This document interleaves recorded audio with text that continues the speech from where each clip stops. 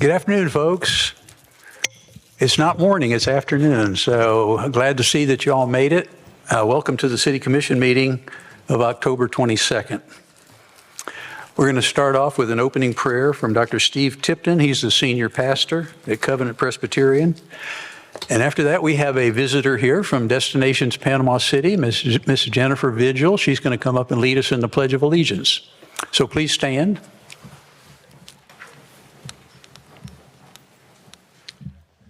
Let's pray. Will you do anything, or is this on? I think you're on. Okay. Sorry. Yeah. I'll get closer. Thank you. Let's pray. Most gracious, glorious, and merciful triune God, God the Father, God the Son, God the Holy Spirit. You are the God of all glory and strength, the God of all creation and providence, in whom all things live and move and have their being. Such is your great power and your great wisdom. And so, Lord, we call upon you today for wisdom, for strength to act in accordance with truth and justice and righteousness. We call out to you in our weakness and in our sin, asking that you would be gracious to forgive, generous to bless. Be with our council members today. Help them to govern well in our city, that we may continue to live lives of peace and quietness. Bless and keep all those who serve and protect our community, our police, our firefighters, our emergency services. And Father, we pray your protection, your blessing upon our neighboring counties, Lord, who have suffered with these last two hurricanes. We do pray your blessings upon them and through all those, Lord, who are seeking to come alongside and to help and to encourage them. And finally, Lord, we pray today for the churches that you have here in this city. We ask that you would continue to raise up laborers for these fields, and that you would raise up such a harvest for your name and your glory, that even we would be amazed, and that we would give you all the glory. We ask this all in Jesus' name. Amen. Amen. Ladies and gentlemen, please join me in the Pledge of Allegiance to the greatest country in the world. I pledge allegiance to the flag of the United States of America and to the republic for which it stands, one nation, under God, indivisible, with liberty and justice for all.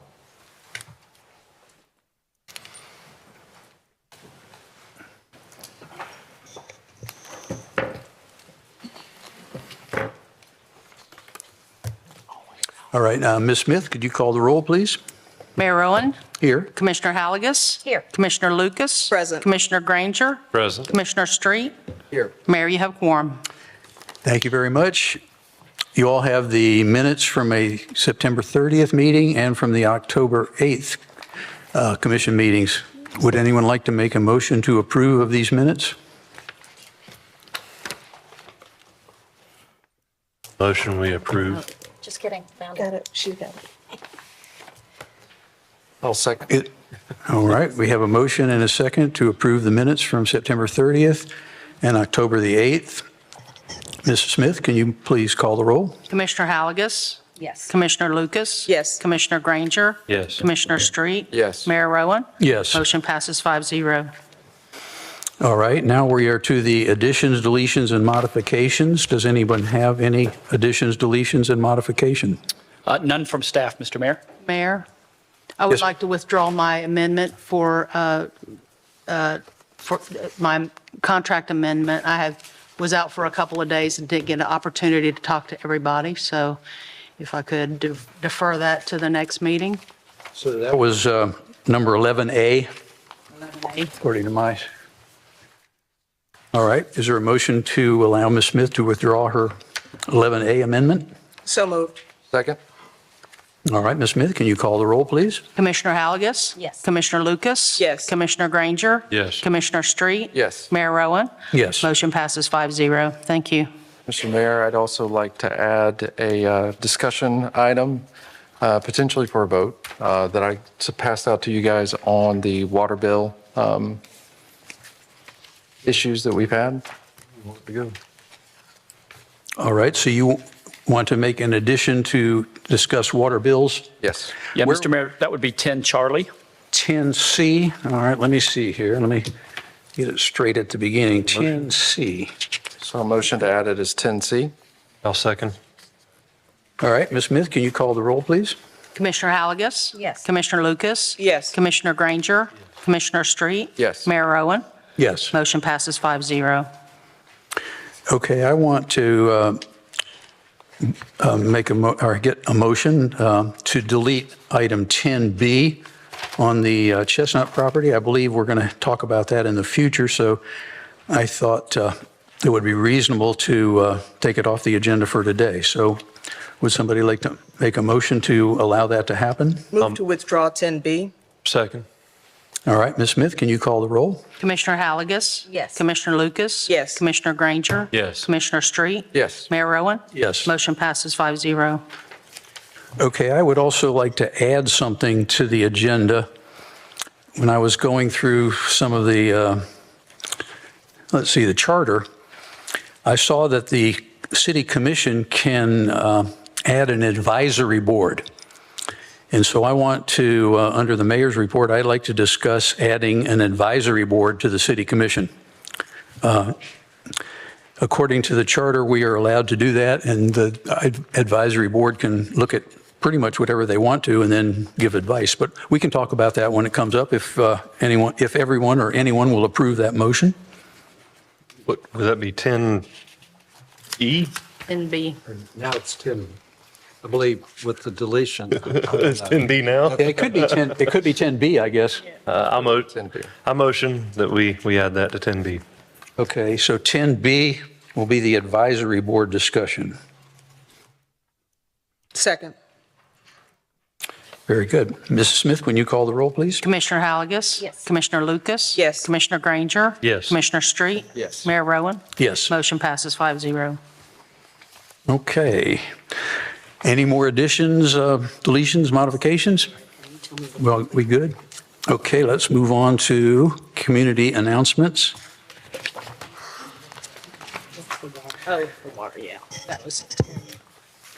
Please stay informed and engage with the latest happenings in Panama City. We encourage you to participate in our diverse range of events, programs, and meetings. These are designed to foster a dynamic and connected community. For more details and updates, please visit our website at www.panamacity.gov and follow the City of Panama City Facebook page. Okay, we have a reminder. We have a change in the meeting schedule because of the holiday season. There will be only one commission meeting in November and December. The November meeting will fall on November the 12th. That's a Tuesday, and it will begin at 8 a.m. And the December meeting will be on December the 10th, and that'll be at 4 p.m. Both of them will still be here at the Bay County Government Center. So please make note of that. We are excited to celebrate the reopening of Carl Gray Park 1 week from today. The park has been under construction to add pavilions, bathrooms, water fountains, and new lighting for nighttime enjoyment. Work has also been done to stabilize erosion along the shoreline located at 4600 Collegiate Drive. It will officially open on Tuesday, October 29th at 9 a.m. with a ribbon cutting ceremony. So good news for nature lovers, boaters, people that like to watch the sunset, watch boats. So great deal, very good. We're still accepting floats and community participation in our annual Christmas parade, which will take to the streets on Saturday, December the 7th at 6 p.m. The event is free to attend, but if you want to enter a float or vehicle, please sign up on our city website, panamacity.gov. Registration will end November the 15th. Jonathan, is there a charge for getting in that? Yeah, if you'll go back, Jerome. Yes, sir, you'll see $75 there it is. I'm per sorry, float I and didn't even- $25 per walking. Okay, so $75 per float, $25 for walker group. Okay, that answers that. Get ready to hit the field this winter with our youth flag football program.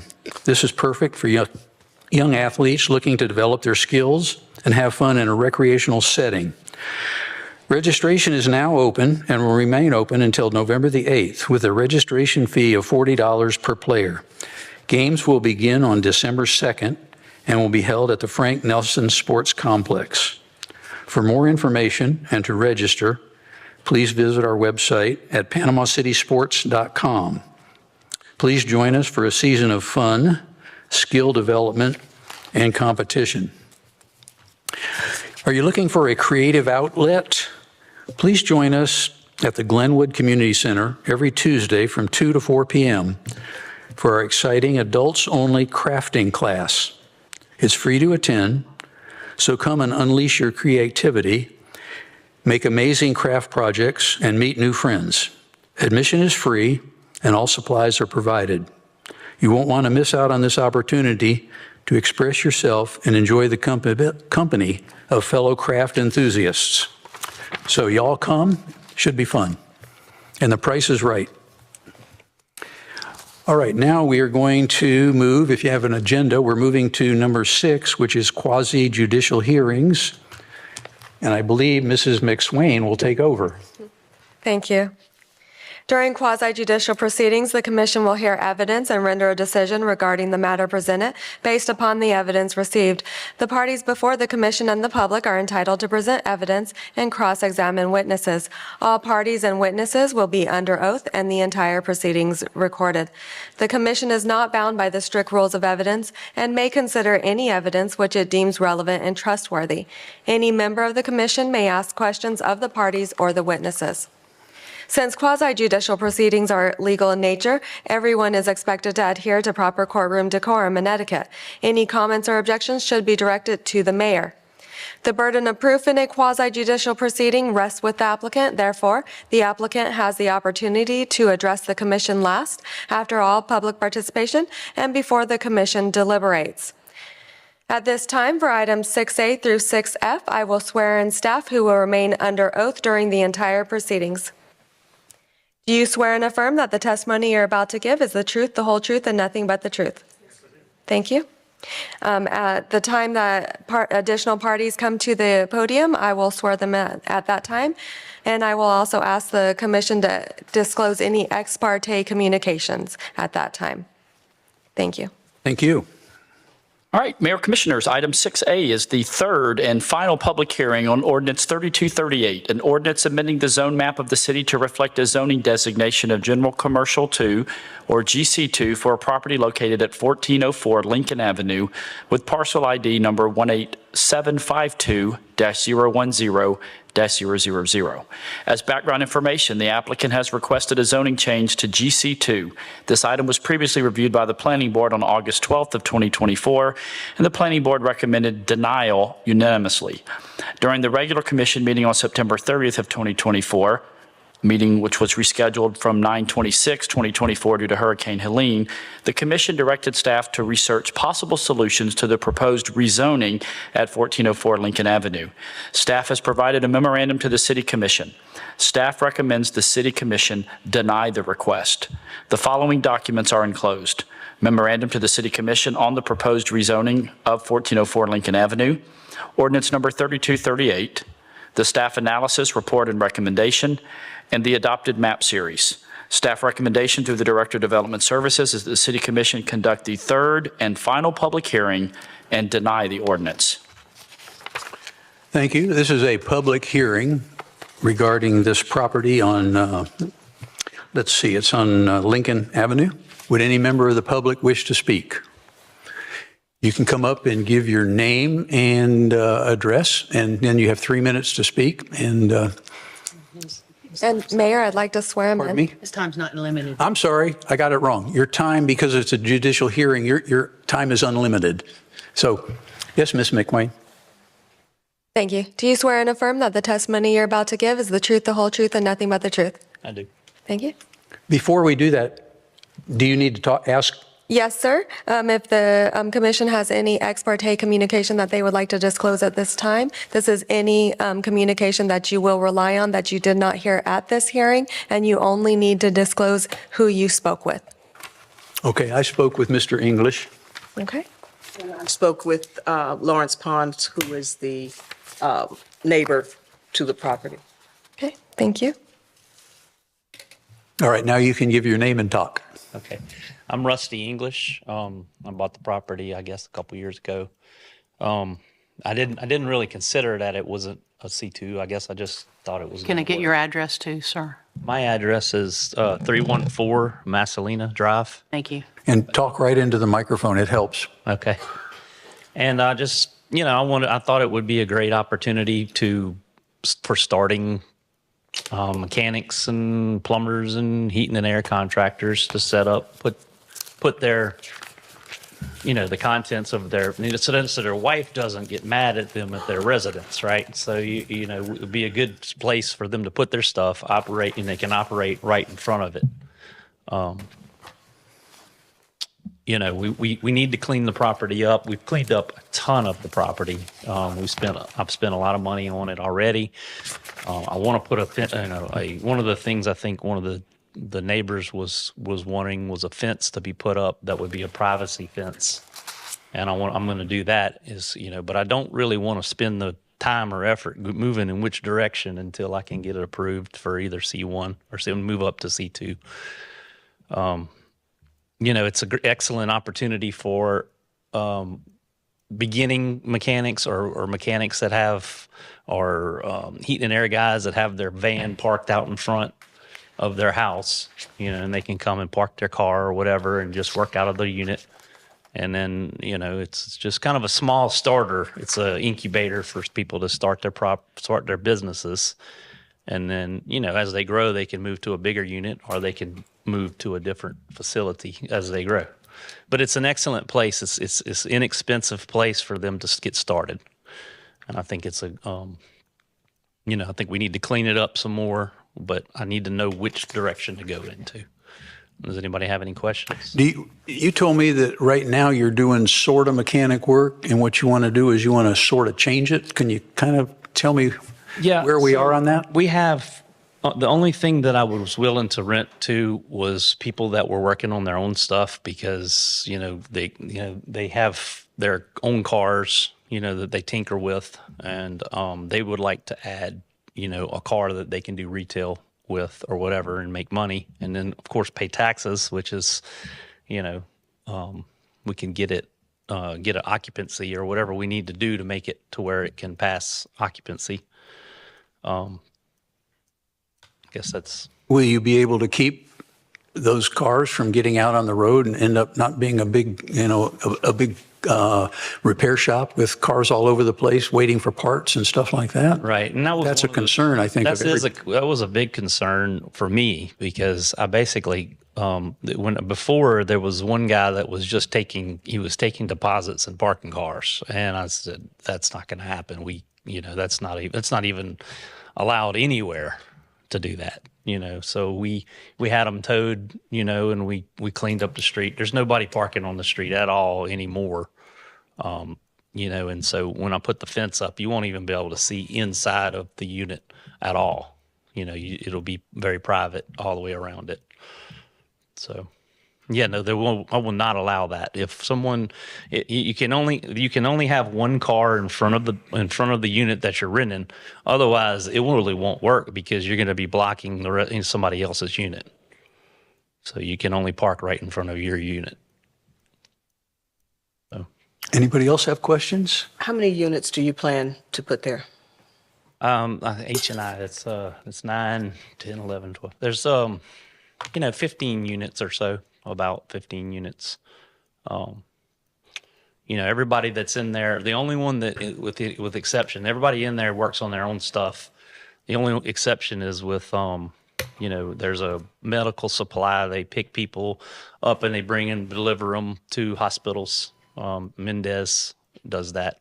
And they just they don't work on their cars. They just clean them and just get them ready for, transportation for people. And they have one office in there also. So I have my business in there, which is service restoration and service irrigation. And I operate out of there with my trucks. So I take a lot of the space myself. Any other questions? What can you do to assure the neighbors you won't be a nuisance? One of the things I think is definitely to put up a new fence. We need to put up a new fence, keep it clean. We've been keeping it clean. I have a dump trailer that we're going to use to put the trash into instead of, I think a big thing in the past was I had a huge cleanup over there, and I did talk to the city, and they said they would pick it up. So I paid a lot of money for the city to pick that up through the water bill. And, a lot of that's been cleaned up. We have 3 trash cans now, and I have a dump trailer that we put the stuff into. So, yeah, I'll maintain cleaning it. We're going to finish painting the building. I just need to be able to know exactly what to do with the building, before I paint it all and whatever else that needs to be done. For us to change, which it just seems hard that we're so black and white. I still struggle with this so much because, and I know I talked to Jonathan about this as well, is that, when we go to buy stuff, I mean, if you don't work in the planning department, and you go to buy a business because that's what you're going to do, you assume that it's a use. There's nowhere when you're buying it, unless you go to the planning department, that you would know what your land uses are. And a lot of people wouldn't even know where to go, to find that out. This was my first, exactly. That was my first, this is my first property, my first commercial property to purchase. And I thought it was an excellent opportunity. And then I start to find out that, you're limited to. So I'm under the understanding that you can't even operate your own business out of there with what it's zoned right now. Is that true or not? No, I don't know. I think so. I hope so. They told me I got an occupational license over there, so they're allowing me to operate. I don't know. Okay, that's good. We'll just leave it there. As long as you're working, that makes me happy. Yeah, we're working, and I'm caught up on. But how the units are, I guess I'm a little bit concerned when people are talking about the cars in the road, because it sounds like it's just like these aren't people who have clients. These are people who are renting these units, and it's just them working on their units. It's not that kind of transaction. Am I missing something on that? Because you mentioned the cars. Well, anywhere you go, I mean, there's going to be mechanics that take deposits, park a bunch of cars, and just make the people wait. I'm not going to allow that. We can't have that. There's not enough room. They won't work for all of the tenants. It's just basically you can have one car. It's in the lease. And if you're in violation of the lease, and I can put this in writing, whatever y'all need me to put in writing, that we won't do, but the main thing is that I think that it's an excellent opportunity for people to start out, instead of being in their front yard, because one of my mechanics lives around the corner, Mr. Stump, that works for me here and there for different projects. Man, his yard is just filled with transmissions and all this kind of stuff. Well, if they can put all the parts inside the unit and work on one car out in front, then it makes sense for people to get started, and then they can start paying taxes to grow, and then they can, move out into bigger facilities. But it's really kind of a starter incubator, if you will. My emotions for you starting a company is also flipped, because the people who own houses right around there, it could be the only investment that they have. And so I can see where the building needed upgrading anyway, right, and all that. But I think that's the pull, right? You want to protect the citizens that have chosen to live there and be there, and then you also, I can appreciate what you're doing too. So I don't know, anybody else? When did you purchase the property? I guess I can look it up, but I think it was a couple years ago. Do you need to know exactly when? It's recent then. It's not. It's last something... couple years. Okay. It was like maybe 2 years, maybe 3 years ago. Okay. I can't remember exact date. Saying that because I'm just going to throw it out there. Are you saying that because it hadn't been updated over that time period? No, I was wanting to know the time period. I'm very familiar with the neighborhood, so I didn't know if this was an owner who's had it for a long time and now is trying to do something. No, I think that the Faircloths owned it originally, which is a big. I don't know. They have a bunch of money, and they were building a bunch of high rises and all. And they were manufacturing doors and windows and all that inside of there. And it was a pretty active facility before. And then I think an advertising company was in there, and I bought it from them. Okay. Well, thank you, Mr. English. Does anyone else wish to speak to this issue? It was purchased in 2020, Mayor and Commissioners, 2020. Thank you. Wow, that's 4 years ago. Okay, time flies. Okay, if anybody else have any other questions for me? Not right now. Thank you. You can sit down, we might get you later. Thank you. I don't know if I've passed the opportunity to speak on this. No, this is public hearing on this piece of property. Mr. Thomas? Yes. I swear and affirm that everything I say is truthful and to the best of my knowledge accurate. Is there anything else? Address. Just, Oh, 1100 West 10th Street. thank you.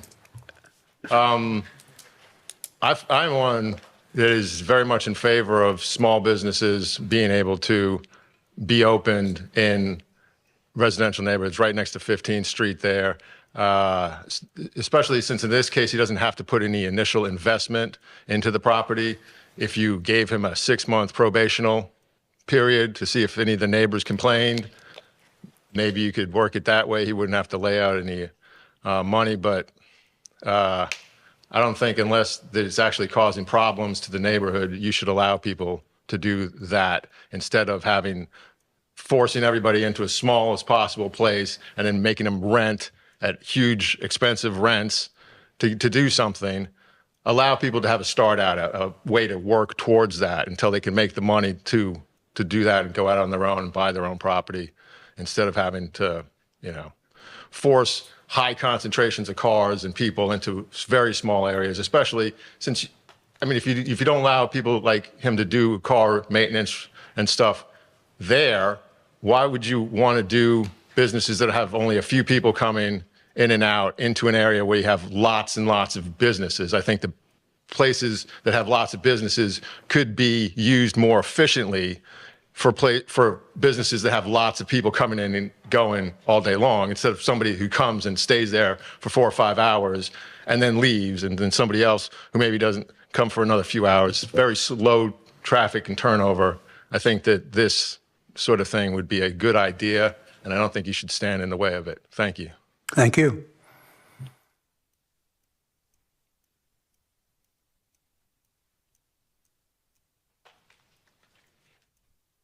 Hi, sir. Will you raise your right hand? You swear and affirm the testimony you're about to give is the truth, the whole truth, and nothing but the truth? Yes, ma'am. Thank you. Hi, my name is Lawrence E. Pons Jr., and I live on 2010 West 14th Street, right behind, in front of the building. So if you look at that map, my house is right on the corner of it, and I hear noise. I'm sorry, but I hear noise on the side of my house, and it's trash in front of the drainage pipe. Y'all just fixed the manhole. It been broke for about 2 or 3 years, way before Hurricane Michael. Well, I said before that, 6 years, whatever. But they just fixed it. I give it time, it'll be broke again. Now, there's a lot of trucks coming down that road.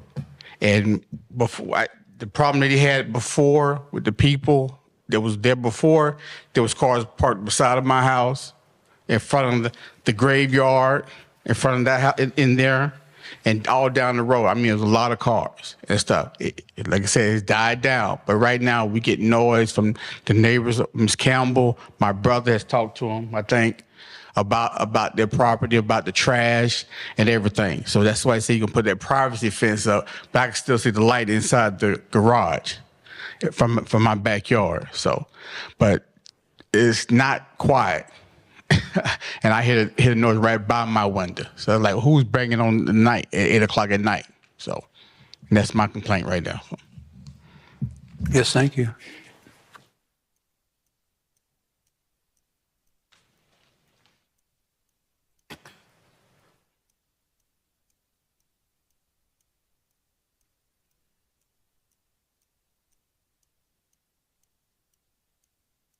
You'll raise your right hand. You swear and affirm the testimony you're about to give is the truth, the whole truth, and nothing but the truth? Yes. Thank you. My name is Jonathan Potter. I am next to 1404. 1404. So the question I have is about 1404. What's going on with 1404?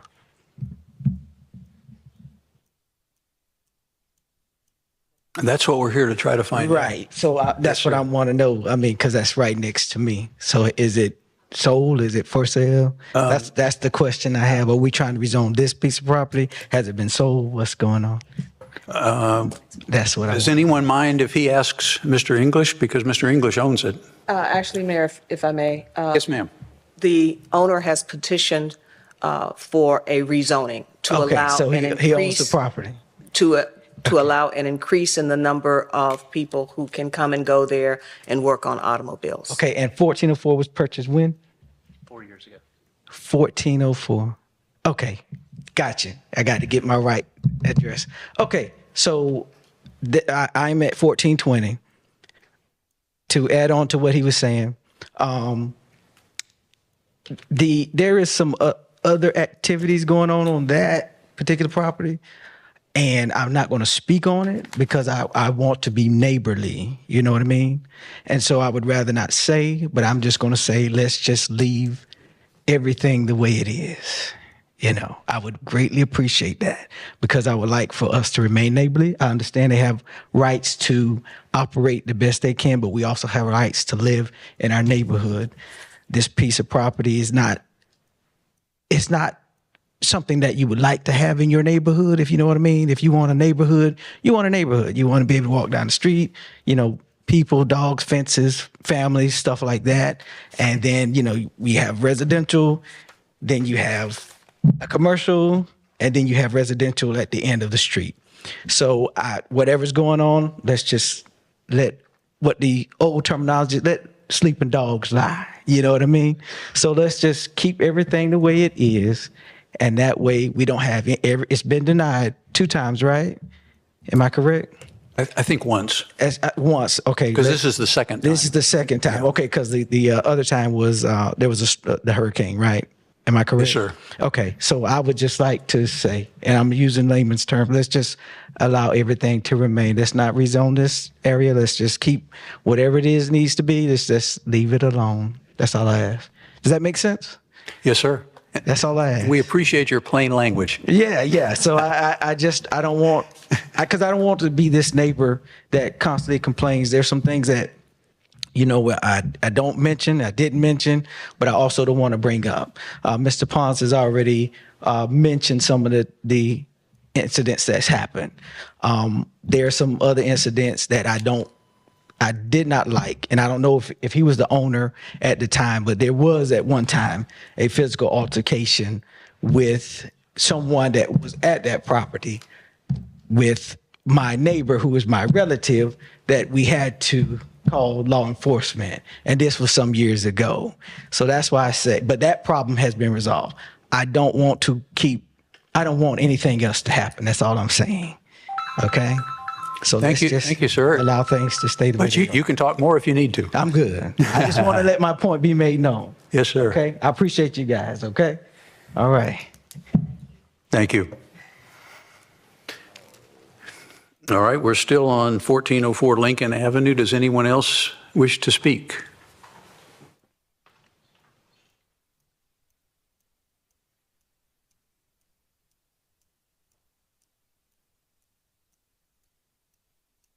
Do you swear and affirm the testimony you're about to give is the truth, the whole truth, and nothing but the truth?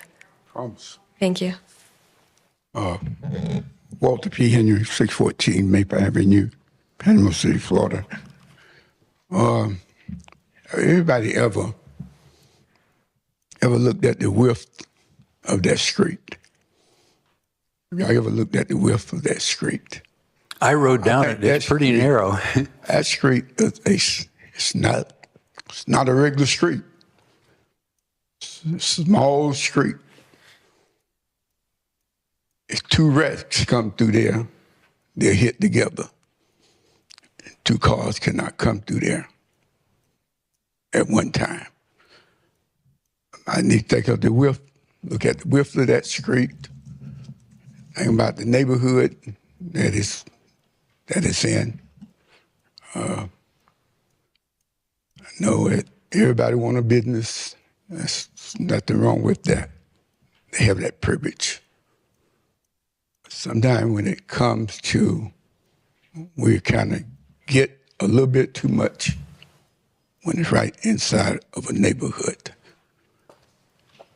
Sometimes we have to be careful where we purchase property sometimes. Come to be a problem to you. But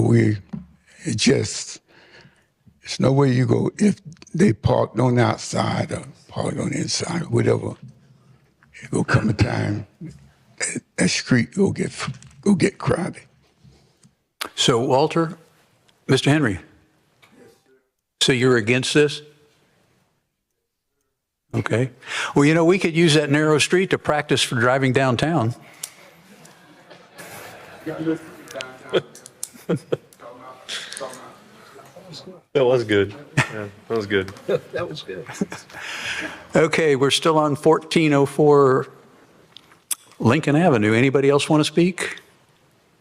All right, we're going to close the public participation in Mayor, that. the applicant has an opportunity now at this time before you deliberate. I apologize, you're exactly right. Wait a second, do we have another speaker? Or are you just stretching? Speaking. Do you swear and affirm that the testimony you're about to give is the truth, the whole truth, and nothing but the truth? Yes, ma'am. Thank you. So, Your name and address. Joshua Green, 508 Jennings Avenue. I actually have a little shop right there at 1404 Lincoln Avenue. The street is narrow, but if you take a driving test for a reason. I was pulling a 10-yard dump trailer the other day, and we could still get through with the car trailer and everything. Like, we passed. We didn't hit. I see where the issues are, but it's not going to be a full-blown mechanic, people in and out, 100 cars out there. It's not like that at all. And with what the other gentleman was saying about, other activities going on there and didn't want no more problems, it would be businesses. It wouldn't be 1 in the morning, 2 in the morning, people in and out. Business hours. So I think that would take away the issues they were worried about rather than give more issues. So. Thank you very much. Appreciate it. All right. As anybody else want to speak? And as our attorney, Mrs. McSwain, just said, the applicant, which would be you, Mr. English, you get the last shot if you want to come up and talk. Or does anybody else want to talk?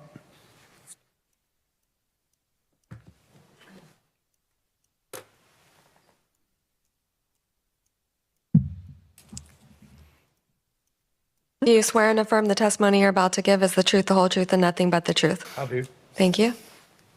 My name's Charles Willingham. I too have a space there. I work on my own stuff. I build speakers and do all kinds of different things with sound. Places like this need to exist for small businesses like myself to be able to get anywhere in a place like this. Small businesses can't just fork out $4,500 a month, $10,000 a month, or in that case, even have the credit to be able to go buy commercial property to be able to start. It's getting harder and harder for small businesses to have anywhere in this place to be able to operate, which is my biggest concern with it. You can't go anywhere and do a small business hardly without having to have a retail space almost just to be able to operate. Now, most of us aren't asking for a lot here. We're asking to be able to operate in a space that's safe. Just like with the neighborhood, nobody's really trying to do anything to harm that or change it. Not asking to have tons of traffic out of there. The street's small, we all know that. We all know and aware that we try to keep it down. Like I said, I work on my own stuff there, and sometimes I only have at night to work on it. I have a full-time day job just as well as anybody else. But without this happening, where are we supposed to go, gentlemen? I don't know. I've looked all over the place out here, and I can't find anywhere that's like what he's trying to do. So I'm massively in favor of it because it helps small businesses get anywhere. You have to be able to make money and put that money up in a business and pay your taxes to be able to move into a bigger space or do anything or grow. You have to start somewhere. And this is a great place to start that up. It's also a great place to be able to start just about any business that you're going to do. Aside from having a retail shop where you've got tons of people in and out all day. That obviously is not the ideal space for that. But without somebody like him trying to do these things, where are we supposed to try it? Who are we going to ask? Nobody. I think that's a big reason why we don't see more small businesses starting it up as it is. Otherwise, a lot of people would take the initiative and start doing a lot more themselves rather than picking up the phone and calling somebody else. That's all I have. Can I get your address? Sorry about that. I'm at 2809 Penny Royal. Thank you. You're welcome. Yes, sir.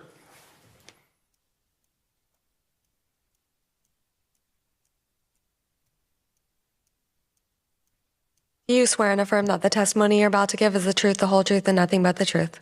I do. Thank you. My name is Shepherd Chipendo. My address, that's the 1404 Lincoln Avenue. And I've listened to the valid reasons from the other two gentlemen and the sale on my left. And Sir, could you get closer to the mic, please? Thank you. all right. The first one that I had was noise pollution. I've been there about 4 nights, let's say like 4 nights in a week, and I haven't had any noise. And if it's during the day, I think that'll be foreign noise, not from 1404. Because even during the day, I've looked at all the lots, all the units. There's not really anyone who would make such kind of noise that it would cross the fence line.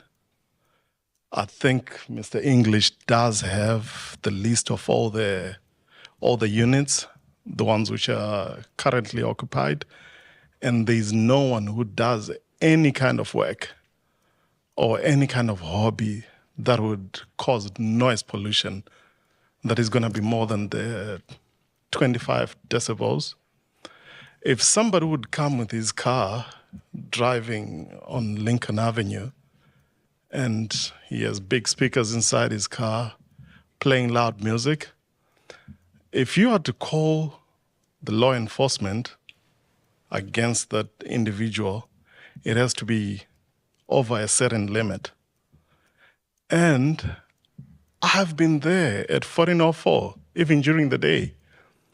I haven't had anyone making such kind of loud noise that it would be over the limit or what the city has, around 25 decibels.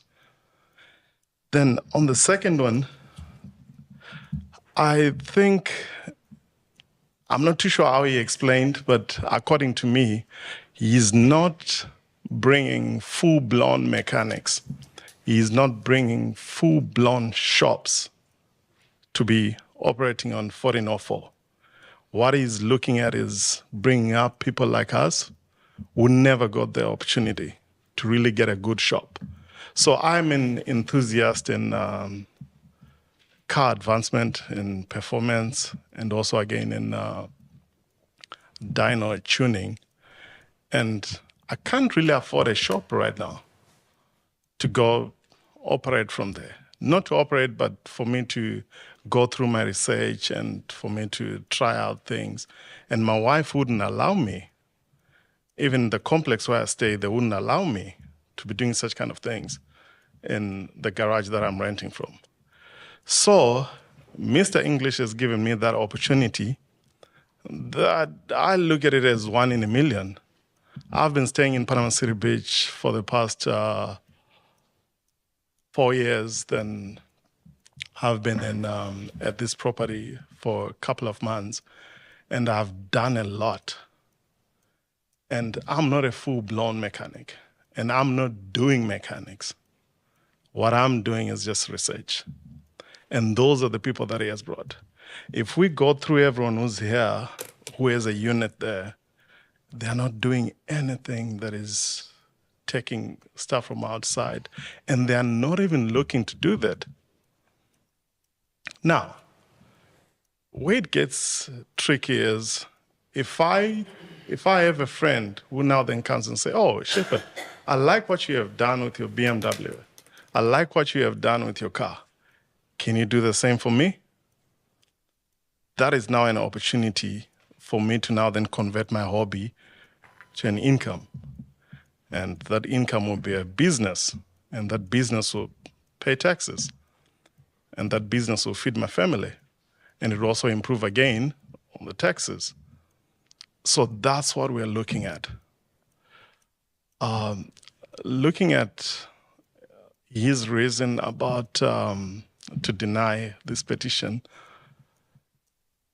I don't think it would be a valid reason that the road is narrow. If I do statistics on how many roads are narrow in Panama City, we wouldn't finish them. And I've driven on this street, going across, passing someone. I've never scratched anyone. I have a pickup, Dodge Ram 2007, Dodge Ram pickup truck. I haven't scratched anyone. I have passed the male guys. I have passed even, think one of the other guys who drives a SUV, who's at the back, and I haven't had any problem with it. So I don't think that will be a valid reason that the road is narrow. So we're just gonna take all the opportunities, throw them in a dustbin. And the third one, I'm originally from South Africa, and I've been in America for some years. And if there is any dubious business going on around or anything that is illegal, I'll tell you that compared to other countries, America will act fast, faster than all the countries that I've lived in. And if there is anything that is not worth mentioning, like what the gentleman behind me say, that I'm just going to keep quiet and I'm not going to talk about some of the other things. I don't think there's anything that, if we pull out the records for 911, I don't think there's any records that there was something that was illegal that was being done at 1404. So I wouldn't think that it's a valid reason, unless there was statistics that, you know what, we have called 911 so many times and something happened there, and we're afraid that if this guy gets a commercial license, I mean, if we rezone it, then this thing will multiply. I haven't seen anything like that. And the other thing that Mr. English didn't mention is he also, again, vets he will pre-check you before he brings you to his property. So I don't think that it will be a bad neighborhood. It took me 2 weeks for him to accept me. So I think he has done his due diligence to improve the place. And I knew the place from the other guy who was there some time back, and there's been a lot of money that has been involved in improving the property, and even just in front of his property. He has done a lot of improvements. So on everything that I've mentioned, I think I'll leave it to you to decide what is valid and what's not valid, and what is meaningful and what is relevant. I don't know if I could get any question from anyone on the panel. Anybody have any questions? Just to clarify, do you live there or are you working on a car there? No, or ma'am. both? I do not live there. I live in Panama City Beach. Thank you. Yes.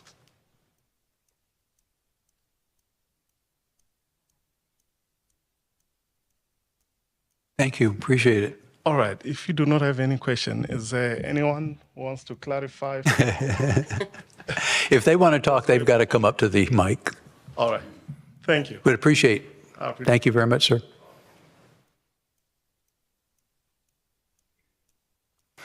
All right. Lincoln Avenue. Again, Mr. English, you get the final shot before we talk up here.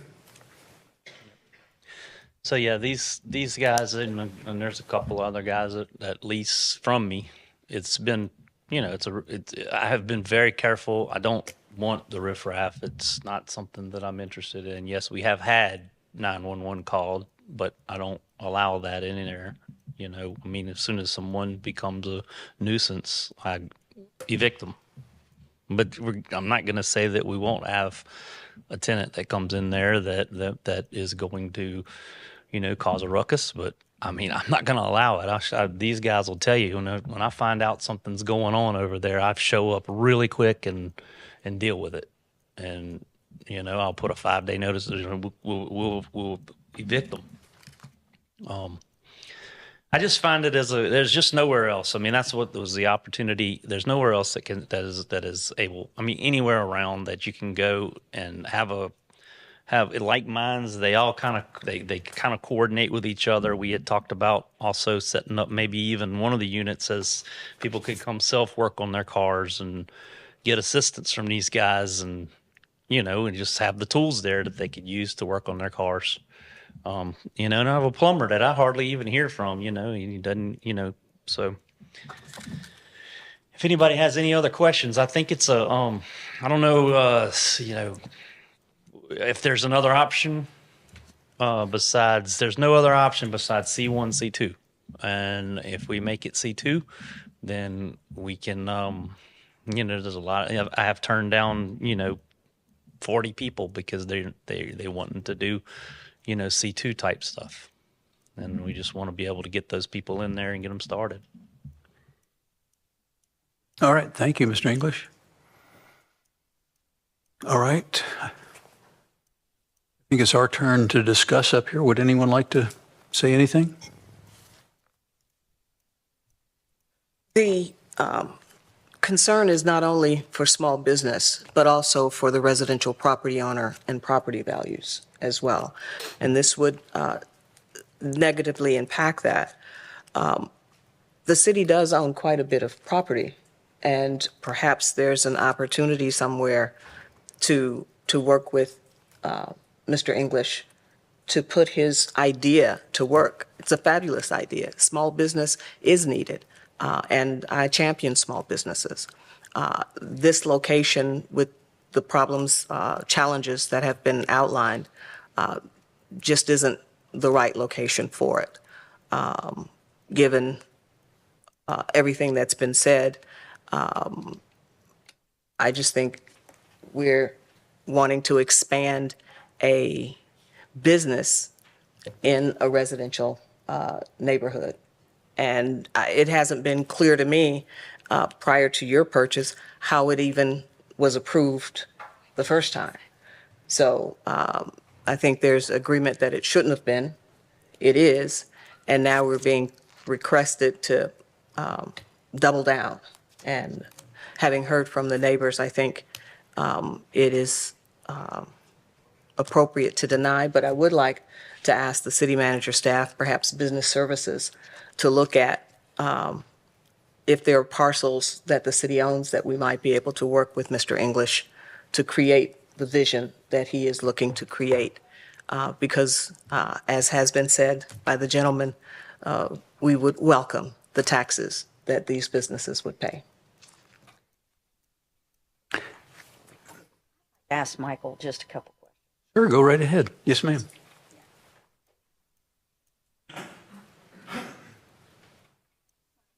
Hey. Okay, so I have a couple questions. So he can operate his own business in there right now. Is that correct? Yeah. Well, I didn't exactly hear what his business is, but I would assume it's appropriate if he has a business. So what's allowable in his current zoning? Current zoning, GC1, allows neighborhood scale, and that's the terminology in our land development code, neighborhood scale commercial uses. So that's like offices, professional services, retail, grocery, and similar type uses. The concern is the automotive repair specifically. An automotive repair is only allowed in GC2, which is why they're requesting the GC2. But the concern from staff when we reviewed his request is that that type and intensity of a commercial use is just not compatible with the surrounding single-family houses.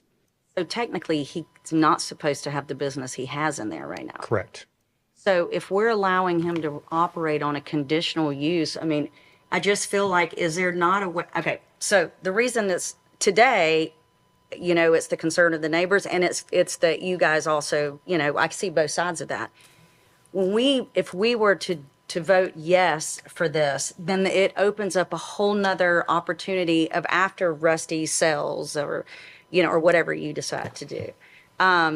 And so we have to think about that. Like, I think that you're being honest. I really do. I have no question that all of you that have come up here have been honest. And so I want to be able to help you there. But at the same time, I have to think, you know, what could it be? And with that, with the expansion of the zoning, that could really be a detriment to somebody else who purchases and buys. And then what happens to the neighborhood? What I'm trying to figure out is, it just seems like it doesn't have to be so black and white. Like, can we not rezone it to a greater thing and have a conditional use? I mean, there's got to be a way around where there's a conditional use and they have to follow that conditional use. And then if he sells or he decides to do something else with the property, I mean, because you can look at the aerial view and see it's been, for years, the cars, for the most part, look like they're kind of contained in that area. And personally, Rusty, I would like you to upgrade the building. It needs to be, for the sake of the neighbors and the property values, regardless of what's being used there. So with that said, I mean, are you just telling me there's just no way we can work around somebody, and we can't do a non-conforming use, and then if he sells, it gives, I mean, do we have any power to do anything to We help looked you? at the non-conforming use. That was one of the things we went back and researched in addition to development agreement. And as I put in the memo, a development agreement's not appropriate mechanism in this instance. But also the non-conforming use, the code precludes us from authorizing a non-conforming use in this instance. And that's because our code states, and it's a little bit unique from other codes that I'm familiar with, a change in ownership would basically preclude us from authorizing a non-conforming use on the property. Many codes I see allow a change in ownership to happen and a non-conforming use to continue, but in the city's code, that's not an option. I'd be okay with that. I mean, as long as if he sells it, then it would have to go back to, you know, this would be a conditional circumstance. Well, I guess what I'm trying to say is, I think we're precluded from authorizing the non-conforming use as it is right now. You as the planning department, or you as in the commission? Is that a Nevin question? That's a Nevin question. Anyway, that was all I have for you. I was just curious Gotcha. about that. Thank you. Wait a second, Michael, while you're there. Can I interrupt? Oh, I'm done. I'm done. Thank you. Is there a compromise that you can see? I think actually Commissioner Lucas probably put forth the best compromise that I've heard is that, you know, is there some city property in another location that would be more appropriate for this type of startup business incubator thing that caters to automotive types work, repairs and stuff like that. I mean, for me, our code is pretty black and white, and I'm bound by that. And the way I read the code is that this activity is not allowed. Thank you. I think he said there was a Nevin question. Nevin, did you hear that? Is I there? didn't hear one. No, I'm teasing. Okay, you didn't hear that. One reason, I believe the question related to whether or not a non-conforming use is terminated, and it is terminated once a piece of property sells. And so one thing that staff looked at, they looked at when this property was purchased. Well, it was purchased after that rule went into effect in 2018 or 2017. So there's no way that there was an existing non-conforming use that would have carried forward. The reason the staff doesn't recommend a development agreement, because development agreements are typically used for prospective uses of the land. In other words, it's for a use of the land that's not there now. And so when that land is used in the future, then it's governed by what's in that development agreement.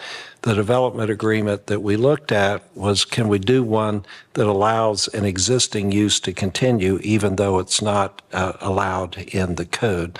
So that's why we didn't come back with one. We didn't think it was appropriate, and the commissioners have a choice. I mean, they could allow the use to continue, but it would require a rezoning to C2. There are also other uses that would be allowed. In other words, I heard the guy building speakers. That's a gross generalization. I mean, I'm sure it's much more detailed than that.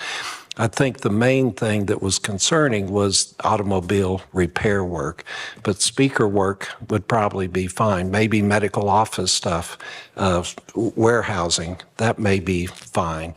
But it's the automobile portion of the multiple uses that are going on that makes it run against the C1 zoning. But there are other small business uses that would be allowed. Well, thank you. Anybody else want to speak to this?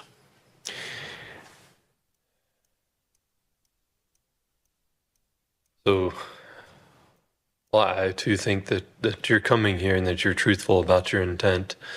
And I echo Commissioner Lucas's offer to work with the city on another location. My concern is that if we pass this to a commercial a GC2, then it's out of our hands completely. And the only other ways that we would have in order to rein that in are not available to us. So my concerns are the same concerns as the residents of the surrounding area. Anybody else wish to speak? This reminds me, when I was in the military, we had a hobby shop where you could come work on things, and it was great. And this is sort of like a hobby shop. It's just, unfortunately, it's in a neighborhood, and the neighbors don't like it. So it's a tough nut. That's all I got to say. I mean, I think there's some great things about it, but if the neighbors don't like it and it's a neighborhood, it's a hard hoop to jump through. I think we ought to I applaud Ms. Lucas for trying to come up with something with city. Maybe something will happen. I don't know, have any idea, but we need to move on. So does anybody want to make a motion about this number 6A? Ms. Yes, yes. Okay.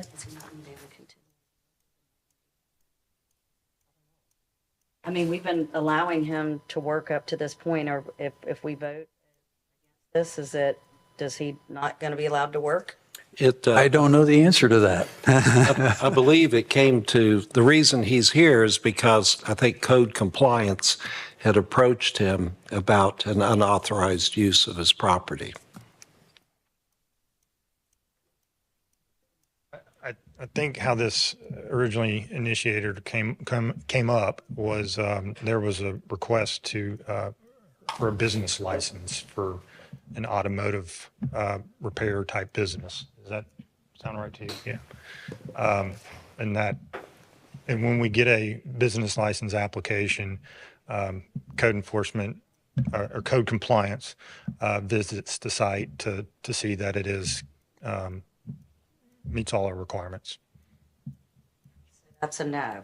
So if we vote, there are some activities that are allowed in the current zoning and some that aren't.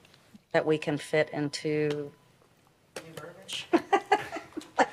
I don't want, I mean, that'd be crazy if it came to compliance and somebody who bought, because it's not a requirement to come to the city when you buy something to find out what the usage is. It is your responsibility, but there's no requirement to that. And if someone's not business savvy and buying commercial property, they may not know that. So I'm just trying to figure out, at the very least, if we don't change the zoning, is there a way to have his, I mean, is he going to? I mean, we would certainly work with him to identify those business activities that are compatible with GC1 and those that aren't. In other words, I believe some are and some aren't. Yeah. And so the business license would not be issued for a automobile repair facility. Correct. Well, it sounds like he came here to ask for something and we're going to take away what he had. That's what. I think that's where Ms. Halligus is, and I understand. I get it. But I also think we can be creative enough together to help support the small business and help the things that do fit into that usage and save, protect the neighborhood. Okay, I'm done. Well, I hope we can. I don't know how, but I hope we could. So we are. Yes, sir. Application from March. Sir, I'm sorry, you need to go to the mic. There's a planning application from March 13, 2017 that lists the usages, all uses allowable in GC1 zoning district: shopping centers, vehicle dealers, and repair shops, adult entertainment, big box retailers, printing, publishing, business park, wholesaling, warehousing, storage of goods or materials, public utilities with exception to solid waste facilities and landfills. But the biggest thing, it just says, number 3 is vehicle dealers and repair shops. And so what is that you're reading? He referenced 2017. It's changed since then. It's changed Yeah. since then. Commissioners, yeah. That's what our planning director said. 2018 was the change, which ties our hands at this point. I have a question for the attorney. Is there a way for this commission to direct the sentiment that I've heard here to work with Mr. English on bringing his idea to manifestation for the small business incubator for repair folk, and that we not hurt what is currently going on, hurt his business, what is currently going on? Clearly, you could make a subsequent motion to direct staff to work with this individual to come up with another location for this particular activity.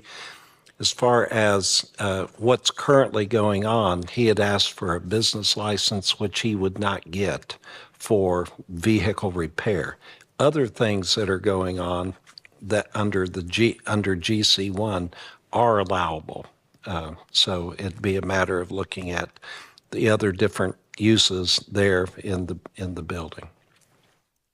Mr. Mayor, if you're Yes, ma'am. ready to entertain a motion, I move that we follow the recommendation of staff to deny this request, and would like to make a subsequent motion.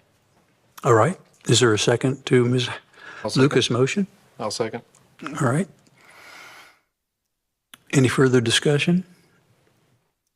Ms. Smith, can you call the roll? Commissioner Halligus? Commissioner Lucas? Yes. Commissioner Granger? Yes. Commissioner Street? Yes. Mayor Rowan? No. Motion passes 4-1. Mr. Mayor, having heard the small business idea that Mr. English has proposed, and heard from the small business owners who are here, I would like to move that staff be directed to work with Mr. English to find ways to bring his idea to fruition, even if it means a swap of property that the city owns that's in a favorable location where we can help him bring his idea to reality. Very good. I'll second that motion. Would anyone like to discuss? Ms. Smith, can you call the roll? Commissioner Halligus? Yes. Commissioner Lucas? Yes. Commissioner Granger? Yes. Commissioner Street? Yes. Mayor Rowan? Yes. Motion passes 5-0. Nevin. Do you need to read something on that, Mr. Nevin? No, nothing was adopted. It was denied. Item 6B is the second and final public hearing on ordinance 3241.1, an ordinance on the voluntary annexation of approximately 4.04 acres of property located at 2542 Lisenby Avenue. As background information, the applicant has requested an annexation, a future land use change, and a rezoning to urban residential 2 or UR2. Staff recommends the City Commission approve the request. This item was previously reviewed by the Planning Board on September 9th of 2024, and the Planning Board recommended approval unanimously. The following documents are enclosed. Ordinance 3241.1, the staff analysis, report, and recommendation, and the adopted map series, including aerial, annexation, future land use, and zoning maps. Staff recommendation through the Director of Development Services is that the City Commission conduct the second and final public hearing and approve of the ordinance. This is a public hearing on ordinance related to 2542 Lisenby Avenue. Does any member of the public wish to speak? I see one of them right here. Thank you. Do you swear and affirm the testimony you're about to give is the truth, the whole truth, and nothing but the truth? I do. Thank you. My name is Mary. Ma'am, could you please pull the mic down really close to you? Thank you. And Commission, would you mind disclosing any ex parte communication before she starts her testimony? Mayor, I see none. Thank you. My name is Mary Ann Bradford. I live at 7 Princeton Circle. My property is a complete adjacent to that property. I go on Princeton Circle halfway, and this property goes from Lisenby halfway, and we meet. When we bought the property 25 years ago, the original owner and all the owners around us were all into conservation, and that's why we bought our properties, to leave the trees grow. Now, there is a developer that's going to be doing this property. I am afraid he is going to strip this land completely. And I am hoping that the city can do something, that they leave a buffer of trees between me and the what I call commercial properties he's going to be putting, because the owner said he's going to build to the front of the property. But also, there has to be a lift station put in there and a retention pond. And from what the developer was telling me, he's going to put that directly strip down all the trees and put it in the back by me. I feel that the city should help me and make a buffer of trees between me and what's happening on that property. Now, there's other property there too from Swanee, but I'm not concerned about them because he has enough trees. His is different than my property. And the question is, does the city have designation as to where they are supposed to put the lift station and the water retention pond, or is that up to the developer? I don't know the answer to that. Do we have an answer up here? We do, Mr. Mayor. The answer is both. So whenever anybody does any type of development, they would submit by their engineer plans. But city engineering staff, city planning staff, both have to review that and concur, which each of you know they do not always, and so they have to work through it. But it is a collaborative effort between the design engineer for the citizen or the developer and the appropriate city staff. We don't just take whatever they give. They have to prove the case that there's no adverse off-site impacts that would impact, nearby neighbors in a negative way. And same thing with regards to the lift station. There's engineering and science that goes into it, the size, the location, and all of that. But again, it would require city concurrence, even if a licensed professional engineer submits the design drawing on behalf of a developer. I believe, at least it's been in the past, that when someone develops like this, it's required to have a buffer, isn't it? Yes. So It is? Yes, ma'am. Okay, I they'll be appreciate required. knowing that. But if we Okay. could get, Michael, if y'all could share the information, so maybe you could keep her updated on the email, like as the process goes by, and we can share with you the plans and where things are going to go and those kind of things. Is that something that's possible? Yes, because I wondered what the timeline was on all this also, once this passes here, because the owner to me, is one who needs profit. And if it takes years to do it, I can't see why they're doing it, why they're changing the type of property it is. Okay, so there is supposed to be a tree buffer. That was my main concern. And I appreciate that. Thank you very much. Thank you. Thank you.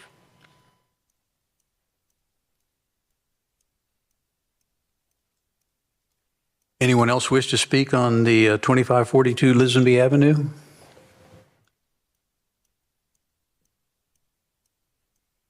All right. Any member of the commission wish to speak about this? A motion we approve. I'll second. All right, Ms. Smith, call the roll, please.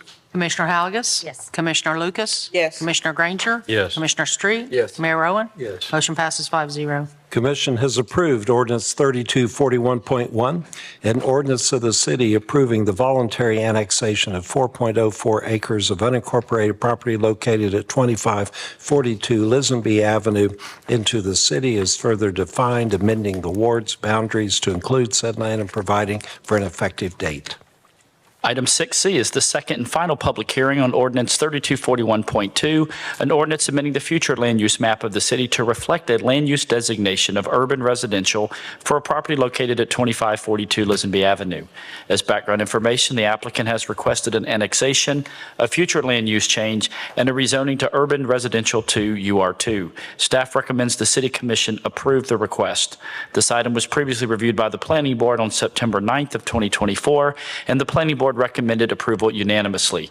The following documents are enclosed. Ordinance 3241.2.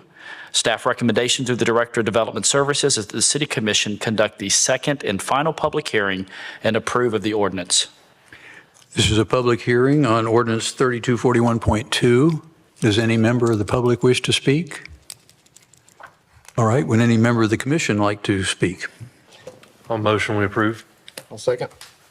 Ms. Smith, can you call the roll? Commissioner Halagus? Commissioner Lucas? Yes. Commissioner Granger? Yes. Commissioner Street? Yes. Mayor Rowan? Yes. Motion passes 5-0. Commission has adopted ordinance 3241.2, an ordinance amending the comprehensive plan future land use map of the city to reflect a land use designation of urban residential for a parcel of property located at 2542 Lisenby Avenue, providing for a repealer, providing for severability, and an effective date.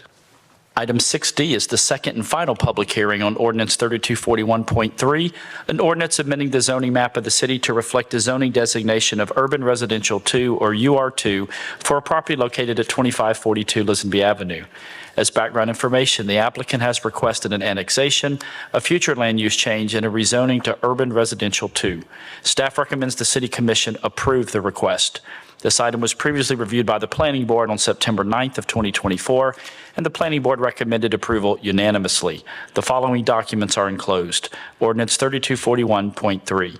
Staff recommendation through the Director of Development Services is that the City Commission conduct the second and final public hearing and approve the ordinance. This is a public meeting on ordinance 3241.3. Does any member of the public wish to speak? All right. Any member of the commission wish to speak? Motion we approve. Second. Smith, can you call the roll, please? Commissioner Halagus? Yes. Commissioner Lucas? Yes. Commissioner Granger? Yes. Commissioner Street? Yes. Mayor Rowan? Yes. Motion passes 5-0. Commission has approved ordinance 3241.3, an ordinance zoning a parcel of property located at 2542 Lisenby Avenue, Panama City, Florida, having approximately 4.04 acres, urban residential 2, providing for severability and effective date. Item 6E is the second and final public hearing on ordinance 3242, an ordinance amending the zoning map of the city to reflect a zoning designation of residential 2 or R-2 for a property located at 2908 East 6th Court, parcel ID number 23700-000-000. As background information, the applicant has requested a zoning change to R2. Staff recommends the City Commission approve this request. The item was previously reviewed by the Planning Board on September 9th of 2024, and the Planning Board recommended approval in a 3-to-1 vote. The following documents are enclosed. Ordinance number 3242, the staff analysis report and recommendation, and the adopted map series, including aerial, future land use, and zoning maps. Staff recommendation through the Director of Development Services is that the City Commission conduct the second and final public hearing and approve of the ordinance. This is a public hearing on ordinance 3242. Does any member of the public wish to speak? All right. I'll turn it over to the commission. Anyone wish to speak? Mr. Mayor, I move we approve. Second.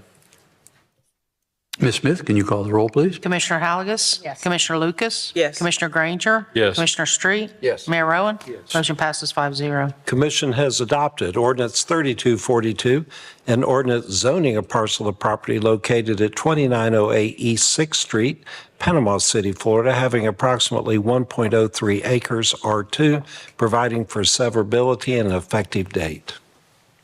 Item 6F is the second and final public hearing on ordinance 3245, an ordinance amending the zoning map of the city to reflect a zoning designation of residential 2 R2 for a property located at 4101 West 21st Street with parcel ID 27997-083-000.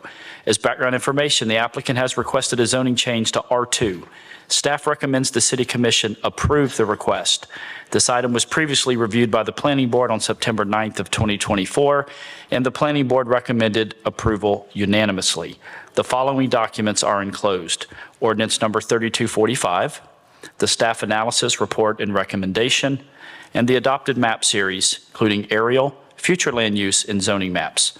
The Director of Development Services recommends the City Commission conduct the second and final public hearing and approve of the ordinance. Mr. Mayor, Commissioners, I'll just point that item 7A is also dealing with this piece of property at 4101 West 21st Street. Thank you. This is a public hearing on ordinance 3245. Would any member of the public wish to speak regarding this ordinance?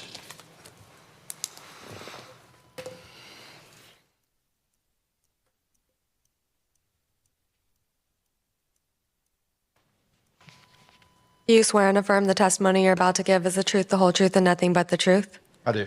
And Commission, if you'll disclose any ex parte communication at this time? I spoke with the developer late this afternoon. Thank you. Okay. I spoke with this man here. I don't know his name, but I spoke with him once. You'll know it very soon. I'll know it soon and then forget it again. Spoke with him as You well. might have to pull that microphone up close to you. You're kind of I'll bend down. you're kind of a big boy. Okay. Thank you. Name's Bill Davenport. I'm on Peters Drive, just on the south side of this property. At the planning meeting or whatever it was called, where it was first discussed, there was a good turnout from the neighborhood. I'd say the overall consensus was most of the members of the neighborhood did not want the change from R1 to R2. The compromise on there was the builders want to build housing with smaller lots instead of the size of lots that are in that neighborhood. So the compromise was they were going to force the builders to have their deeds deeded to single-family homes. Unfortunately, Pandora's box is opened when we change from R1 to R2 because of all the other things that R2 allows. I originally had mentioned at the planning meeting about a variance. I was incorrect on that. But over the last month or so, from that time to now, I've been able to do some research, talk to folks, and there are other options so that we're not changing the zoning so that 10 years, 20 years down the road, other stuff potentially is being built where they're wanting to build these single-family homes. The option is, my phone just closed. There's an option under Florida law for zoning that's special exceptions. Special exceptions for a zone are applicable and allowed when a zoning district or when something's not normally permitted in a zoning district or a zone, but would not negatively impact the public if certain conditions are met. we can do an exception. I know it'll add time to this. The builder will have to go back and amend the application or whatever that process is. But we can approve an exception, or you guys can approve an exception that still maintains the integrity of R1 in a neighborhood that doesn't open Pandora's box to business and all the other things that come with R2, and allow them to build the smaller lots. That's a good compromise. At the planning meeting, it was said if we go R2, then the burden of maintaining and keeping it within the deed is on the citizens, on us, which means we got to take them to court. So now you're putting somebody, most of these builders are a lot better off than some of the folks that are in our neighborhood. You're pitting David and Goliath type situation to maintain the R1 standards under an R2 approval. So I'm here today to ask that you guys do not approve this, that we look at doing an exception or a conditional exception for this builder. If that's not applicable, then I'd ask that you just not approve it. It's a neighborhood. The builder understood it was R1. If they can't get by with 10 houses instead of the 12 they're trying to get onto that property, tough luck. That's my recommendation to you guys. So thank you, Mr. Mayor. Thank you, Commission. Thank you. That's all I have to say. Thank you, appreciate it. Yep. I know it's a public hearing, but just before we keep going, we just did the same thing over off Michigan, where we kept it R1 and we did a development agreement or something. Right there, that's what this is. Okay, okay. So that was talked about during the planning, was a development agreement, changing it to R2, doing a development agreement, and and having the deed or the title deeded to strictly residential properties. But the fear of most of the folks in the neighborhood is not today and not tomorrow, but later on down the road, R2 is on the table and all the stuff that comes with I it. think we kept this one R1, didn't we?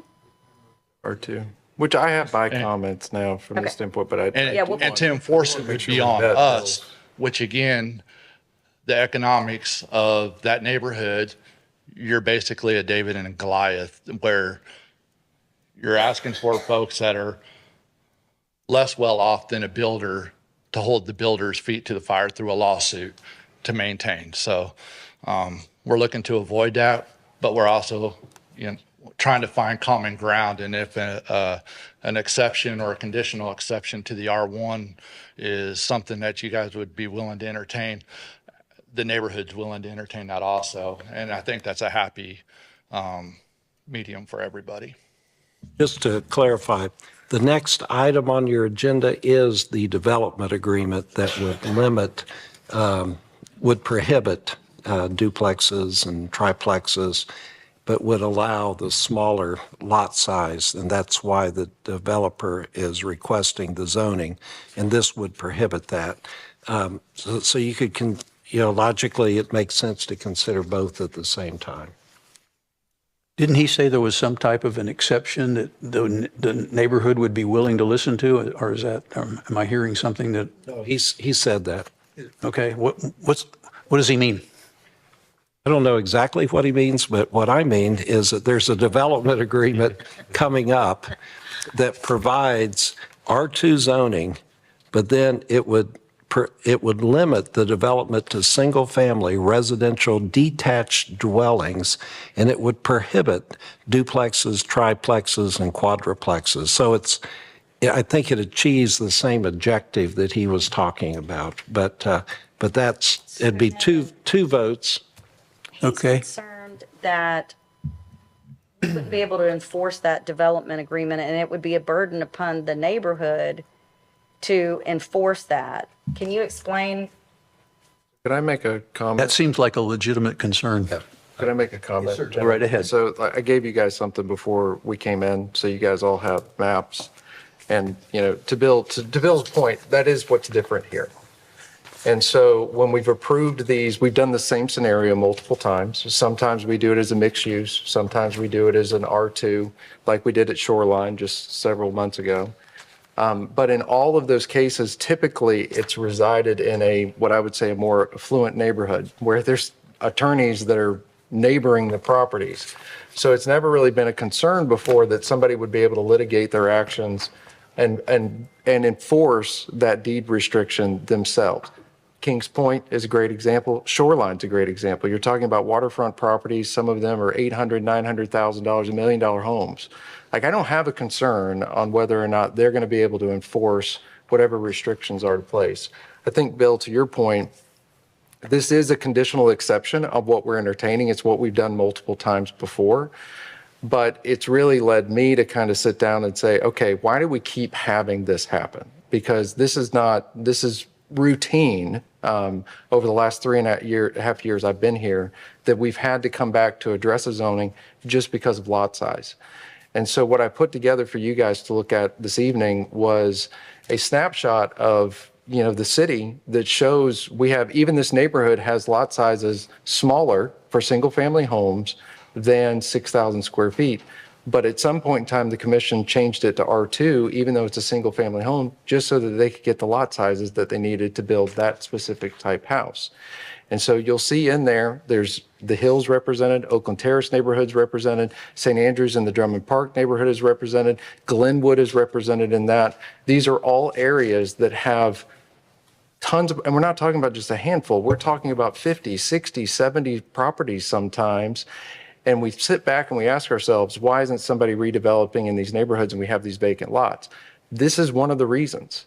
And so it takes a developer, it takes people to go through a rezoning process and then through development agreements. There's a cost on the developer going through all of this stuff to record deed restrictions and all those things. When the core of it is the county has 5,000 square foot lot sizes. Maybe 5,000 is not the right number. But in St. Andrews, we have platted lots that are less than that we're saying you can't put a single family home on. You have to go rezone it before you can get the minimum lot size that's required in our code. I don't know why that's been that way, but I do think this is a great opportunity to address it and just fix it. And then they can be happy with R1 zoning, and we all can be happy knowing that we're going to see less of these long term. And so I don't know the totality of how many properties are actually affected across the city, but it took me an hour to put that together, and I found at least 80 in just that short amount of time. So I can piggyback on that because after the hurricane, we had to change the code for any property that was already platted before, what was it, World War I think it was. Because they were the code's same way, because people, their house was destroyed, but they couldn't build it back on a 50,000 square foot lot based on the new code. So I have a couple questions here. One, is this neighborhood already prior, I guess it was never platted is what it is. So how did Sweet Bay do it? I mean, are they R1? They're in a PUD. They're what? They're in a PUD. They're in a PUD. Okay. So, I mean, I'm with you. I mean, it doesn't seem like zoning should change just because the size of the lot, if it's appropriate to the neighborhood. We had the same problem in St. Andrews as well before. So Yeah, I mean, we've encountered this at least 6 times since I've sat up here. And every single time there's contention because so it's R2 now, but when it's mixed use, the concern is, well, you're allowing commercial use inside of a residential neighborhood. Well, that's not our intent here. And we go through this process of creating all these other documents that kind of support and restrict that. But it is the responsibility of the neighbors to enforce that. The city actually we are limited by the Land Development Code. We are literally said we cannot get involved. And my concern is, and I've talked with Mike, I've obviously talked with Michael as well, is even if we extended the development agreement for 30 years, I think the easier fix here is just fix it. And it makes it easier on everybody moving forward. And there's already lot sizes smaller than this. And probably had we done this, 10, 15 years ago, whenever it was built, that the one that I showed you guys an example that's just literally 3 houses down from that, it probably would have never changed to R1 or R2. It would have probably stayed R1. So is there a way to, I hate to do this to developer, but is there a way to table this and Natalie work on changing the code for R1, bring that back, and then they don't have to, we can still approve a development agreement after that point? I mean, how quickly could we do something like that? Why can't we motion today to just change it to 5,000 square feet R1? I mean, I don't know To make you go what the through all the impacts would be readings. of that, of course, but Well, Commissioner Street said he Okay. could fix it. ordinance. I'm wondering how are you going to fix, could you explain? It's just- You probably have a good idea. I just didn't. all it is changing, and I think what Fix-It is in St. Andrews, like as far as just in the district area of St. Andrews that I represent, 5,000 square feet will fix every single lot that I could find inside of that. But once you start including the hill, once you start including some of those other areas, some of those have 4,400 square foot lots. So, 5,000 may not be the right number. Personally, what I would like to see is just a commitment so that what is creating this angst and this push is they're running utilities right now. And so what they want to be able to do is stub out to 5,000 square feet. And so they're willing to commit to that as long as we're willing to commit to, hey, we're going to go back to R1, we're going to relook at that, and at minimum, we'll take it down to 5,000 square feet. What if they, if they sign the development agreement, and then after we fix it to where maybe it's 5,000, whatever it is, less than the 6,000, right? If they were to change back and we weren't to charge them for that, would that be an acceptable solution? If they were to just change back to R1?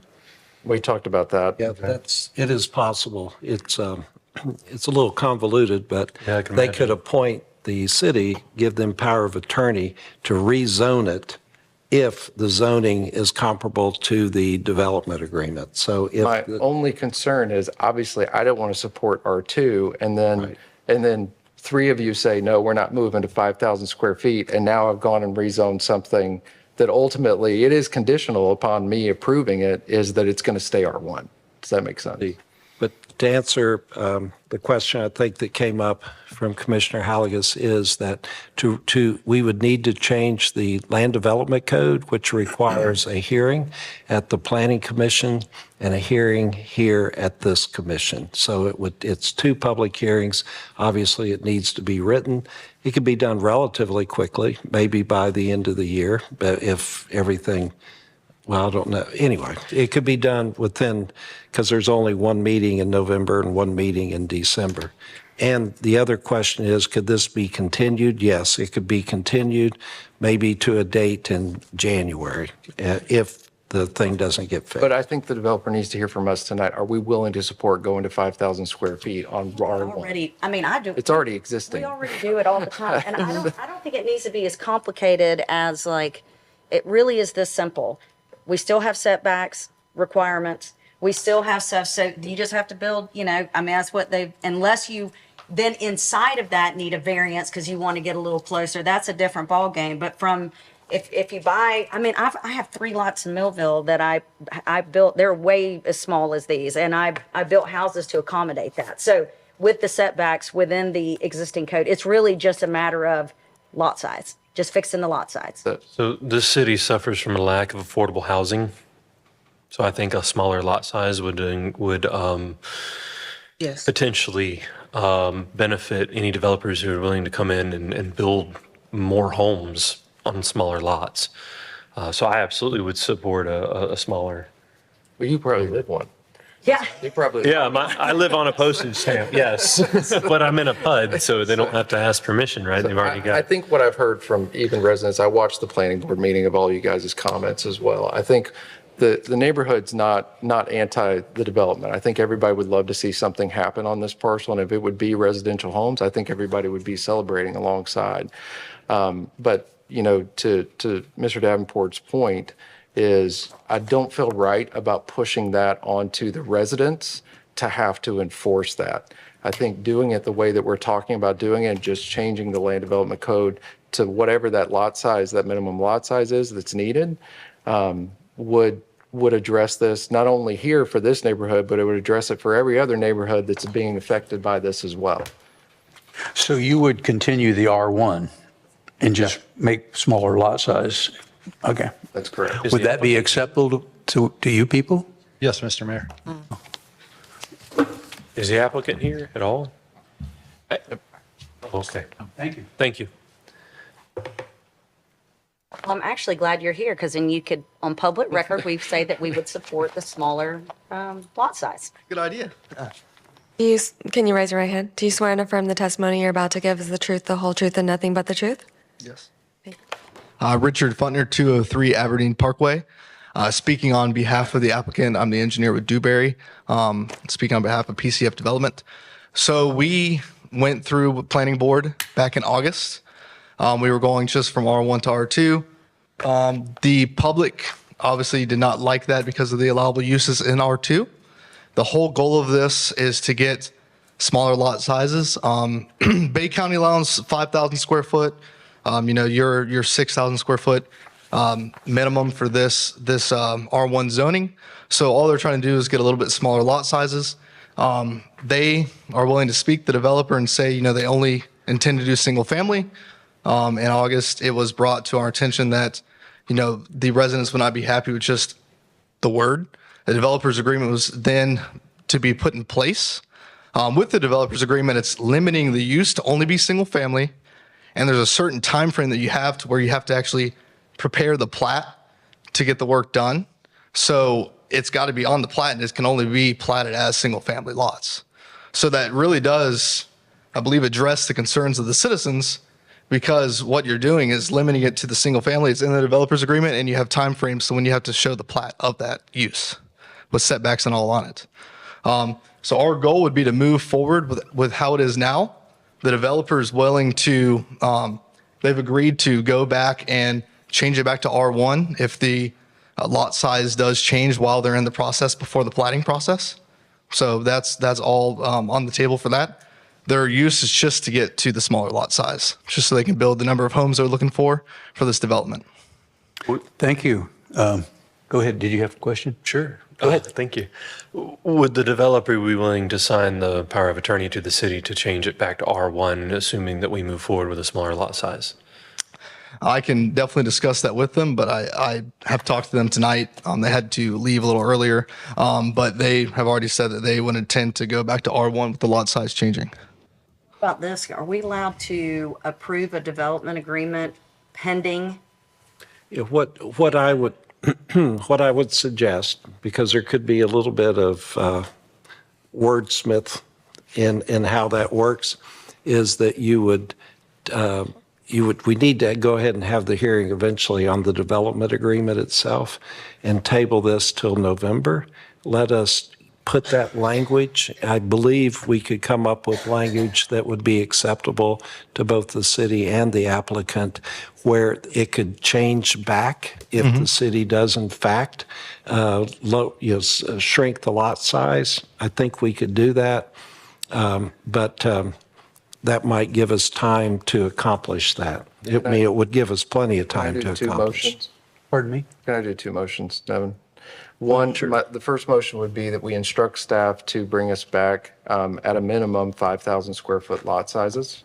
I'm willing to entertain smaller than that to address some of the issues that I uncovered inside of those other areas, if that's the way, but at minimum, it would be 5,000 square feet. Could I ask for a clarification? Yes.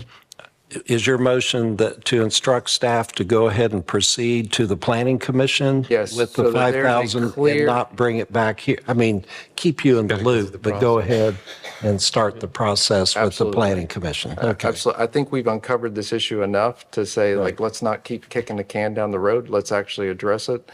I would just, one, like the neighborhood to be assured that we're all committed to doing that so that it's going to remain R1 long-term. And then two, that staff knows that we're resolved in making and addressing that issue. I'll second that. Okay, so the motion is we're going to keep it R1. That the motion is that we would instruct staff to change the land development code for R1 zoning to at minimum at least be 5,000 square feet, at least be 5,000 or less, I should say. Less? Or less. Less. Yeah. And they'll bring us back something to finalize, but what I want them to just understand is don't bring back 5,500. I understand. Okay. I have a question. Yes, ma'am. So is your motion that it's a 5,000 maximum, no more than 5,000? You mean That's, minimum? yeah. No, maximum. Oh. Just clarification, a couple of things. One is that if there is a parcel of record that pre-exists some date, then you can rebuild on that parcel of record, even though it's only 4,400 square feet, as long as it already exists. The reason we're having an issue with this is that this is not a parcel of, it is a parcel of record, but it's 4 acres. So it is not one of those small platted lots. I believe that the planning staff would probably suggest that you do need a minimum size for it. So if you'd like to see that, then it would be appropriate to bring it back to the city commission for you to sign off on if it's less than 5,000 feet, what that number is before it goes to planning. I misunderstood. I would like just like, if we can make a clear line of saying, hey, look, we're all on the same page with 5,000 and maybe we're not on the same page with 4,000. I don't know what that is, but I at least want to give confidence in that, hey, we're addressing this so that we don't have to keep rezoning properties to R1 and mixed use. So. And The reason I think that's appropriate is because most of the other lots you're talking about that would be under 5,000 were platted already and built, were platted before the war, and it's already has an exemption. It's already can be built back on with the appropriate setbacks.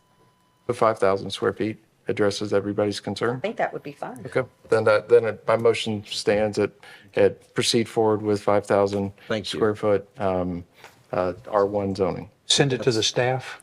Send it to the staff to send to process for the planning commission, and that would be a minimum of 5,000 square foot lot. If possible, I'd love for us to have a first reading even before it goes to the planning board, if possible. I don't know if that's possible or not with our code, but I know we've seen that happen before because of the meeting schedule. Can't? Shaking your head no. Okay. Yeah, so one of the problems I think is that that's a great motion to move forward. I support it, but it doesn't solve our issue here. My concern is that we have a developer that's ready to go and we're going to push them off another month or two or. I know that. Okay. So the next meeting to happen is a planning board meeting in November. And then that will take place before the next commission meeting. When could the commission consider the land development code change? In November or? The November would be the soonest.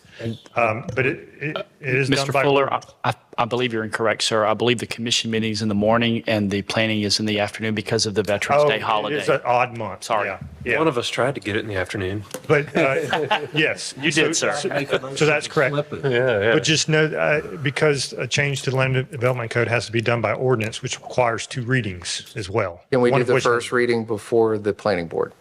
I think we can do Yeah, that. we've done Okay, that before. okay, good. And that means that no later than the December meeting, 2 meetings, I would motion that we table these 2 items.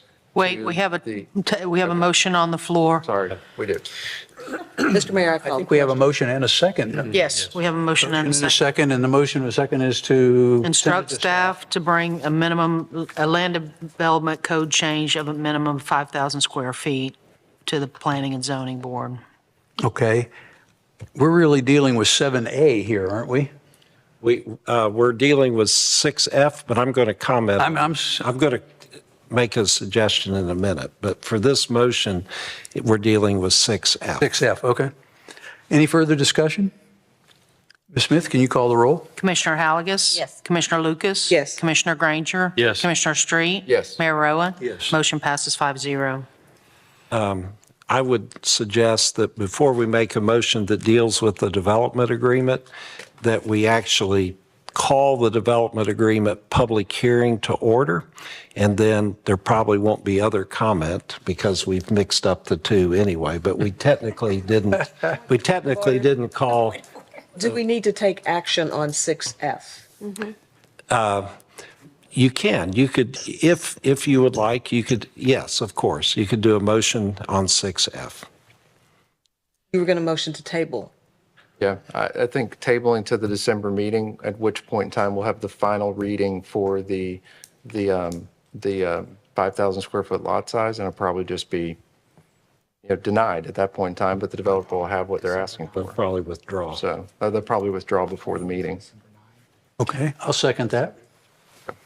Any further discussion for tabling? Call roll, please, Ms. Smith. Commissioner Halagus? Yes. Commissioner Lucas? Yes. Commissioner Granger? Yes. Commissioner Street? Yes. Mayor Owen? Yes. Motion passes 5-0. And now the appropriate thing is to call the public meeting to order on 7A, which is the development agreement that we've already talked about.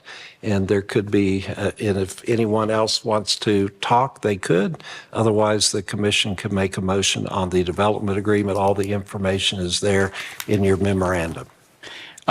If I may, item 7A is the second and final public hearing on the approval of the proposed development agreement with PCF Development LLC for a property located at 4101 West 21st Street.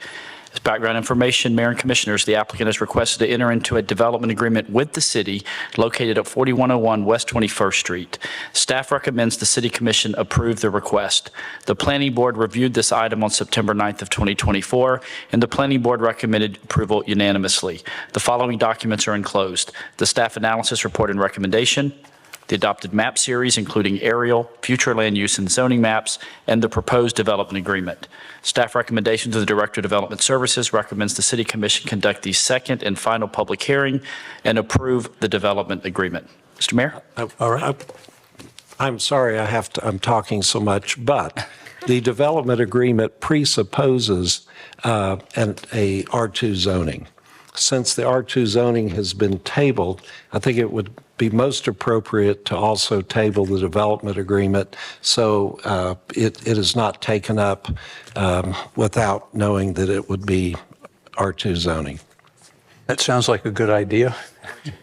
I would do the same thing. I think that there are still people that are here that wanted to speak, and obviously they've Okay. taken the time to. So. Sure. Okay, so anybody else wish to speak on 4101 West 21st Street? Joseph Mandeville, live at 3934 Peters Drive. And I just want to echo what my neighbor Bill said. We don't want R2 because I plan on keeping my house. I've been there 10 years. I plan on, my roots are there. I don't want 10, 15 years from now having a duplex or something like that looking right over into our yards. And I have not personally met any neighbors in my yard, or in my yard, in my neighborhood for that matter, that wants R2. And I like that y'all are up there, getting together like a huddle on the football game, trying to figure out how we can keep R2 from being on the table. And that's all I want to say is we're not for R2. There's a lot of people that couldn't make it, and I think I speak for them when I say we don't want it. I appreciate it. Very good. Thank you. Thank I you. think that's what we're trying to do. I appreciate That's the sense I get. I just like seeing y'all up here working together because a lot of times y'all don't. Appreciate it. Thank you. Thank you, Joseph. Anyone else wish to speak on 4101 West 21st Street? Now, Bernie, you don't live there. What are you talking about? No, I'm everywhere. Bernie Thompson, 8317 Front Beach Road, and I have not sworn to tell the truth. Do I need to do that? Go, sir. It's a public hearing, not a quasi-judicial. Oh. But you should tell the truth. Yes, yes. I have to know whether I'm required by law or not. I guess. Touche. So I was watching from the Liberty Lounge on YouTube the meeting, and I noticed that Commissioner Street, you had said that late this afternoon you had met with the developers and you had gotten something from them and handed it to everybody. Is that what I heard? Was that right?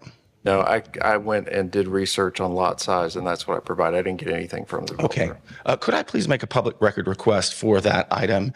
And also with public record requests, I have asked for the $500,000 that has gone from one thing to another thing. If somebody can help me what that is, the name of that $500,000 grant that was repurposed, and it's sitting somewhere. I've asked for sort of a chain of custody where the grant came from, I think in 2019 or 2021, something like that, and where it is now. Where's that $500,000? I'm just hoping to get that, please.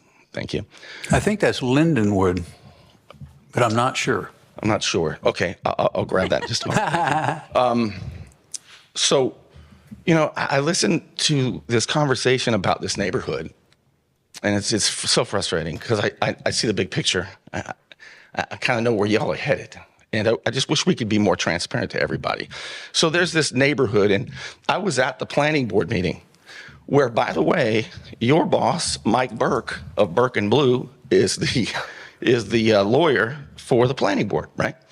And Mike Burke told Mr. Davenport that it was impossible, he said, watch the video, it's remarkable, to change it to 5,000 square feet. He said, it's impossible to change the land development code. And I went up there and I asked him, I said, what authority is is it an ordinance? Yeah, it's an ordinance. Can anybody change it? Yeah, the commission can change it. So it was just unbelievably dishonest. Of course you guys can change it. And here we are doing exactly what Mike Burke said you couldn't do. But here we are listening to this conversation about this neighborhood. Nobody wants smaller lots. This is not like, people are going to come in, a family's going to come in and buy a home. You guys want to reduce it so that the developer can build 12 homes rather than 10. And you did actually say, Brian Granger, this is about affordable housing. Really what y'all are doing is bringing affordable housing to somebody's neighborhood, and they don't want that. Why don't you just say the truth? You're going to flood the neighborhood with affordable housing, and I'll come back in a moment and talk about your record when it comes to affordable housing and Michael Johnson in a moment. Thank you. Thank you, Bernie. Does anyone else want to speak on 4101 West 21st Street? I think we were going to table both of them, wasn't that? Or is there? Well, there needs to be, if that's a Your desire. suggestion was that so would anyone like to make a motion to table? I'll motion to table to the first meeting in December. Sounds reasonable. A second? Second. Thank you very much. Just for the record, we only have one meeting in December. So to that meeting. Right. Be the first and Which is the the second. first one. In the evening. All right. Can you call the roll, please, Ms. Smith? Commissioner Halagus? Yes. Commissioner Lucas? Yes. Commissioner Granger? Yes. Commissioner Street? Yes. Mayor Rowan? Yes. Motion passes 5-0. Item All right, folks, before we go on, we're going to have a 10-minute adjournment. So get up and stretch. We'll run out of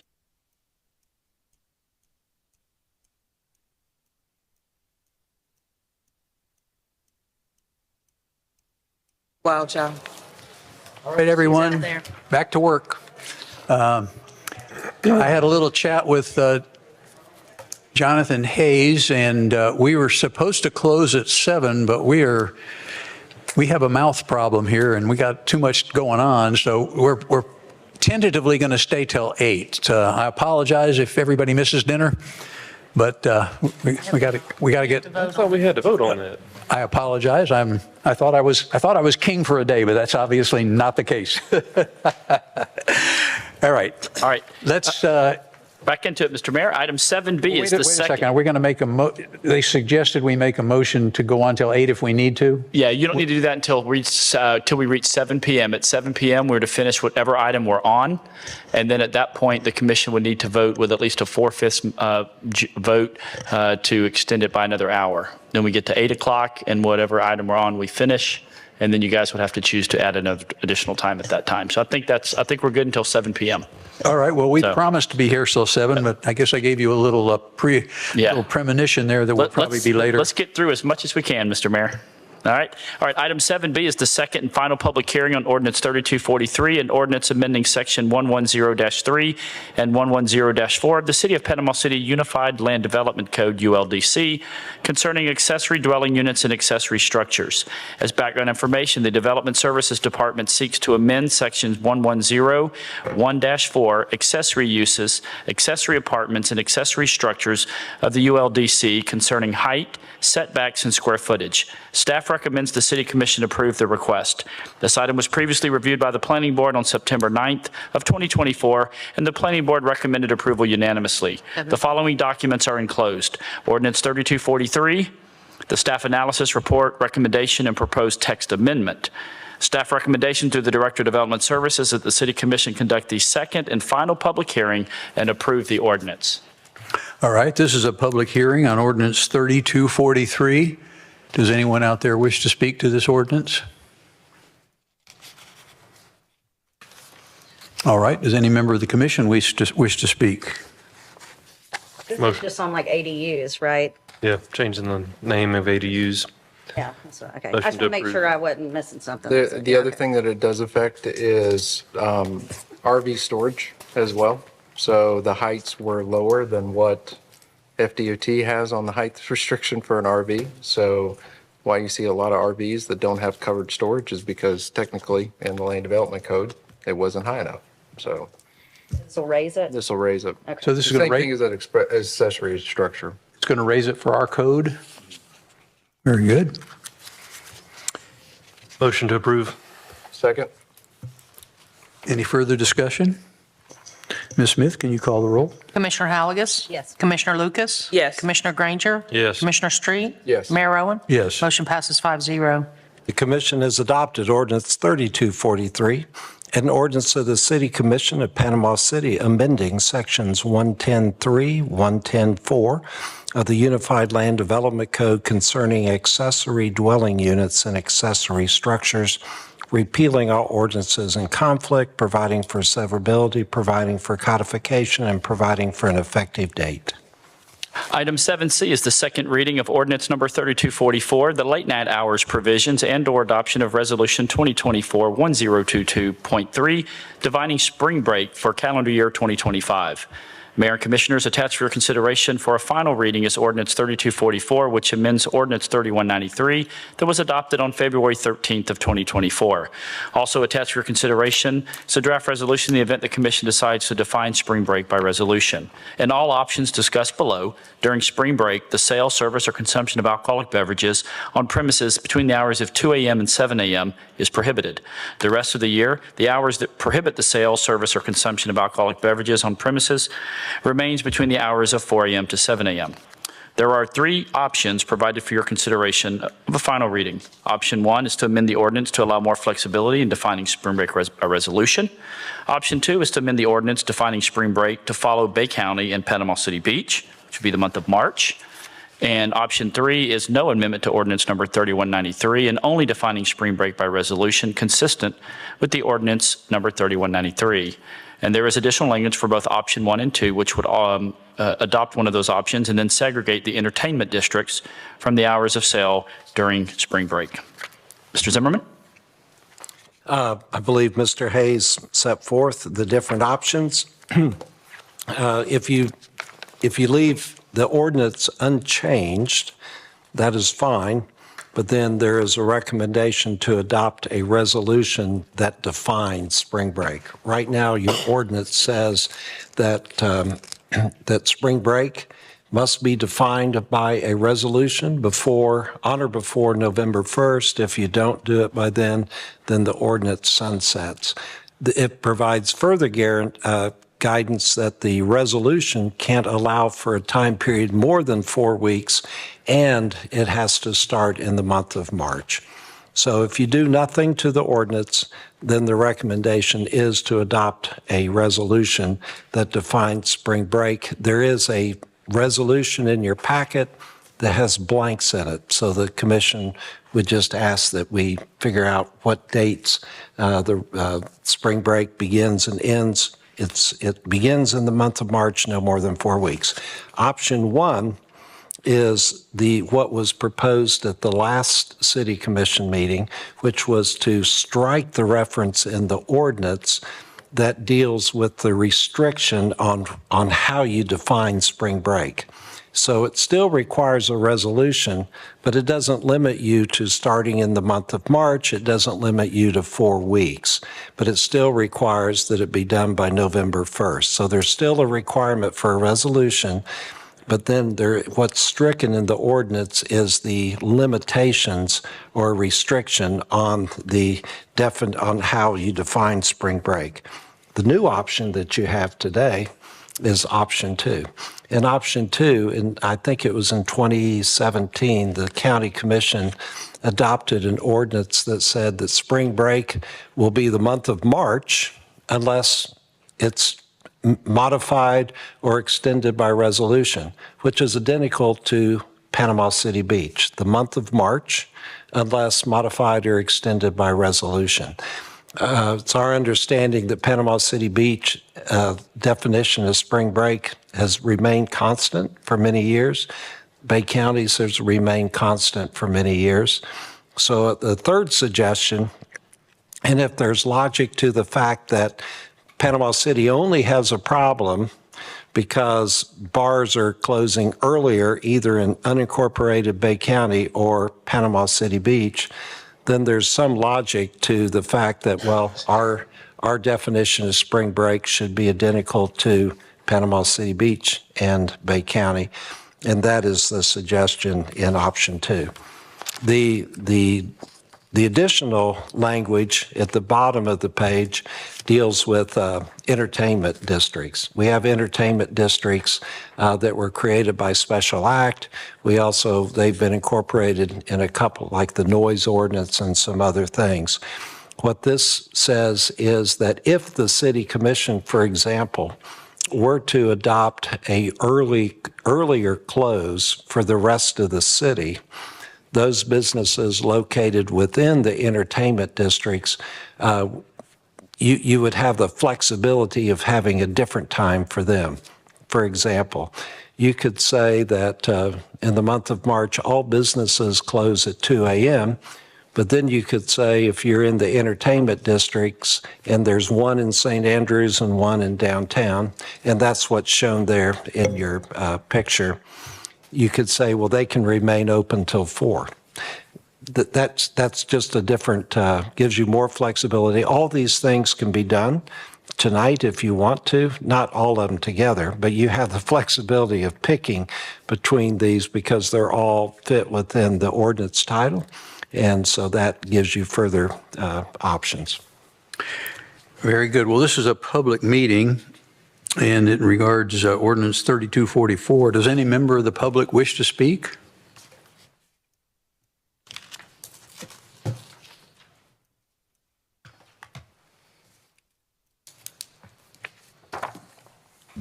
Good evening. Bob Zales, 2nd, 1906 Tyndall Drive. My family and I moved to Panama City from Birmingham, Alabama in 1965 and established a charter for hire and commercial fishing business in St. Andrews, Smith Yacht Basin. Since then, and we used to come down here as a kid, back then they called it AEA in Alabama, for spring break, and it was nice. Over time, that changed, and Panama City came very close to really being really messed up. They were able to stop it and finally get families back coming here because they stopped what I would call the thug element. You can look at the case right now at the courthouse, the officer that was shot and killed spring break in 2005, right? So all that came here, these people come down here, the 100 milers and whatnot. Panama City, I was a member of a committee that when they developed Destination Panama City, you did that to invest time, money, and effort to bring families here, to bring good people, good entertainment, good things coming. I would suggest that you mirror what the county and the Panama City Beach has done. If you want to add something to where you can let the entertainment people do something, but still be flexible enough that if it's a problem this year, next year you stop it. You can't allow that thug element to come here because everybody knows how I've represented the fishing industry and this location for over 30 years, all over the country, doing things. Traveling, whenever the thugs were here, people found out it was Panama City. We're not going down there. We can't take our family and then subject them to that. And it's, fortunately, Panama City Beach was able to put a stop to it. It hadn't gotten bad. Hopefully it won't get bad, but you got to have regulations in place to deter that element from coming here. You want families, good, healthy, solid people to come here to make this place good. So, any questions? Thank you, Bob. Thank you.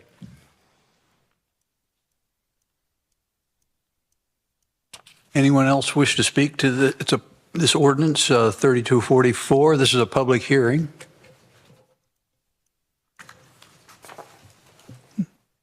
All right, looks like it's time to turn it over to the commission. Anybody want to start the ball rolling? I mean, I think I was clear last time. I think we should mirror the county and the beach.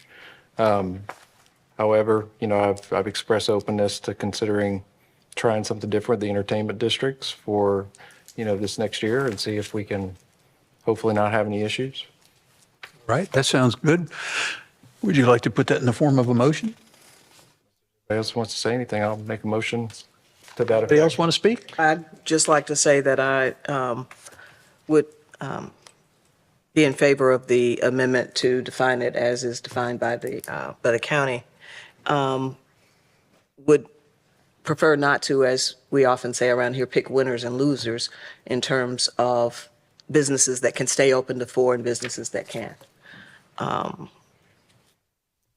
have concerns as well, So you would, should we make a motion just to go ahead with the county and Panama City Beach and then talk about entertainment districts as a separate entity? I think that's what you're asking, Ms. Lucas. Is that what I'm hearing? That would be fine, yes. Okay. So at this point, because of redistricting, I only have Mosey's that I'm aware of. And the reason why I do think it is a definite difference between the entertainment district and the other businesses are that those in the entertainment district are not butted up to houses.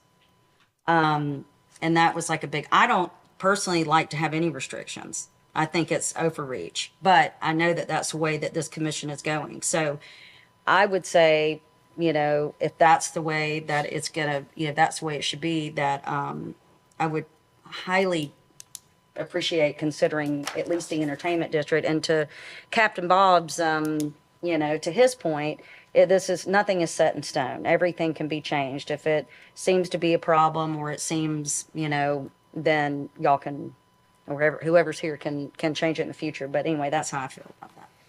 Yeah, I would agree with Mr. Street. I think following the county and Panama City Beach is a great idea. And then we could look separately at the entertainment district. That way we don't have it all bundled up as to one thing. I'll make a motion for the approval to move to, I think it's Option 2. option 2. Yes, sir. I'll second that motion. Any further discussion? Just to be clear, I believe the motion was for option 2, and at this time, there is no motion to add the additional language at the end of option 2, which would be at the end of section 3-2, businesses within the entertainment districts as described in Exhibit A, and that's what is up on the screen, will not be restricted by spring break hours of sale and will be only be subject to section 3-2A, and 3-2A has the 4 a.m. close.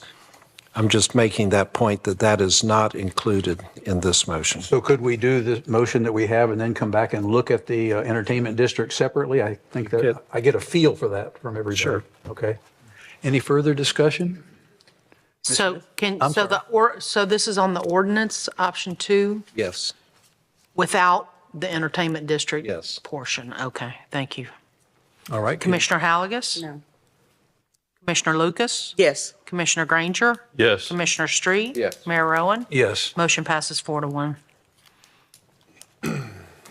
Okay. Do you need to read it? I do. Or can we look at the entertainment district? Yes, you can. You could look at that before I read it, because if it were to pass, then it changes the ordinance. Ms. Halligus, would you like to talk to the entertainment district? I'd like to make a motion that we give that at least a trial run this year with the entertainment district because of the fact the biggest concern that I heard up here the last time we talked about it were people, how close the proximity of houses are to the other ones. Because like if they're, all the guns that they said we collected and all that was at Vibes, and it's literally there's houses right there. So I can get on board with understanding that, but I would like to do at least a year trial run to see see how it goes with the entertainment district, especially because, and I know, John, I know you're here today, but the chief told us on record that, Bobby Beard's place and that Mosey's and all that, they've been over, they've done things to work with, like the cameras and all, things like that. So I'd like to reward that behavior by trying to see if we can work with them. Okay. Would you care to put that in a motion, or did you do it and I didn't recognize it? I think I did, but I don't know. It was a very long-winded one. I was a long-winded I know, that's, sorry about that. But anyway, so I'd like to move a motion of all that gibberish I just said to accept the exclusion of interchange. Well, thank you. I'll be happy to second that motion. Any further discussion? I'd just like to, before we talk about it further, so this motion, if it were to pass, will add the following language, and it's really a readoption of the ordinance you just adopted. It's a little bit different, but I believe it's obviously valid. The title of the ordinance doesn't change, but the sentence that would be added to the ordinance, if this were to pass, is that businesses within the entertainment districts, as described in Exhibit A, will not be restricted by spring break hours of sale and will be only be subject to Section 3-2A, which is a 4 a.m. close. And the map would be attached to the ordinance. So the motion is to add to and then readopt the motion that the ordinance you just adopted with this additional sentence. And I would like to reiterate that we still have in place the ability to shut down any business, right? Well, yeah, the police can. The Chief of Smith, the Chief of Police, Chief Smith, or myself can in an emergency, yes. So we have some protection there if we need to as well. So I just wanted to add that. Now, can I ask a clarification point? So Please. let's say next year we see an issue, what would have to change to? You'd amend the ordinance. So we'd have to go through 3 readings again? Is there a way to do it by resolution instead of when we adopt the hours? Can we adopt the hours for the entertainment district at the same time that we adopt the hours for?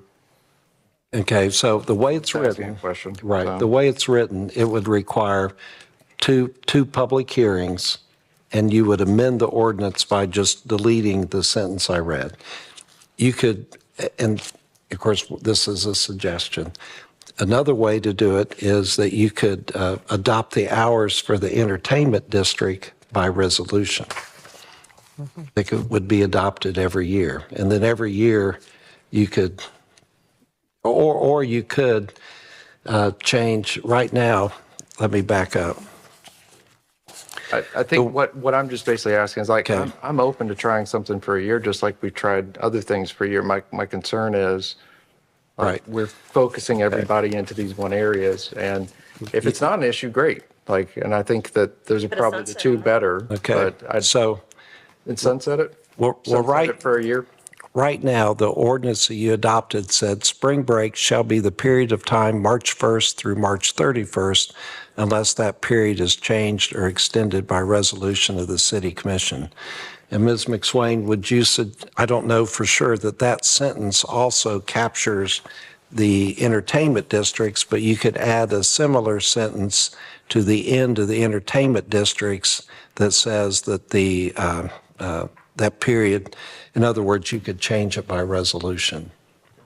Is that, it would be one? That the concern. Is that okay?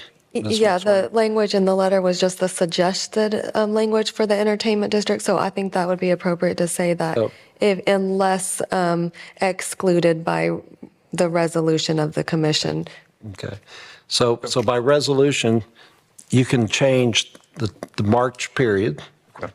And also by resolution, you can change how entertainment districts are dealt with. So we could exempt them for 1 year? Yes. Okay, I understand.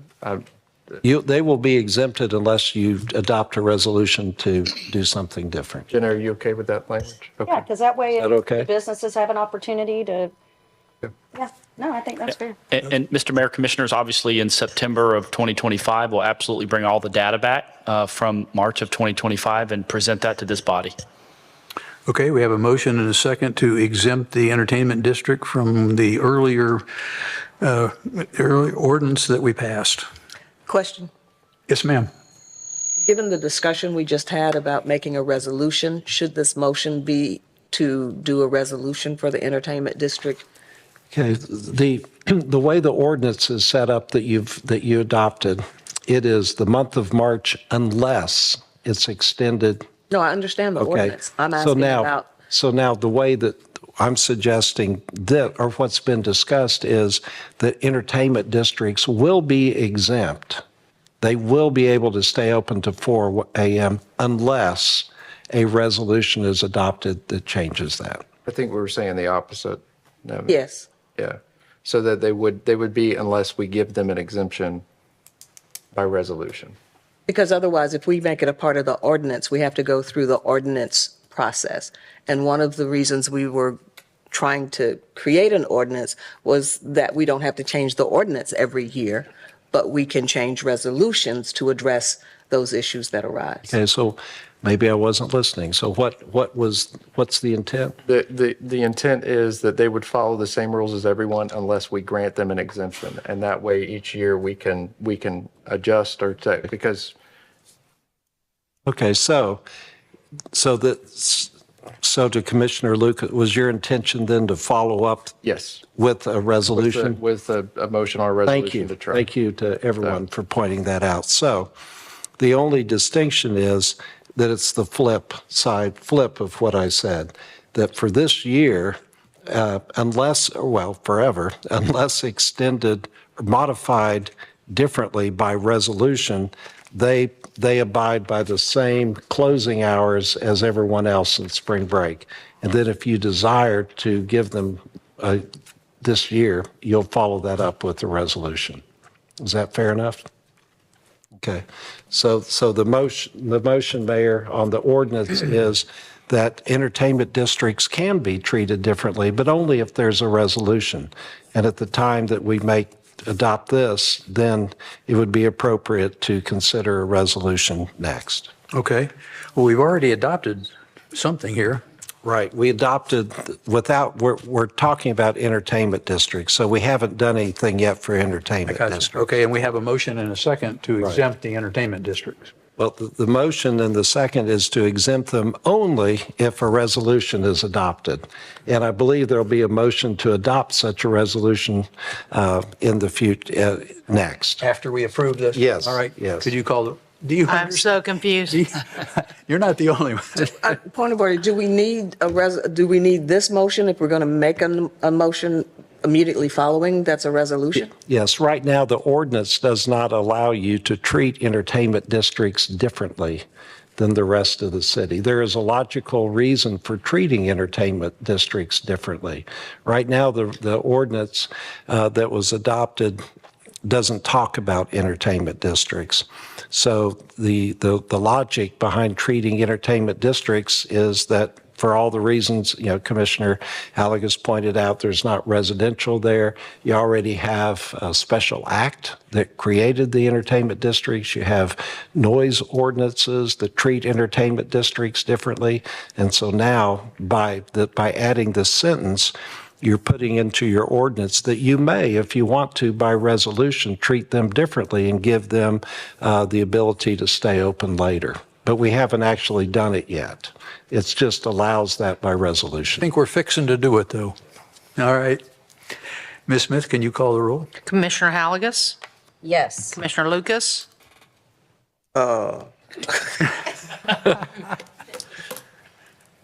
Yeah.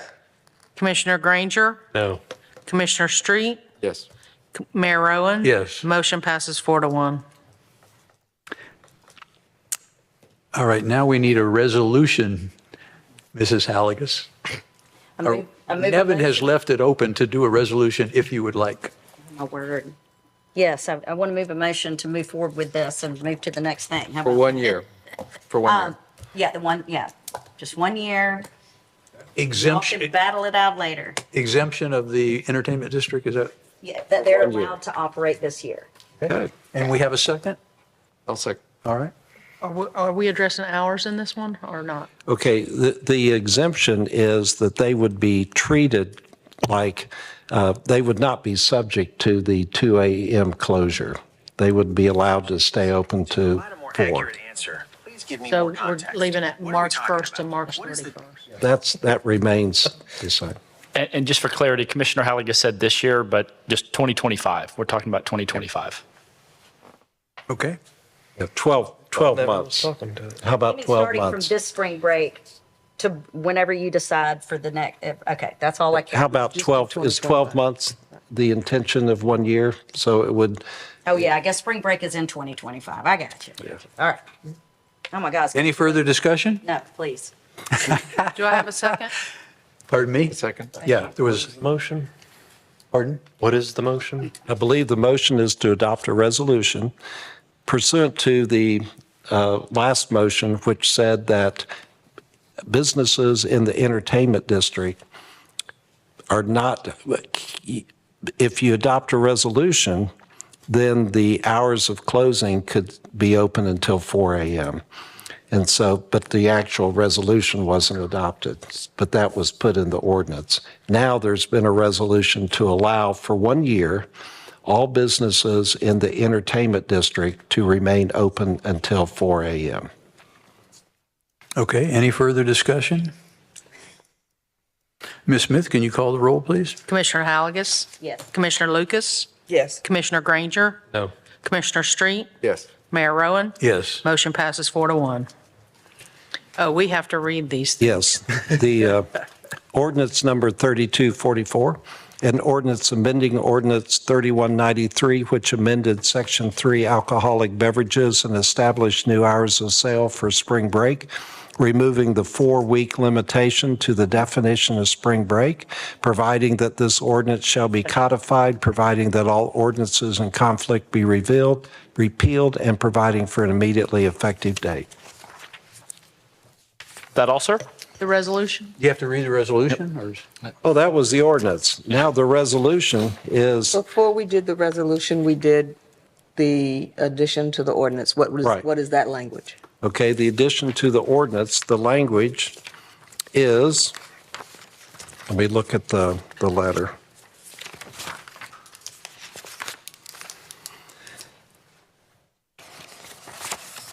Okay, this language is,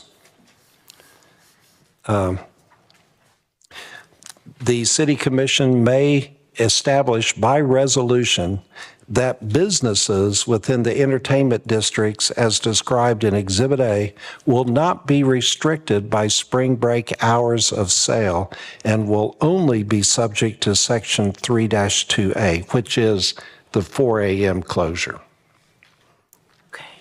So it's the same language that was in the letter, but it just says the city commission may adopt by resolution that businesses.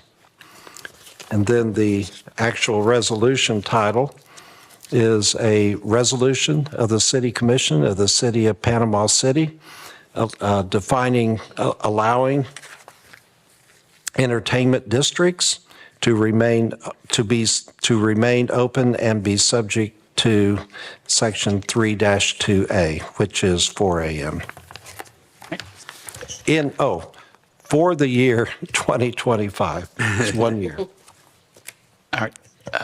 Item number 7D is consideration of approval of ordinance 3239, amending Chapter 23 by adding Article 10, underground utilities and communications facilities. As background information, the city of Panama City, the city, has begun efforts to strengthen and harden local infrastructure, and this includes a desire to underground electric and communication infrastructure at the lowest cost to the city and its taxpayers. Legislation passed in 2021 by the Florida legislature creates a process for removing unused utility poles, the implementation of which through this ordinance will allow for Florida Power and Light, FPL, to implement its Storm Secure Undergrounding Program, SSUP. The ordinance would require the removal of redundant utility poles, new construction to install underground electric utility and communications infrastructure, and all property owners to cooperate and comply with electric undergrounding conversion projects. FPL manages the project, and the work is done at no direct cost to the city or its property owners. Staff recommendation through the Deputy City Engineer and the Director of Public Works is that the Commission hold the public hearing and have the first reading of approval of ordinance 3239. All right, this is a public hearing on ordinance 3239. Would anyone wish to speak?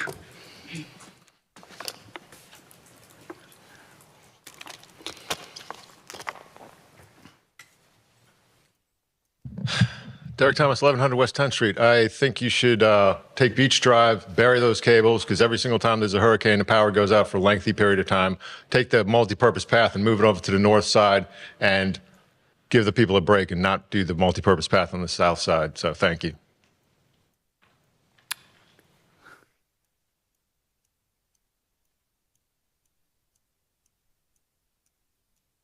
Hello, Bernie Thompson, 8317 Front Beach Road. I agree with the gentleman, so that's two who agree with that. I just wanted on record, please, that whenever I hear about underground utilities, we need them, right? We need them. But I just want everybody to know who created an underground utility company just a year ago called T&S Construction, or T&S Solutions, I believe it is. And that's Senator Jay Trumbull, right?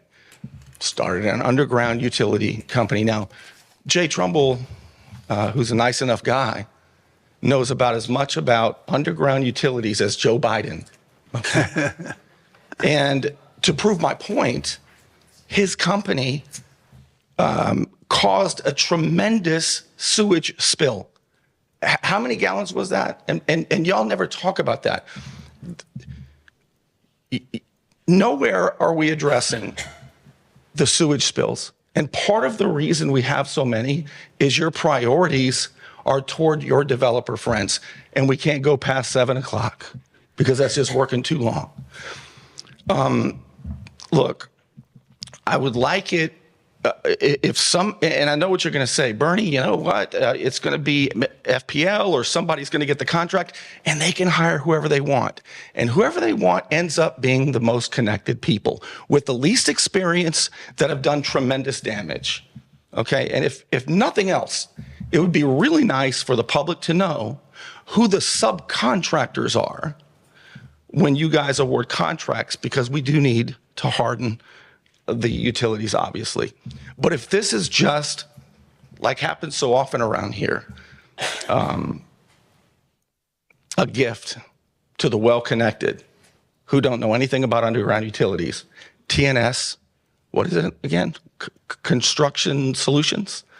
That's his new company that caused a tremendous amount of damage, and I didn't hear anything about it. Thank you. Thank you, Bernie. Anyone else? Here we go.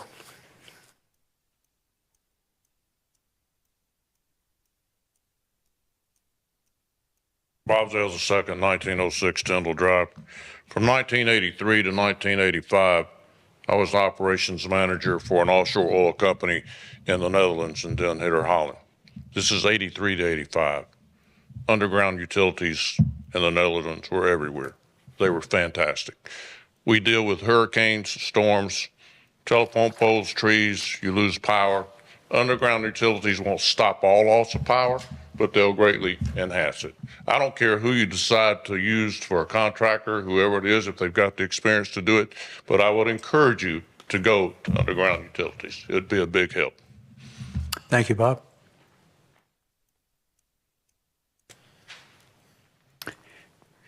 Anyone else wish to speak to ordinance 3239? All right, I'll open it up to the commission. Would any commissioners like to speak to this ordinance? I had one of my constituents, our constituents, ask me if we're going to lose any property. In other words, will there be any new property loss by going underground and they come up in the yard, lose the, what do you call it, the right of way and things like that? Will the people lose property? Yeah, great question, Mr. Mayor. So the only potential change would be, a very small footprint where the transformer, since you're removing the poles, the transformer will need to be down on the ground, one of those small green metal boxes. As much as possible, we would keep that in the right of way, but every now and then, we might have to have a little bit of land. And that kind of stuff happens already with regards to utilities. You get an easement potentially like that. But I would also defer to Mr. Zimmerman to add on to that, to correct me. But that's really the only issue would be a power transformer would need to be down on the ground and since the poles are going away. And if private property is needed, you'd go talk to the owner and And if you can't get an easement from them and you still need it, you could ask to purchase it. But it's not, none of this allows a taking of property at all. Okay, that's good. And if I could just clarify, because I think there was some confusion. So when it comes to water and sewer, I mean, those utilities are already underground and have been for decades. We're talking about electricity and communications lines, which are all up on the poles. So this is totally separate. So basically the power lines and communications lines would be joining the underground water and sewer lines so that all of our utilities, not just water and sewer, but also electricity and communications lines would be underground and hardened against inclement weather, tropical storms, hurricanes, even severe thunderstorms. So, or a vehicle, potentially hitting a telephone pole and, taking out an entire block. So. Okay, well, we already have water and sewer, so this obviously just deals with electricity, internet, things like that. That is correct, Mr. The question is something to the effect of, are people going to lose property? And it looks like generally not. The other question that I saw in here, it says that all costs are absorbed by FP&L, with the exception of some incidental costs such as replanting grass or shrubbery.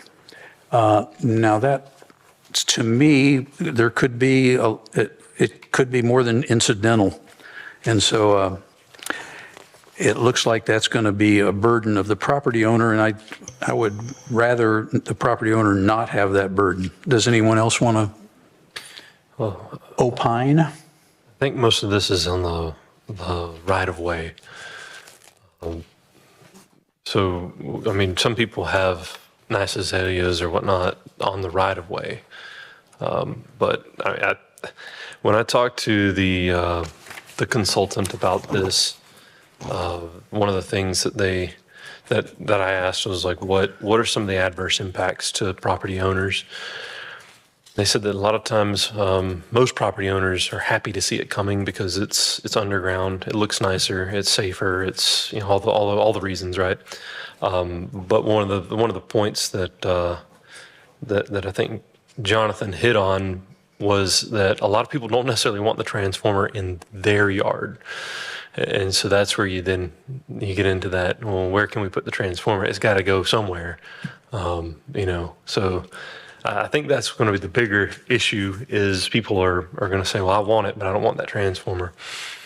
And so then that's when it's the local representative of FPL has to work through that and figure that out through engineering and talking with the residents prior.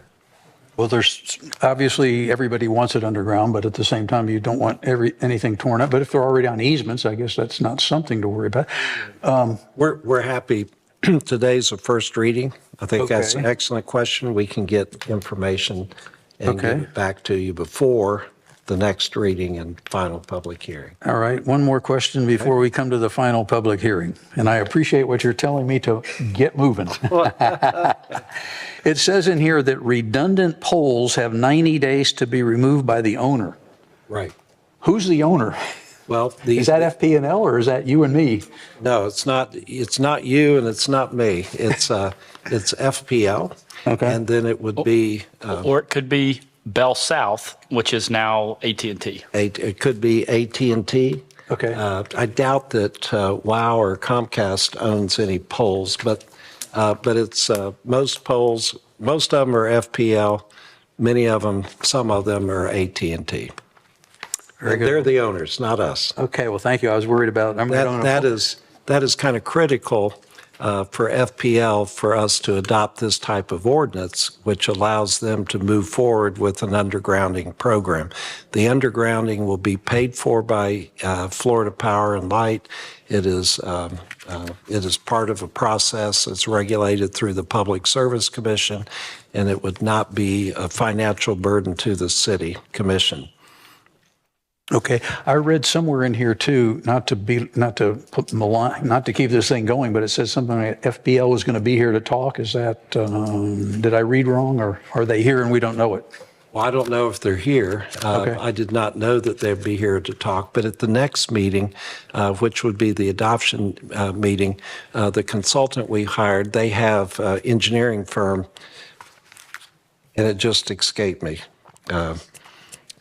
Stantec is working through this project, and we will have a representative from Stantec here to answer any questions. And they have gone through this with other municipalities in the state of Florida. Okay, I guess that must be what I read. Since it's a first reading, anybody else want to speak? Mr. Zimmerman has told me to move on, so I'm going to listen to him. All right, first reading? Do you read a first reading? Yes. Okay. Ordinance number 3239, an ordinance of the City of Panama City, Florida, amending Chapter 23 by requiring attaching entities to underground and remove co-located facilities, requiring pole owners to remove redundant utility poles, providing for procedures related to major hardening projects, requiring property owners to cooperate and comply with access to utility easements, access to property, and location of facilities, providing requirements for the undergrounding of utility and communications infrastructure, and providing for severability clause, repealer, codification, and effective date. Item 7E is the first reading of Ordinance 3246, amending Ordinance 3040 to expand supplemental retirement benefits to the grade 23 employees of the city. As background information, on October 1st of 2024, the Board of Directors of the Supplemental Retirement Plan and Trust for Designated General Employees Plan held a special call meeting to discuss the addition of the grade 23 employees to the plan. The addition of these 4 employees is estimated to increase the minimum required contribution rate by 0.14% of payroll, which would increase the minimum required contribution rate from 7.23% to 7.37%. Keep in mind that the increased combination rate would apply to the total payroll of the plan members, including the additional employees. For the 2024-2025 fiscal year, the increased contribution is estimated to be $30,435. The cost will only apply to the funding source of the individual's payroll, which are the utility fund and the general fund. The board discussed the specific positions at the grade 23 level and determined that these are professional positions that may be considered part of the city's succession plan. The positions include the city utilities engineer, the deputy city engineer, the planning manager, and the senior information technology manager. The board discussed the desire to retain employees at this level and believes the additional pension benefits will serve as an incentive for them to extend their tenure with the city. I'll just add that the various cost centers should be able to absorb the contributions for fiscal year 2025 through vacancies at various times of the year. In future years, the budget will need to reflect the increased cost of adding these employees to the plan. Staff recommendation through our clerk and treasurer is that the commission can approve this and conduct the first reading. All right, this is a first reading and of ordinance 3239. I'm wondering, since it's a first reading, to me it seems like a no-brainer that we ought to do it. Can we make it a first and second reader and be done with it all at once? No. No? We Okay. need to have 2 readings. All right, sorry. And this is a public hearing, too. Okay, public hearing. Does anyone wish to speak on this? Bernie Thompson, 8317 Front Beach Road. Does this give these 4 employees a raise? Is this giving them a raise in the neighborhood of $150,000, $170,000? If that's not what this does, I'll go back. Yeah, no, in fact, it will require a contribution from them as well. Okay. Is there another item on the agenda having to? But I would defer to the. Okay, Yeah, thank you. that was removed from the agenda. Well, yes, sir, you're right.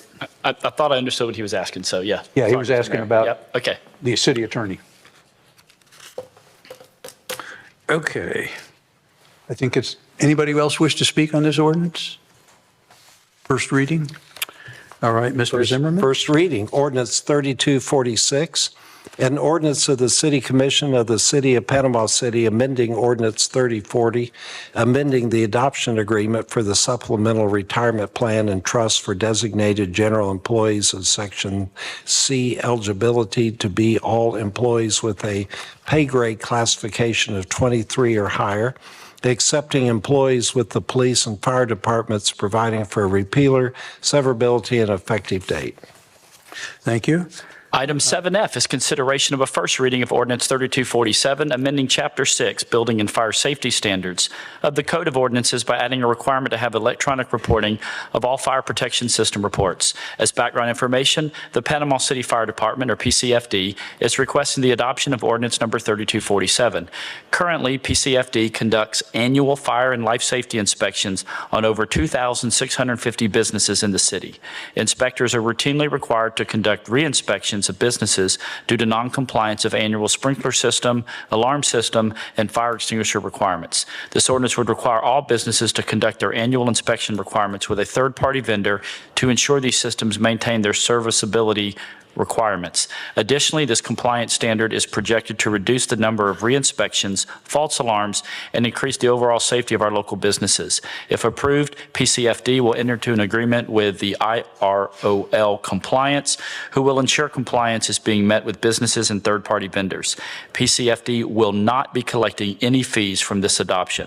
Staff recommendation through the Chief of Fire is that the Commission have a first reading of ordinance number 3247. All right, so first reading of ordinance 3247. It's a public meeting. Does anyone wish to speak regarding this ordinance? Since it's a first reading, we don't probably have to say much, but it looks to me like this is going to make business spend more money. And it's also going to go to us IROL, whoever that is. And is that a third party that is going to do the inspecting that somebody's going to have to pay? So these are questions that I would like to raise before we come to before we come to the second reading. I have a similar question. Basically, what I would just like to see is, this looks very familiar to the grease trap ordinance, even though it's dealing with fire, but it was a requirement that was put on businesses, and we didn't really know how many people were actually out of compliance. If there's a number, so there's 2,650 businesses, how many are not using a third-party vendor?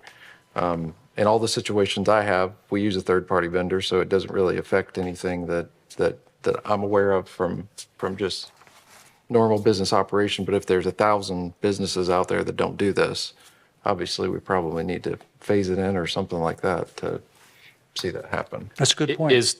But the ask for that, just to be clear, Commissioner, is to bring that back at the November 12th meeting. Yes, sir. Exactly. Can we find out who IROL is before that meeting? Yep, we will have that as well at the November 12th meeting, sir, before the final vote and reading. Okay, great. Mr. Zimmerman, I think it's back to you.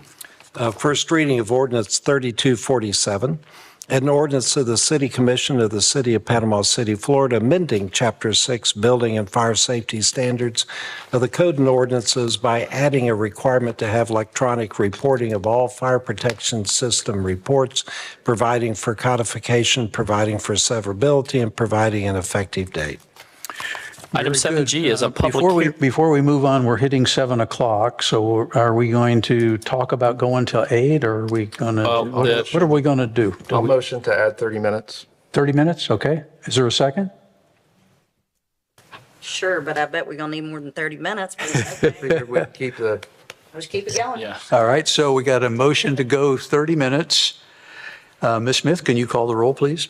Commissioner Halagus? Yes. Commissioner Lucas? Yes. Commissioner Granger? Yes. Commissioner Street? Yes. Mayor Rowan? Yes. Motion passes 5-0. And so just to be clear with our rules and procedures, and please correct me, Mr. Parliamentarian, but at 7:28 PM, whatever item we're on, we will finish that item, and then y'all would have to vote to either adjourn or to continue, just to be clear. There's another option here that we might want to think about, not time option, but is that by looking out here, I can tell, I think, I'm not sure in the back row back there what they're here for. I know Ms. Laird is like 92 back there, but it could be, we have a few little sections of people that we probably could bump up those and take care of those now. So these, if they want to leave, they would be able to do so. And I think that, I could be wrong back there. Are you guys here for teen court? That's what I thought. So, well, that's what she told me. That's right. She said that. So I had written it down here that at least unless it could be somebody else, but I think there was, I know somebody's here for the RV conversation. I wrote it down. I don't know what I did with it. Teen court, the planning board. I'm not sure about you two. But Water bills. So is there a way for us to talk about those? So could we put a new order? I think you want a motion, make a motion to do a new order of the meeting? We have one more Wait a second, I'm item, sorry. and then we're in audience participation. Yeah. No, I know. I mean, we can do one more item and go to audience. I meant after that, if we could rotate like those 4 things up so they don't. Oh, okay. Right, but respectfully, it doesn't matter because they can't speak anyway. So they'll be able to speak to it during audience participation, let this body know what their views are, but during the rest of those agenda items, there is no public participation, just for the record. Right. So if we do audience participation, then bump their stuff up, we will hear them and then we will vote on those items and they can go home if they want to. So we would do audience participation and then listen to them, or we'd bump them ahead of audience participation? No, they would be part of audience participation. Okay, so Audience participation is already ahead of all those items, so that's why I'm not understanding. I'm talking about the items, we have like a whole package of a whole bunch of other stuff. So I just Right. didn't know if we could move those 4 items up to the first things we do before the consent agenda.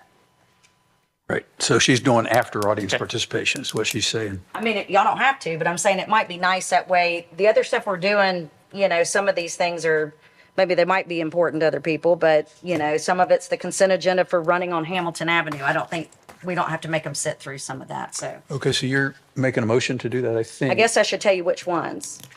And then That y'all, might be difficult to figure, but well, I don't think so. I think we've got, I mean, it may not be in order, but I think we have, it would be, let me get there. Jenna, would it be okay to let the audience participation and then we figure out what issues we need to address at the end of that?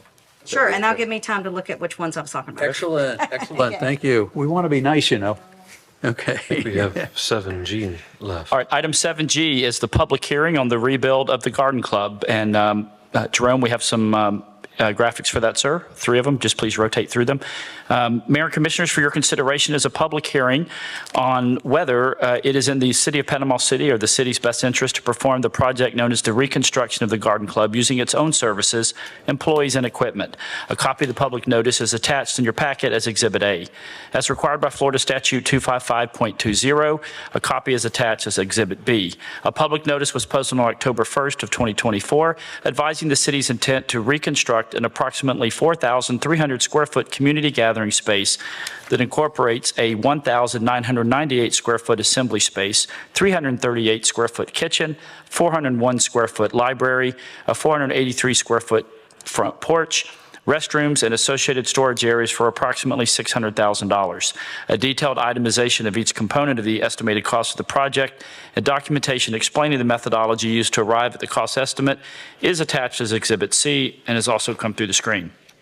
Since the projected cost of the city to self-perform is $580,000, it is our recommendation that the city follow Florida Statutes 255.20 and conduct a public hearing pursuant to Statute 255.20, Part 1C9, Florida statutes. If the city desires to self-perform a construction project that costs more than $519,333.42, then a public hearing should be held. Please note that the threshold amount of $300,000 in Statute 255.20, Florida statute, that triggers a public hearing is now $519,333.42. The increase in the $300,000 threshold amount is due to the calculation using the engineering news record building cost index pursuant to Section 2 of Section 255.20 Florida statutes. At the public hearing, the City Commission must find that it is in the public's best interest to perform the project using its own services, employees, and equipment. The city has received many donated components of the project, such as labor for erecting the walls, plumbing rough-ins and finish, electrical rough-ins and finish, donation for the HVAC system unit and installation, and is seeking more donations to complete the project. There's a sample request for donation letter also attached in this packet as Exhibit D. Keith Mefford, Director of the Parks, Culture, and Recreation Department, will be overseeing the project to keep the management costs to a minimum. It is staff's recommendation that you conduct the public hearing and to make a finding that is in the best interest of the city to use its own services, employees, and equipment rather than seek bids. And after some additional comments over the time of the public notice, I just wanted to reassure both the commission and the public and the media that past plans to create the Central Park of Panama City is not what this is after. We're basically going to replace the Garden Club building that was there that has since been demoed, repair the walking path, Frisbee golf, and then add the appropriate lighting around that walking path. So it's basically going to replace, and electrical equipment. It's basically going to replace what is there, but with all new things. So that's all I have, Mr. Mayor. Thank you. This is a public hearing on the rebuild of the Garden Club. Would anyone wish to speak to this?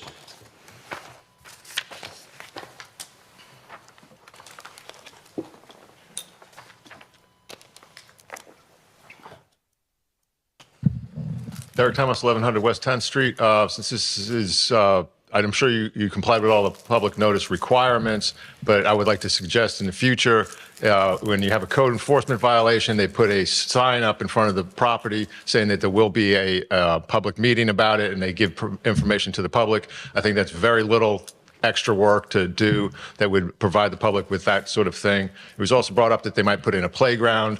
Having a quiet walking park is considerably different than having a playground in the area. That would create a lot of noise. I think that should be dropped from the project. It wasn't listed as part of that, but I heard that it was part of the thing that they're going to do.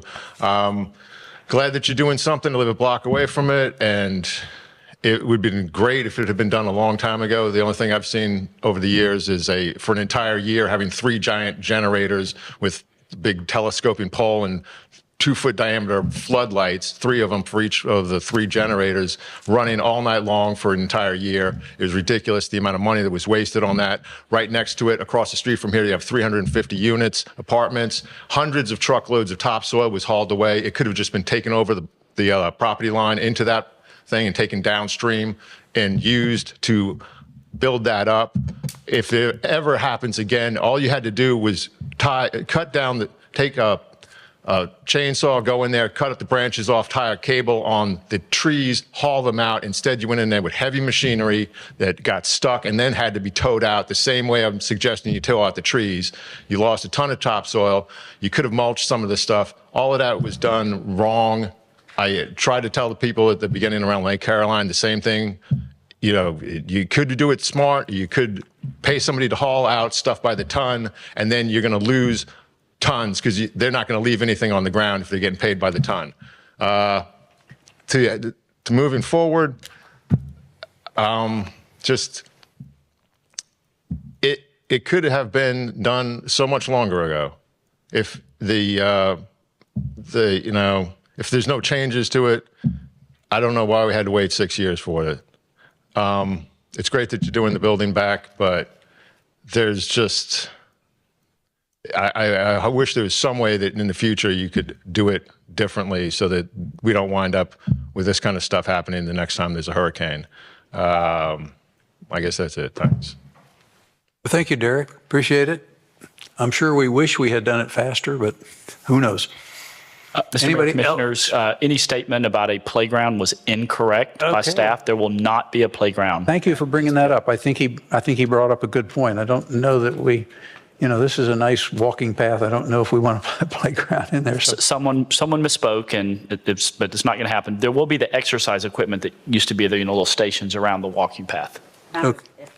Okay. Again, this is a public hearing on the rebuild of the Garden Club. Anybody else want to talk?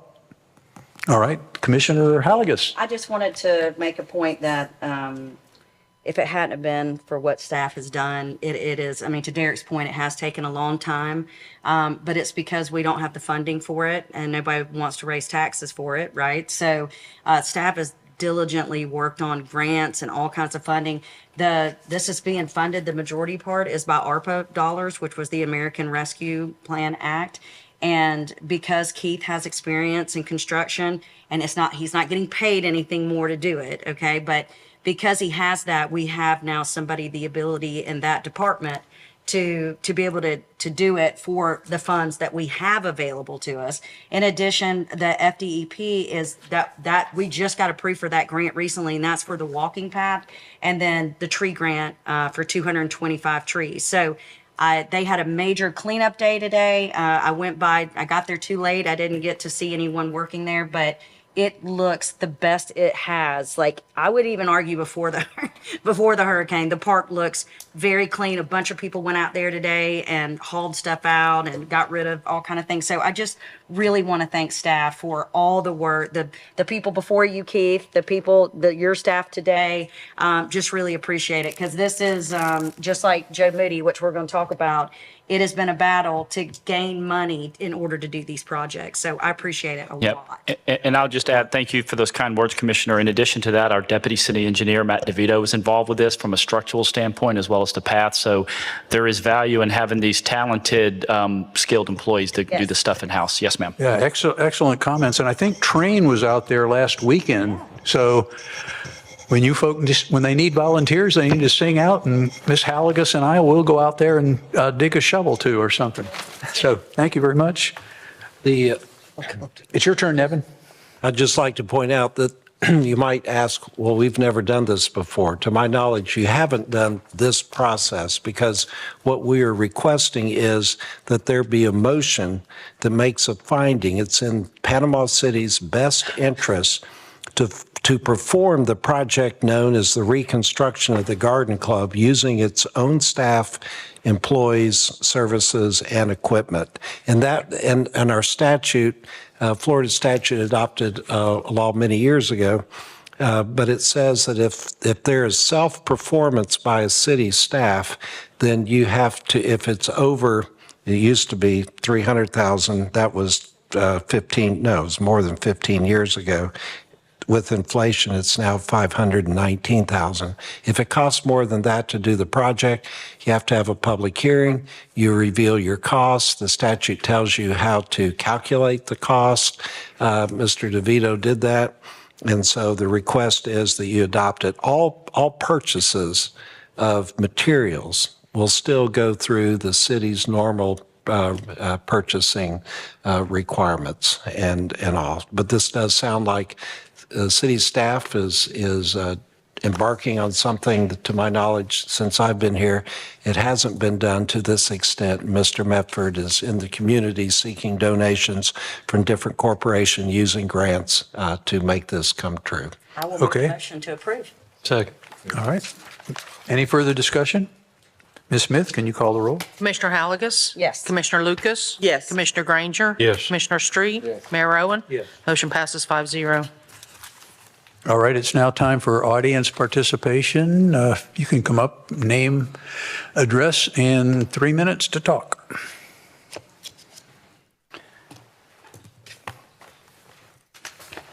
Bob Zales II, 1906 Tyndall Drive, RVs, boats, campers.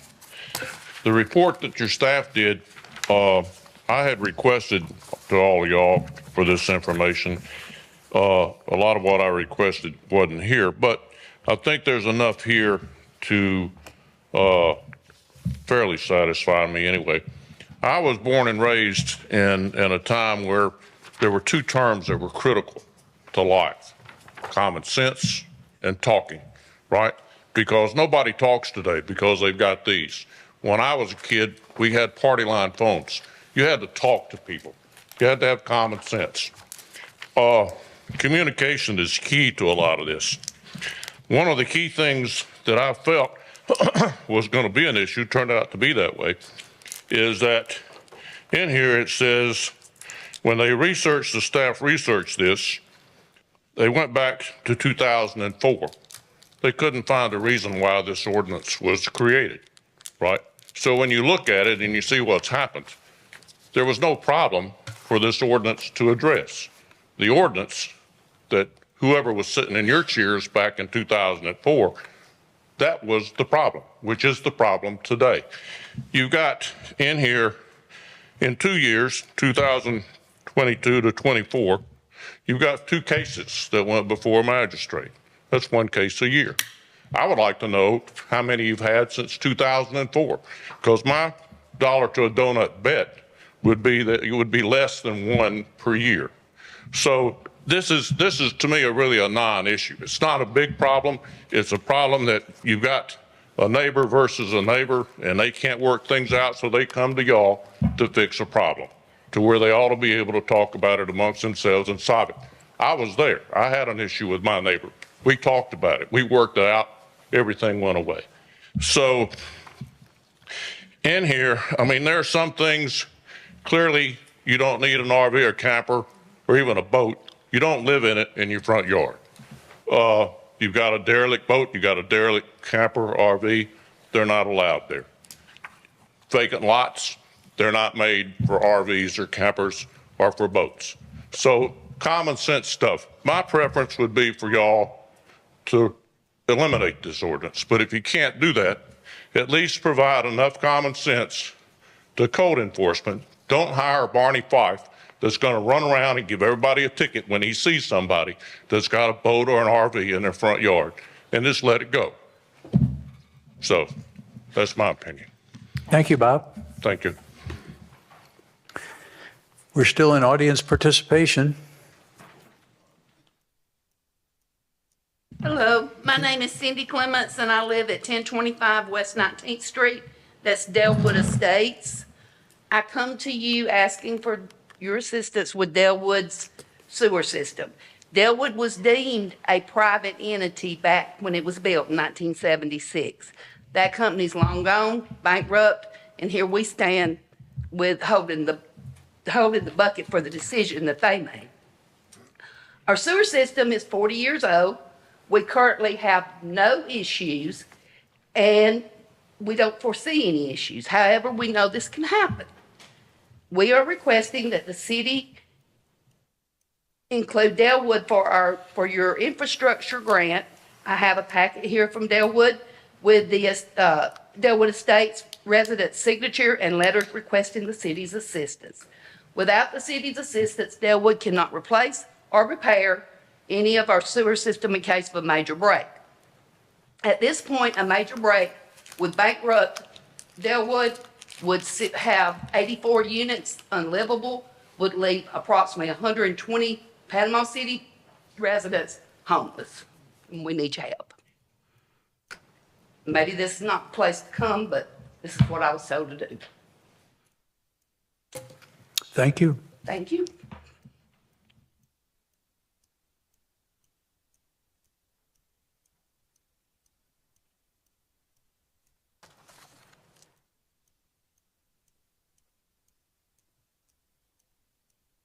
Walter P. Henry, 614 Maple Avenue, Panama City, Florida.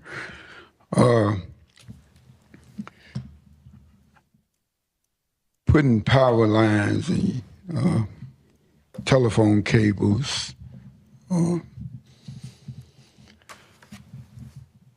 MLK got some posts that been already underground. That hadn't happened. They bowed pipe in there. I don't know what they done with it. They didn't put no cable in there. Them poles supposed to have been gone by now. They supposed to have been ground. And I understand, folks, that transformer that gonna have to be put in when they do this underground power. Y'all need to do it like y'all do. Set out a fire hydrant. Don't make it be a SOI in the middle of somebody's property. I need to try to get them things on a property line where it won't look that bad. Y'all gonna have to put poles down for lighting. Cause y'all gonna move the poles what's there. Oh, they're nice lighting poles. They're not wooden poles. But I know you're going to go the cheapest way you can go. What's probably going to happen if y'all don't put a conduit line in, anything ever happen in that power line to keep from digging it up, to feed it through a pipe, and it'd be easy to get a quick repair when it goes down. And I like to know about the water bill. Whenever you do, don't keep the rest of us out. Don't just include just certain people's. And whatever decision y'all make on this water bill problem, everybody, all of us are part of the city of Panama City. We need to be treated as well, fair. As the young lady just spoke about the sewer, and that complex, when I worked for the city, never had a problem. Pretty good sewer line. Never had a problem with it. But, and I know what she's talking about. It's private owned, like they said. Private owned property. City don't go on. That's just it. Y'all decision, what y'all do. Private property, city don't go on. Thank you, Walter.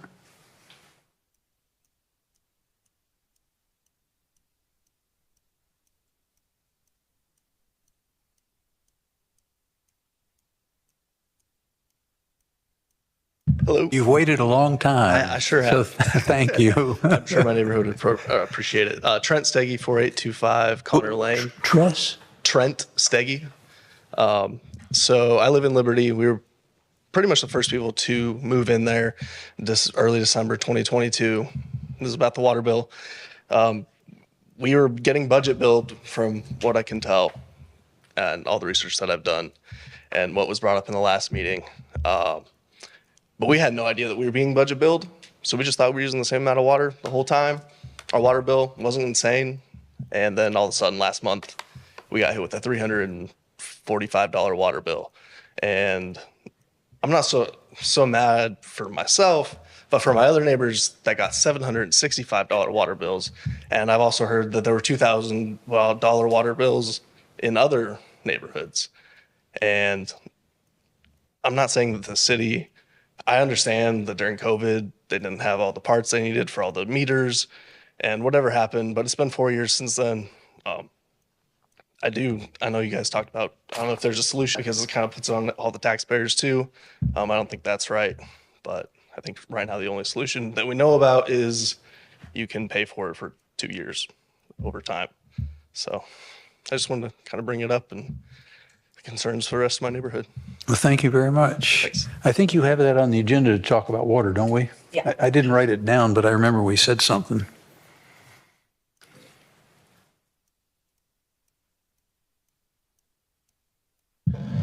Derek Thomas, 1100 West 10th Street. The spring break ordinance, you are making exemptions for certain districts. The police chief's whole point was if you let it be later here, all of the drunk people will come over from the beach to the city and then go back in the middle of the night. So it would have to be the same for everybody or it's not going to do any good, except hurt the businesses that aren't in those districts. I think that's unfair. I think you should have it be one for all or none of them be allowed. I see the beach drive. I've looked at the plans. I wish you would put them up online.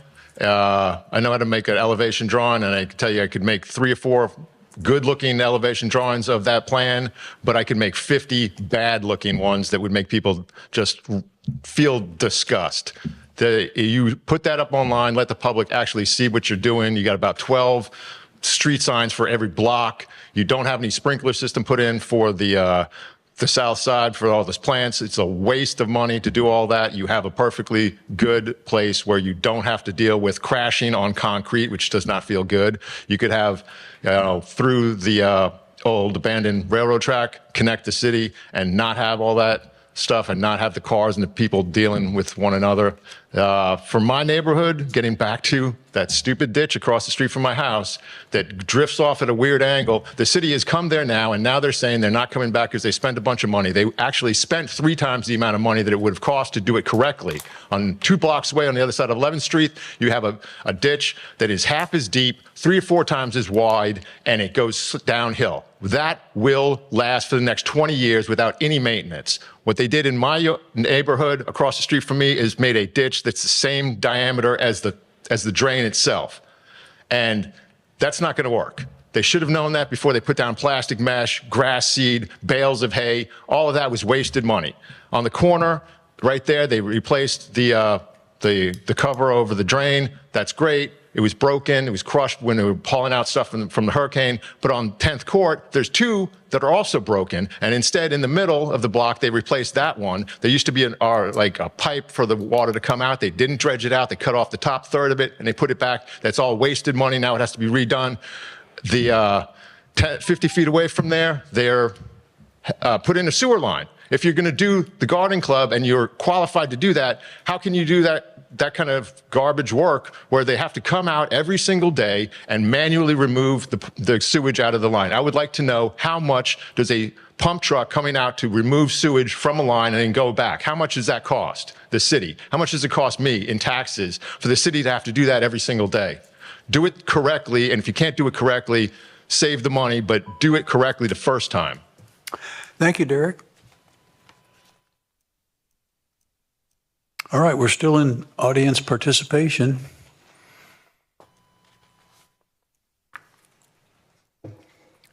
Audience participation is going. All right, it's over. So now we need to address the people who came up and gave us some ideas. Yes, sir. Mr. Mayor, Commissioner. So the first one up was Bob Zales. He spoke, excuse me, on the RV ordinance. That's an item later in the agenda. His feeling is that the whole ordinance should be scrapped. Ms. Clement spoke about the private infrastructure inside Delwood Estates. Actually drove that with Commissioner Lucas the night of Hurricane Helene, which was only really tropical force winds for us, but we drove that whole area. It is a very difficult situation. The commissioner and I spoke about it, but I mean, you're talking several $1 million to redo all that infrastructure in there, and it's private infrastructure. So you know, we've looked into it. We've communicated this. In fact, I believe that I emailed Ms. Clements probably 4 to 6 weeks ago, and I forwarded my response to each and every one of you, so you would be aware of that, because I know you've each been reached out to. So I understand, but the city can't. We just can't really adopt private utilities. It's a very serious challenge, and then there's the liability to that. So, well, I certainly would commend her for looking ahead and seeing that there's going to be a problem. But I guess since it's private, just tough. Unless we could help her get a grant, maybe. I don't know. I heard her. Yeah. So, Mr. Mayor, to that point, I have reached out to our consulting grants writers, and they have returned void. They said there's nothing they could find.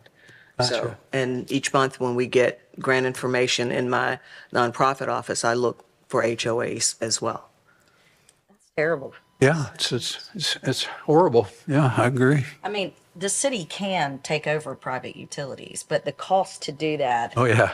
Right now, I mean, at least at this point, you know, I mean, we've been approached before, so I know it's possible. We didn't do it then either. No. But I want to make sure we're upfront and honest with it. But, you know, it's that would be very costly. You are correct, Commissioner. We can accept utilities that are private, but, you know, the staff recommendation would be to do so only if they're up to city standards, whether it be water, sewer, roads, curbs, sidewalks. You know, we have certain standards, engineering standards to that end. And if we're going to assume responsibility and liability and the expense for that, the staff recommendation would be that it meet our standards. Is there a way to do an evaluation and get to a number that would be? You don't have to answer that question right now, but that would be. Maybe it's a long-term thing. Like maybe we all know right now where we are in the budget and where we're probably going to be in the next several years, and it probably wouldn't work.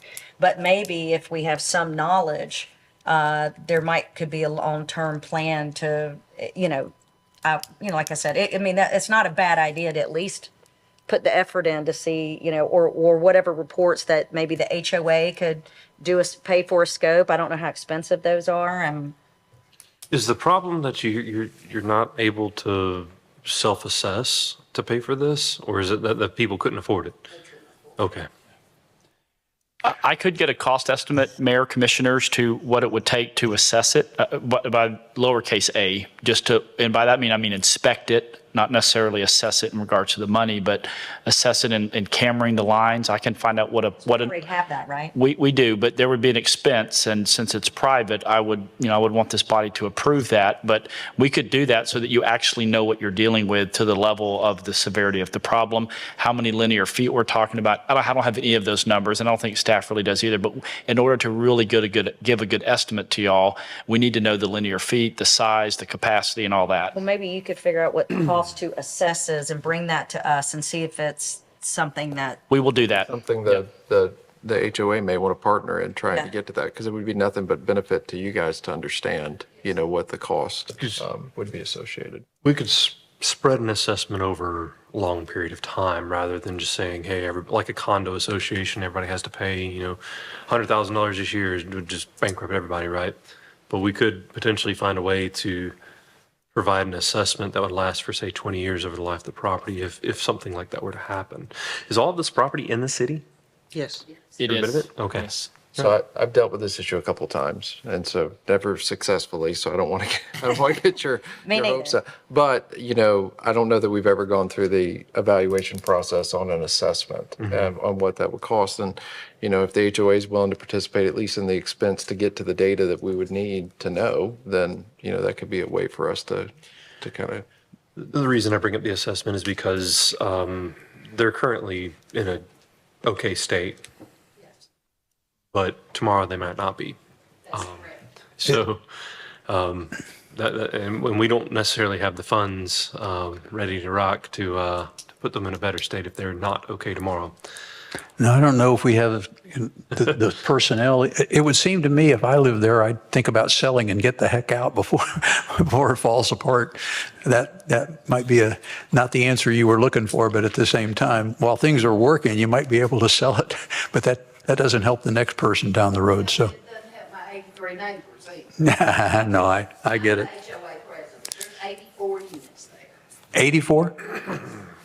Yeah, it's literally an entire neighborhood. It's a nice little Commissioner- complex. At least it looks like a nice. Commissioner Lucas and I drove all through it. It's very large. It literally is its own neighborhood, and each of you is aware of what some of these cost. It's been anywhere from $3 to $7 million for design and the engineering and then the construction project. So, I would imagine. because out of respect that there are citizens, which I know you agree. I completely agree with that. It's just, for all we know, if you're like, oh, we have all the cameras and all that, it's just going to cost us $5,000 extra bucks. You bring it here, and we're like, okay, cool. Or if it's like, it's going to be several $100,000. Either way, I'd like for us to be able, just at least out of respect for our citizens, our people, that we just see if there's anything we can We'll do. bring that to the November 12th meeting, ma'am.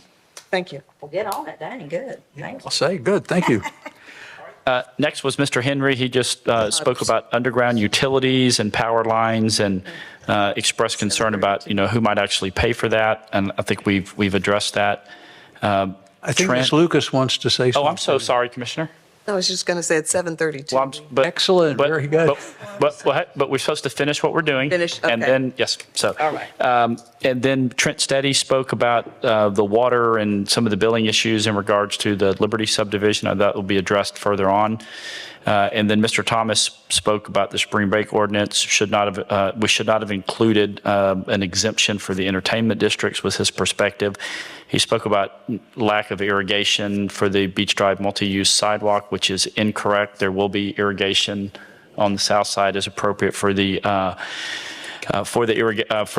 vegetation as needed. And then again, I know, we hear about the ditch a lot, but again, the Public Works Director, Mr. Murphy, has given Mr. Thomas his cell phone and said he's willing to meet him out in the field and discuss it at length with the superintendents and everything. So I'm not aware of other ditches in the area that are getting enlarged. So those are the 5 comments, Mr. Mayor. Well, with Mr. Thomas, I went out there, I think, with Clint Murphy, and you might have been there. I was out there. So, sir. Yes, sir. we really looked this. We came up with a game plan and the staff did it. Yep. He's probably been coming here for 2 years telling us that it doesn't long. He's been here as long as I have. All right. I'm not kidding. All right. He's been here 7 years. So Yeah, 11. 11. Are we ever going to solve is his problem solvable? I have no idea. I know we were out there and we thought we had a handle on it, but obviously we don't. Well, we need to quit being involved. I'm sorry.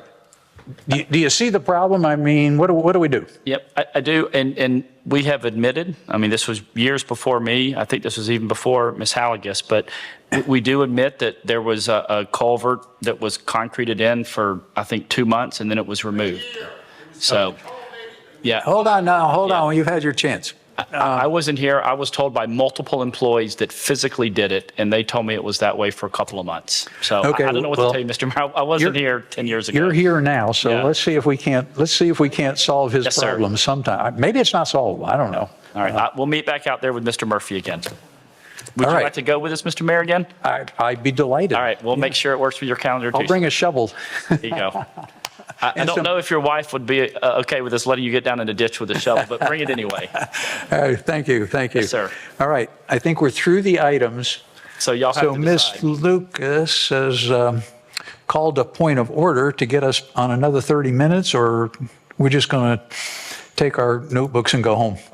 Actually, Commissioner Halligus had an idea. Yeah, I mean, I do want to hit at least the ones that people have patiently been freaking sitting here. Terrific idea. Yeah, for so long.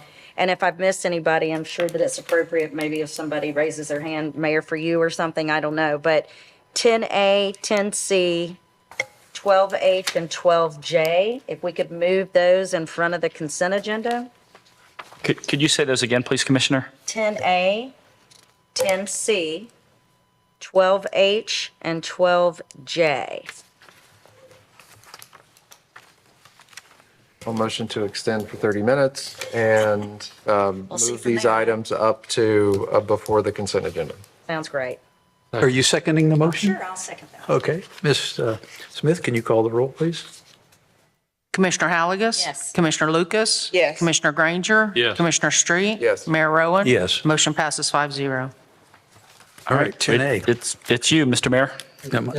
Was there a motion to extend the time? Yes. 30 That was minutes. part of it? Yes, thank He you. said for 5 hours. No, I'm just kidding. Thank you. Oh, okay. So 10A is the planning board. The board makes recommendations to the commission regarding the adoptions and amendments to the comprehensive plan, annexation of property, and requests for conditional use of property, and changes in zoning. The Land Use Department prepares the agenda for the planning board meetings. The planning board has 5 members appointed by the commission. Board members must be residents of the city and are appointed for a 2-year term of office. Planning board members are not subject to term limitations. Their meetings are held the second Monday of each month. What I was thinking, see, we have it's 4 people, isn't it? So we have 4 people for one position. So sort of similarly, when we found the city manager, we all put a name down on a piece of paper, and then the one that got the highest votes was the one that we accepted. So what I would like to do is, if anybody would make a motion to do that, to choose them, we give everybody an index card, you write a name down, we give it to Ms. Smith, and the one who gets the most votes wins. The ranked order. Pardon me? Ranked order voting. Well, there's only going to be one position, so whoever He gets just wants the, us to write one name down. yeah, everybody writes. We all write a That's a good different name idea, down. but I was just thinking, write one name down, whoever gets the most votes wins, or maybe loses if they get the position. The mayor did talk with me about this process, and I'll say, can we do that? my recommendation is that you have a motion that authorizes to go through this process. And the process is, the request is write one name on a piece of paper, pass it down. You would need to sign it so everyone knows what name that you would like to have on the planning commission. Ms. Smith would then tell us 3 people have indicated Joe to be on the planning commission, 1 this, 1 that. Then at that time, it would require a motion to approve whomever. Presumably, it would be the top ranked, the one that gets the most votes or suggestions. And then there'd be a motion and a second to appoint Joe to the planning commission. So it's 2 votes, 1 to do it because it's not really recognized in our procedures, but it is something that can be done. The ballot can be you can write the name. You need to sign your name because it will be a public record. The tally can be announced by the clerk, and then another motion to actually make the appointment. Okay, so is there anybody that would be interested in making a motion to go through this process? I will move a motion to do it, and the main reason is because we have such strong candidates, and sometimes the first commissioner to jump out there to give a name is just kind of how that's the way you kind of play the game. So I actually think that I really like this idea, so I'll move a motion to approve. Well, thank you. I'll second that motion. Could I make Any discussion? Yes, one more. I think part of the tension that we've felt is we've had a lot of changes in the planning board where traditionally it's been pretty consistent over the time that I've been here. The county operates a process where each commissioner, including the chairman, in our case would be the mayor, gets to appoint one to the board. I would like to instruct staff to come back with that kind of proposal for us moving forward. That doesn't mean that anyone leaves the planning board, but what it means is just like the surtax committee and several other things that we have, it gives us an opportunity to appoint someone that will represent, what we feel is important to the planning board, and they serve at the pleasure of the elected official.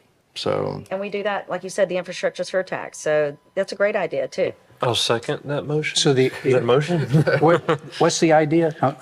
that we would each get an appointment to the planning board. So, that may mean that everybody stays on the exact way that it is, but what it allows us to do is to basically, we can pick someone to represent on behalf of our individual selves on the planning board. We do it with the surtax committee. We all get an appointment to that. The county does it that way for their planning commission, and they serve at the leisure of that elected official. And I think that's But probably. you don't mean today. No, I don't mean today. I mean, I don't think there's a really way to do it today, but I think that moving forward, what it prevents is from us having consolidation representation in just specific areas of the city. And that may be fine, but it also allows us to each have a voice in what that looks like without having to go through a straw ballot. No, I think that sounds like a good idea. Motion in a second. So, We had the motion and the second to. You're on that. There's already a motion and a second on the floor. I think you should motion that. Okay, so motion and a second to hand out an index card. Everybody puts their name down and we sign it. I'll So, motion. great. We've got a motion and a second on that. Mr. Mayor, before y'all vote, though, just a question was asked of me, and I said I would ask Mr. Zimmerman, what is the process if there's no majority with this index Sorry card? about that then. Somebody has to get to. There's got to be a motion after, this is for informational purposes. Whatever the tally is not automatic. There has to be another motion to actually affirm and appoint. Somebody has to would get ask. to. All right. There's we 4 got that. candidates and 5 commissioners. Oh, no. All right, well, let's All right. get on. I nominate myself. I think moving forward, the solution that I said is probably the permanent solution that we never encounter this again. Good So, idea. Ready? All right, please call the roll. Commissioner Halligus? Yes. Commissioner Lucas? Yes. Commissioner Granger? Yes. Commissioner Street? Yes. Mayor Rowan? Yes. Motion passes 5-0. Pass them down, Mayor. Okay.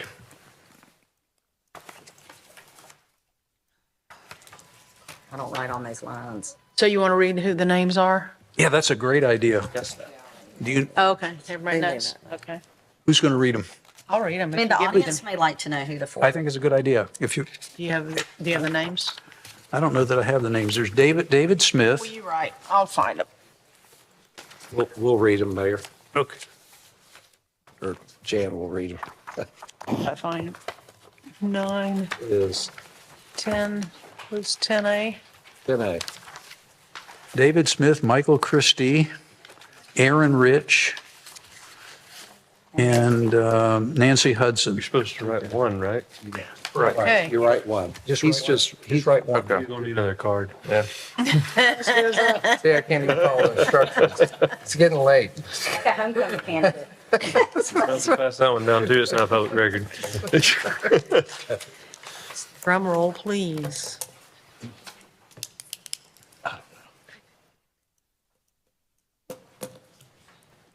Jeopardy music. I need to sign. I'm laughing at those of you that folded it versus those of us that just, Like it's not going to be read. So, like it's not going to be very public. On public record. So it looks like our winner is Aaron Rich. All right, well, congratulations to Aaron and thank him and all of, I mean, are these? we have to- Oh, we got to vote. Vote, but he has the most votes. Okay.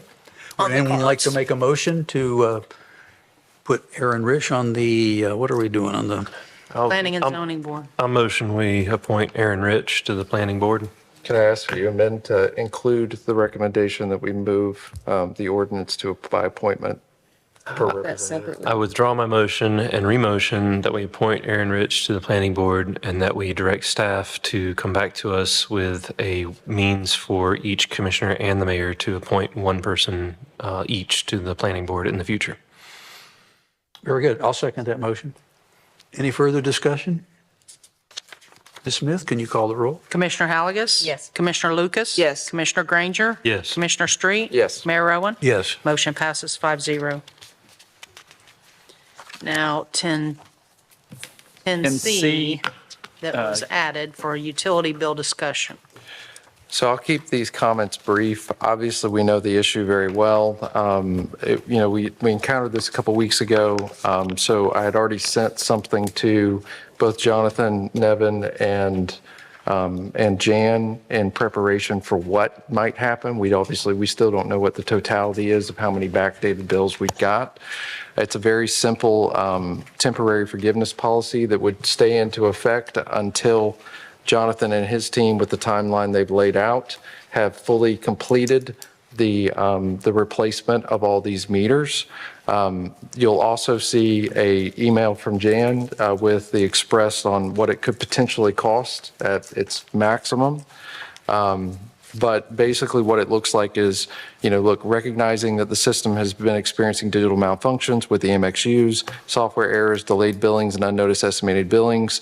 The policy would be any overbilled gallons would be issued a credit. So if you've been overbilled, you would get a credit from that. I don't know that that's happened, but let's say that it has. It happens. Okay, so there would be a credit issue, which is probably happening right now. Yes, it is Yeah. happening now. But the underbilled gallons would be taken over the entire estimated billing cycles. But they would be, the underbilled gallons would be divided by whatever number we set. In this, it's got 2 billing cycles, which equates to 60 days. They can go back that far, but you couldn't go 2 years. You could go 60 days. That could be 1 billing cycle. It could be 5 billing cycles. I didn't really have a number. I just picked one. So there's no rhyme or reason to it. There obviously needs to be something. Like you can't just magically just say, hey, that, but it's at least an attempt at trying to resolve the issue within 12 days for a lot of these people that are encountering it. So, sorry, are you? I'm done. Okay. Yeah.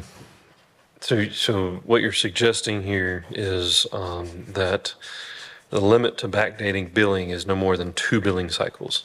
But I have neighbors and constituents that have been estimated billing for over 2 years. One of which has a very good case, I think, for not having used $2,000 worth of water those whole 2 years. So how would that impact that person? So 2 years, that's 24 months. So that's 24 billing cycles. You could only do 2 months of that 24. So those 2,000 gallons would be divided by 24 and then times 2. That's what it would come out to. So Okay, I'm not we can following. do the math.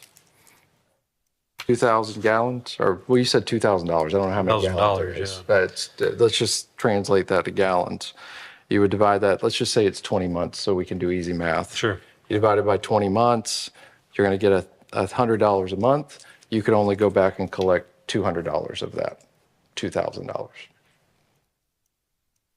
The city could. The city could. Okay. So what about so this person has capped off their irrigation and they're not using it and it's on their irrigation meter because it was a blowout prior to them taking ownership of the house.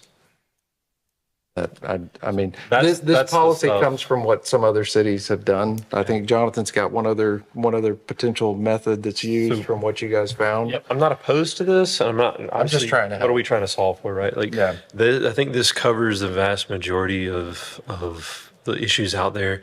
I think the gentleman who came here tonight, he even said, "Hey, I've used water." Right? Most people will tell you, "Yeah, I've used water," but the other thing I don't want to do is take this and paper over all the people who have issues where they're like, I did not use this water. That makes sense? Yeah, that's happened too. So, I mean, Harbor Village is a great example. Like, there have been people that moved out in between when they got billed and then the water was used. I mean, you can see that, but the same users aren't there that they're there before. This happens, it's been happening for a long time, apparently. The meters are read at the move out. Meters are read at move out. Not always, though. That's the problem that I'm running. Policy, the city's policy is to read the meters at move out. If you have a specific example, we can look at it. Yeah, I have a couple. Okay. I thought we were talking about doing a water workshop or something, because there's a lot of people don't have meters. I mean, there's big problems. Yeah, And I think I that don't know comes if we to can the- solve it. I mean, I commend you for trying. Yeah, I mean, look, like, it's difficult to solve an issue very quickly. Oh, I understand But this completely. is something that we've at least already ran through bond council to take a look at. We have It was- not, our bond council, we have not addressed it with our bond holders, and I would really appreciate an opportunity to do that because I don't believe they would be in favor. I think, to Jan's point, yes, like the people that hold our notes, which are multiples, I mean, they obviously have an opportunity, but as far as from our bond counsel that we have through the attorney, it's at least been vetted through that. 2 years, almost 2 years, I served before Hurricane Michael. Never had a complaint. I'm not kidding. I never had a complaint. After Hurricane Michael, because of obvious reasons, right? And it was really obvious then. And of course, the compassion was so high because people were suffering and they were struggling, and we did everything we could to ease. Matter of fact, for a long time, we would just be like, we would allow like a one-time, like, whoa, what happened? Knowing that it's not always the citizens' fault. So I will say, I'm going to say this to you, this has been a problem well before you were here, okay? So this has nothing to do with your abilities of running the meter department or whatever. But what I will say is that when you talked about like the little parcels and we need to do this, I have never in my life experienced, because what we do run, it's hard to, might not want to say it, is a monopoly. And people don't have the ability to go out and hire another water company. And so to me, it's highly unfair. And I have seen people with insane bills. And there have been times where Jan has been able to do stuff. And then there's other times where, I mean, they've had, plumbers out there. They've been able to say that there was no leak. And we still make them pay a very significant amount of money. Now, that's her job, is to collect the money. And so this has nothing to do with you. But for me, this is a major flaw with our city. Like, we don't have the ability to show people, we're not offering compassion. It's like, oh, well, you just didn't, too bad for you. I mean, I think it's a total injustice to get a bill. I don't care if it's $300 or it's $2,000. I've seen somebody with $3,000 to be like, well, sorry. And, paying that over time is still like, it's just not okay, because we've got faulty technology. We don't have, and even if we had this great system, it's still technology and things could go wrong. There has to be room for humanness. And so I don't know what the solution is. I like that you're doing that. I would recommend at this point, if we could do a workshop. I mean, I know it's not going to help maybe right away with these things, but I already like what you're saying. Going back a certain amount of time, it's a real problem. I get complaints every single week. If we can't fix it within 60 days, whose issue is that? I think the responsibility is on us. Well, And they think it's fixing by saying you can pay it over a certain amount of time. What I think is that there's a limit of how much we can. But now if it happens again, like we would forgive and be like, okay, we get it. Sometimes things happen. Maybe there was something on our end, but then they're not allowed to, claim that every time. So I do think there's some ins and outs. We have got, the one thing I agree, we've got to come up with a solution, and it needs to be as soon as possible. Are you sure you're not running for office? No, I'm not. I'm just so aggravated about it. And it's not even current staff. It's like, it has just been, if I could cuss, believe me, I'd say it is a crap show. We are here to set policy. This is a policy. Like, I mean, if somebody's got a better idea on another policy, then have at it, you know, but I do know this, we can't just do nothing. Like, that's the piece of the frustration that I have is we've got staff that are executing the policy that is set, you know, by either ourselves or bondholders or whatever you want to create.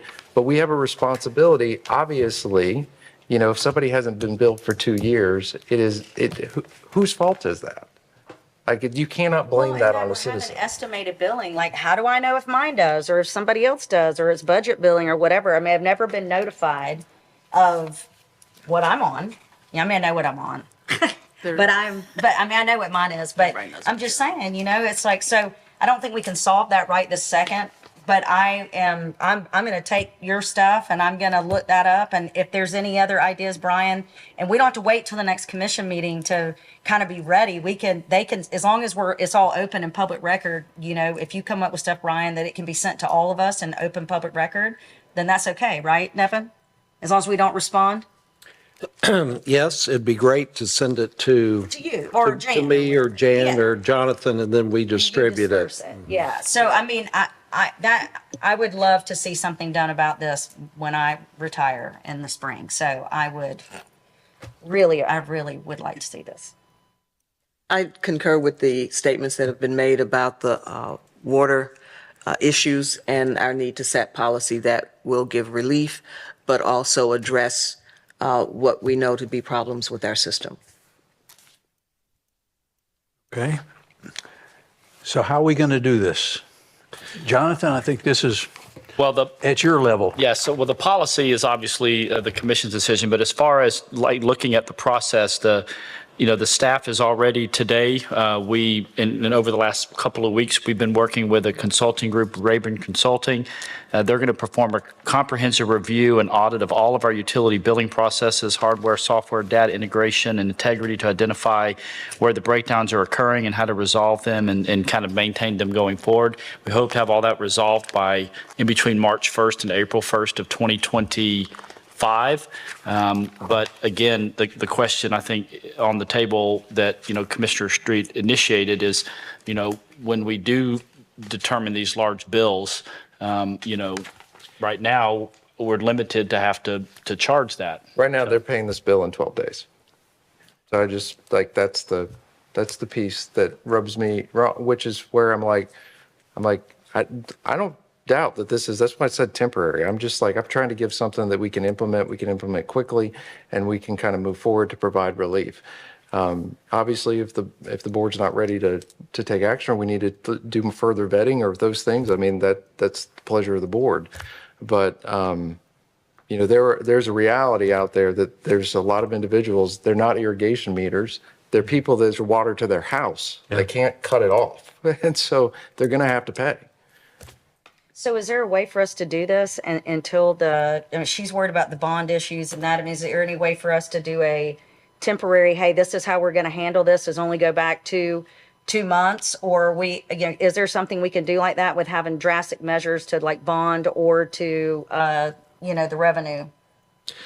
I would say that we could come up with a policy that if you were estimated prior, and there's a dispute over the amount that is owed off that estimation, that we don't turn off the water as long as there is, I guess this is where it gets kind of gray, as long as there's money still coming in for water that's used. Does that make sense? Like, we take the amount and set it aside and until we can get that sorted. So after Hurricane Michael, what we did is that, let's say that you had if they couldn't read it or there was a malfunction or something like, or a super high bill, they would go back and say, okay, what's the average of your bills over, 6 months or something like that? So that's what the real issue is here, because the estimated, the billing system does that automatically. It takes your last 6 months of bills, and that's what they use as the estimate. These are new houses.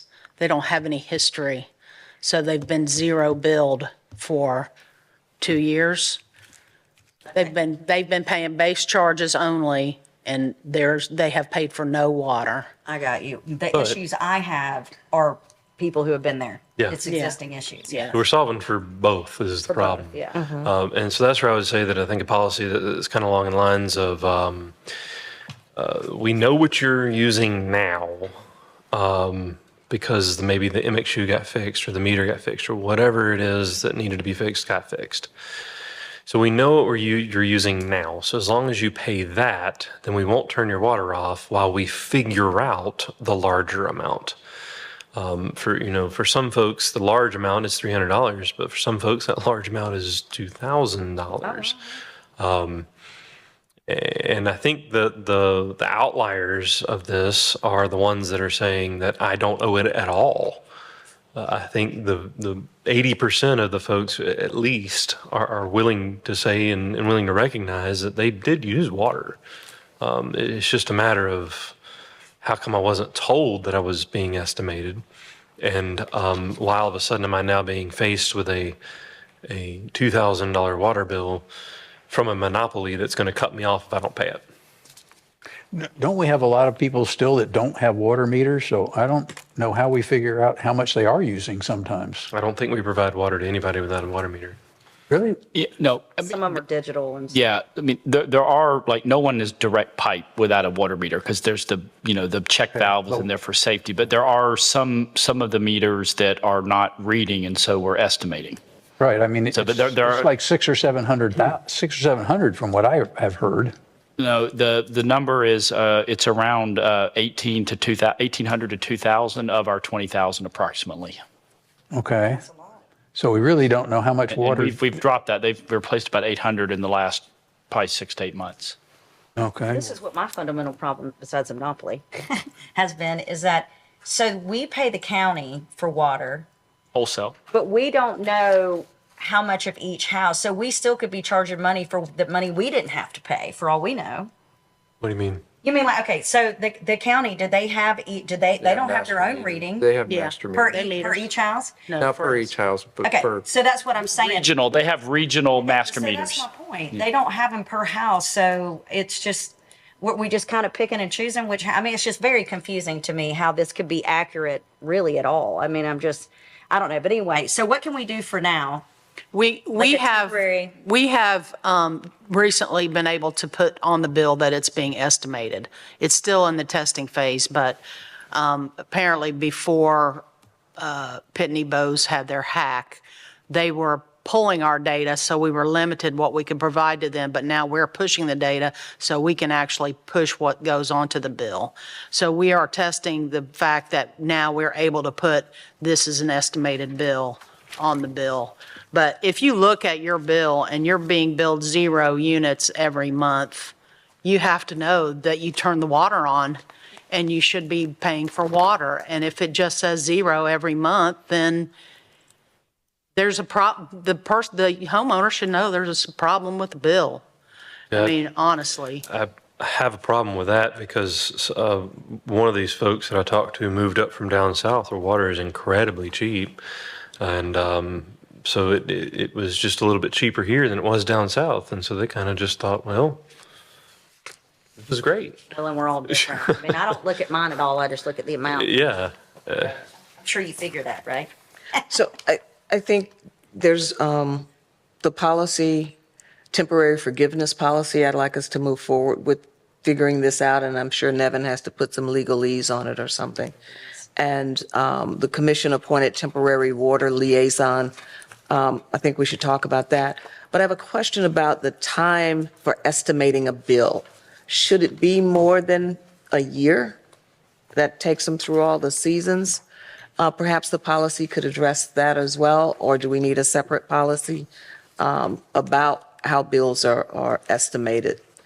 And just thinking about some areas of Ward 2, their issues may be a little different, And as our consultants are looking at our water system and issues and so forth, can we look at whether there are dwellings where water is routinely cut off, which would be another indication of challenges that people are having? Do we have people in the city who are living without water? So in the last commission meeting, I asked for us or for staff to take a look at the Florida Administrative Code that other utilities have to follow. This utility only has to follow whatever policy we create. So if this utility were to adopt some of the same code that, say, FPL has to fall under, then there would not be a surprise to the citizens that they've been estimated for over a year. It would be, hey, you're estimated, which seems like we're working on that, and that's great that we're getting progress in that area. But that there would also be a manual read. Knowing that you're estimated requires a manual read at least every 3 months to renormalize the estimation. And that way you don't have somebody who maybe they're the first person in the house and all of a sudden they're estimated. Also, a situation could arise where the home has been established for a long time. The account's been established, everything's fine, people move out, and some point between the first billing, the water meter or the MXU doesn't work. Right, and so the new person then has no idea what the water should be, right? Maybe they moved in out of town or what have you.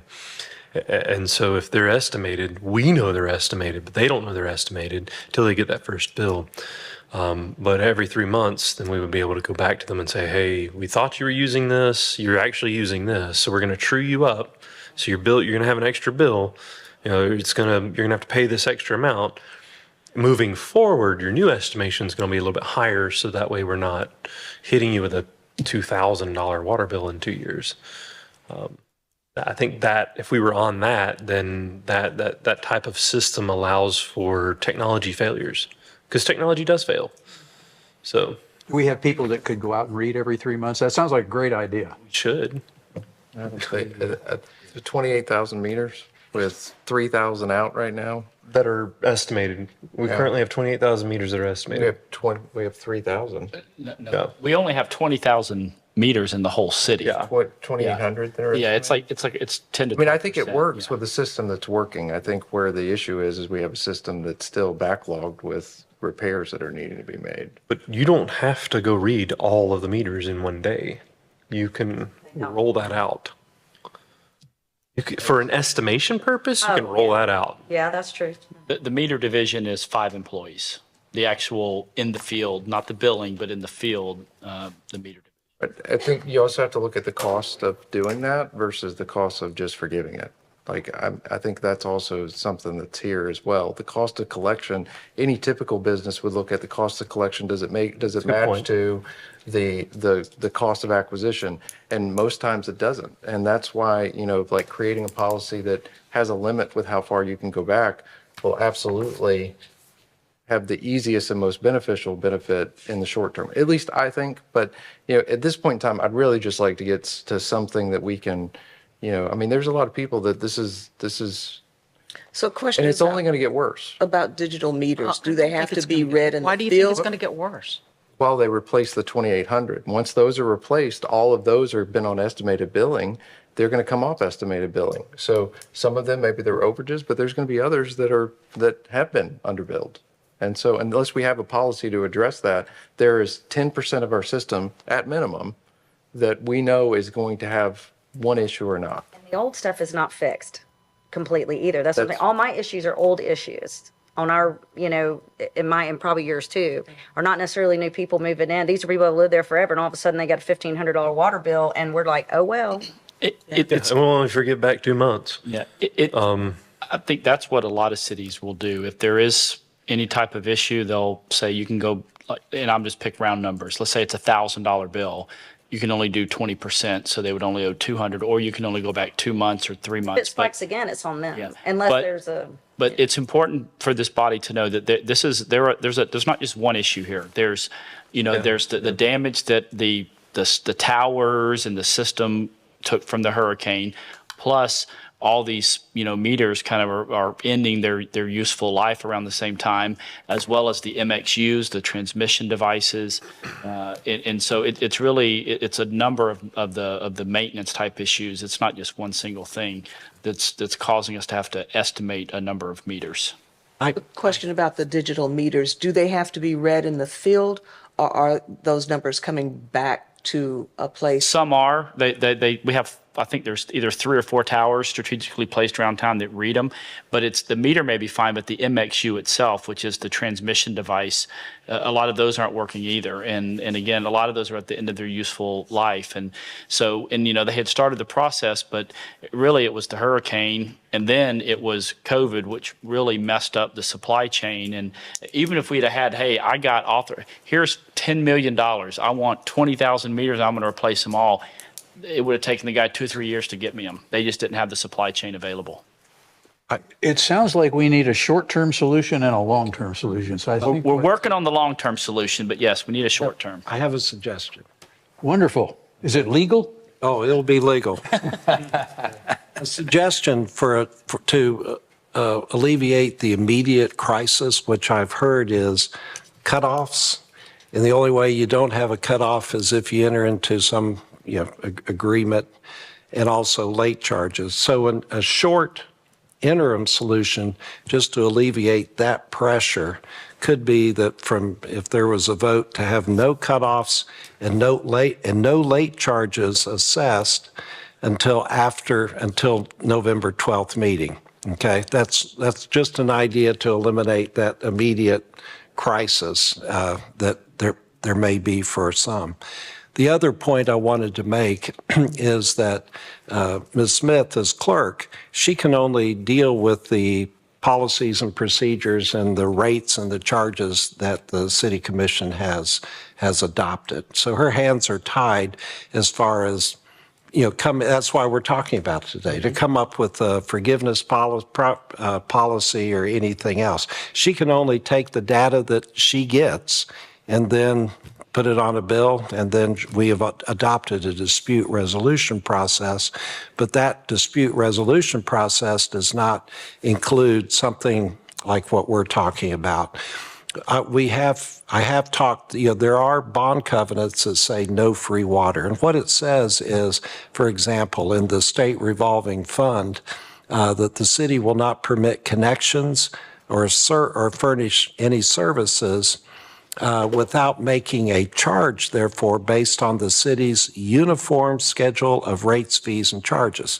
So the inference is that you can't give it away for free. What we're talking about here is maybe it's a discount, maybe it's resolving a dispute, maybe, so that's a little bit different, but legitimately, Ms. Smith had a question, well, does our bondholders agree with the way our bond counsel reads it and I read it? The other rate covenant that we have in the Truist loan is that the city will not permit the system to render any free services of any nature or cause or permit the use. So, but it's without payment. And so obviously we're getting a payment, it's a reduced payment. But legitimately, Ms. Smith has said, is that because the risk, do our bondholders agree with the way I read it, the way Mark Mustian reads it? That's a good thing, and that's something.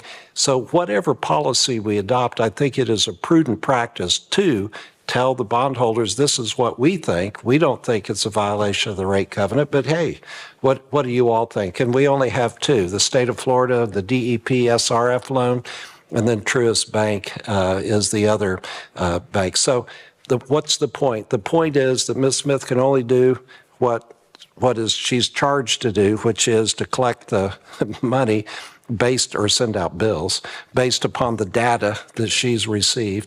The second point is that any proposal we have, it does make sense to fully vet that, and if there's any discomfort, to run it by the bondholders. The third point is to come up with what that policy is. And I think from my perspective, I understand a lot more about the issue. I know that Mr. Hayes and his staff are already working on that policy. We have the Public Service Commission information that Mr. Granger pointed us to, and hopefully and I'm not the one that would be doing all the work, Mr. Hayes, but by November 12th, hopefully we could have a report back to the commission. So to just take the immediate pressure off, a suggestion is no cutoffs, no late charges until November 12th. We'll talk about it again and hopefully come up with maybe not the permanent solution, but one that we could implement without concerns over is this rate covenants or anything. I'm not sure November 12th is long enough. Would December 10th be better? That'd be fine too. Yeah, I agree. That's I agree. fine. I just was picking a date. No, I understand. And I did show my handwritten note to, would that be okay? Okay, December 10th then, to give us more time. I think that's the second December That'd be meeting. that would be the December meeting. I'll motion that we don't have any water cutoffs for disputed bills, because I don't want to tie her hands that if we actually have somebody who's not part of all this, that you can't cut them off. What else did you write there? Late charges. No late charges for the disputed bills until December 10th meeting. Okay. All right. Is there a second? Second. Very good. Ms. Smith, can you call the roll? Commissioner Halagus? Yes. Commissioner Lucas? Yes. Commissioner Granger? Yes. Commissioner Street? Yes. Mayor Rowan? Yes. Motion passes 5-0. What I would like to see when the policy comes back to us is I would like to see what that would look like if the folks that are estimated, say they're the first people on the account, and then they've been estimated for over a year, that we look at expunging that entire amount as long as they paid into the system. I'd like to run that one by the bond holders to see if that's a viable option. This, Once their MXU is good and their meter's good, and we know that, then they will pay whatever they use from that point forward, of course. But I think that what I'd like to see is what does that look like? Are we able to do that from our bond covenants? by pushing it off, and thank you, to December 10th. And, as you come up with different approaches, talk to staff, we'll run those all by the appropriate individuals. Right, and then when I get consensus, I'll run it by the bondholders and see what they say When you get consensus, on what the parameters are that you want to see the water forgiven, the period of time that you'd like the estimated water bills to be forgiven. are you looking to do that individually or you want to do it now? My suggestion is that let us work on it from a staff level. If we need further guidance, we can pop back on November 12th. All right. But otherwise, Just looking for let's work clarity. on it. Got it. So, Mr. Mayor, I know we voted to move ahead with 12H and 12J, but I believe we'll have to have a vote in order to extend. I'll just point out to you and the commissioners, really, with the exception of 12H, everything else we're going to zip right through. 12H is the one that I think could potentially be a lengthy deliberation and discussion regarding RV and boat storage. Everything else is, in my mind, is pretty routine. Can we go ahead and pass a consent agenda? Need a motion to extend the meeting. Yes, we do. Is there any reason we can't do that next time? I know some people have stayed a long time. I'll motion to extend the meeting to 9 PM. I'll second. Any crying and tears? Only from the people that don't matter. All right, Ms. Smith, can you call the roll? Directors would like to go home too. I know, they're the ones. They enjoy this. Commissioner Halagus? Yes. Commissioner Lucas? Yes. Commissioner Granger? Yes. Commissioner Street? Yes. Mayor Rowan? Yes. Motion passes 5-0. All right, well, Proceed as planned. All right, item 12H is discussion on amending the RV and boat storage requirements in the Unified Land Development Code. Background information: during the regular meeting on September 12th of 2024, the City Commission directed staff to research the code requirements related to RV and boat storage on residential property in the city. The attached memo from the Director of Development Services provides information on the provision of the ULDC relating to RV and boat storage, available background information, a sample of other local government RV and boat storage requirements, and recommendations for the City Commission to consider.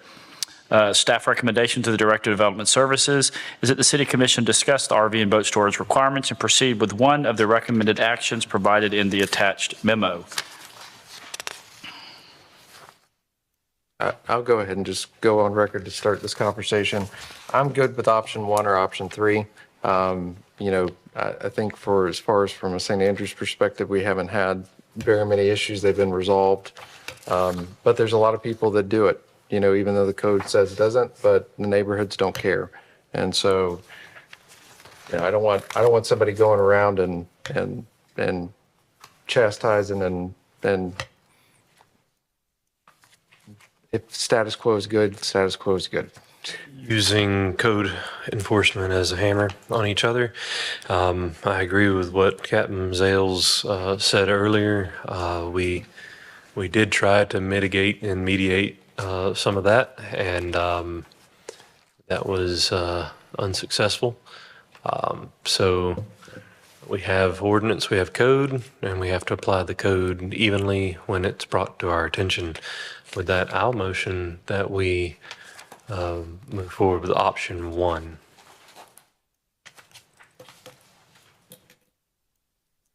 Which is? Direct staff to draft an ordinance amending the ULDC to change the current requirement for RV and boat storage to allow RVs and boats in the front of a residence under certain conditions. This will require a review and recommendation by both the Planning Board and the Commission for their final consideration. Make sure I understand this right. So you two are saying that you'd be okay with a motorhome being just parked in the front of somebody's house? What I'm saying. Driveway, I'm talking about in the front yard. No, that's not. They're going to come back with a recommendation of better wording. Certain conditions are. Certain conditions. Now, if your driveway is 8 feet long, you probably shouldn't put a 26-foot RV in it, right? So, but the problem is that this isn't an ordinance. This is literally part of the land use code. So, and it got wrapped up in the land use code, right? So the idea is that right now, as it stands, no boats, no RVs are allowed in the front at all at any time. But you can drive around city property and find a lot of examples of that. Oh, I know. Now, I pop right out my door. I mean, I can see them. Not my neighborhood, but No, they're not. That's why I said you want votes and. it won't happen because of the HOA, but the point is that there's reasons why you wouldn't want a boat or an RV or a derelict vehicle to be in the front yard, and I think we can reword it. Staff can reword, and we could still allow for freedom and liberty within use of property and not necessarily go down a road of do whatever the heck you want in your front yard because the city doesn't have an ordinance against it. That makes sense? I mean, kind of. This is what happens with me. So I haven't ever had anyone complain to me about a boat anywhere. Actually, I mean, people do have them in their front yard in the Cove and Millville and everywhere else. I've seen them everywhere.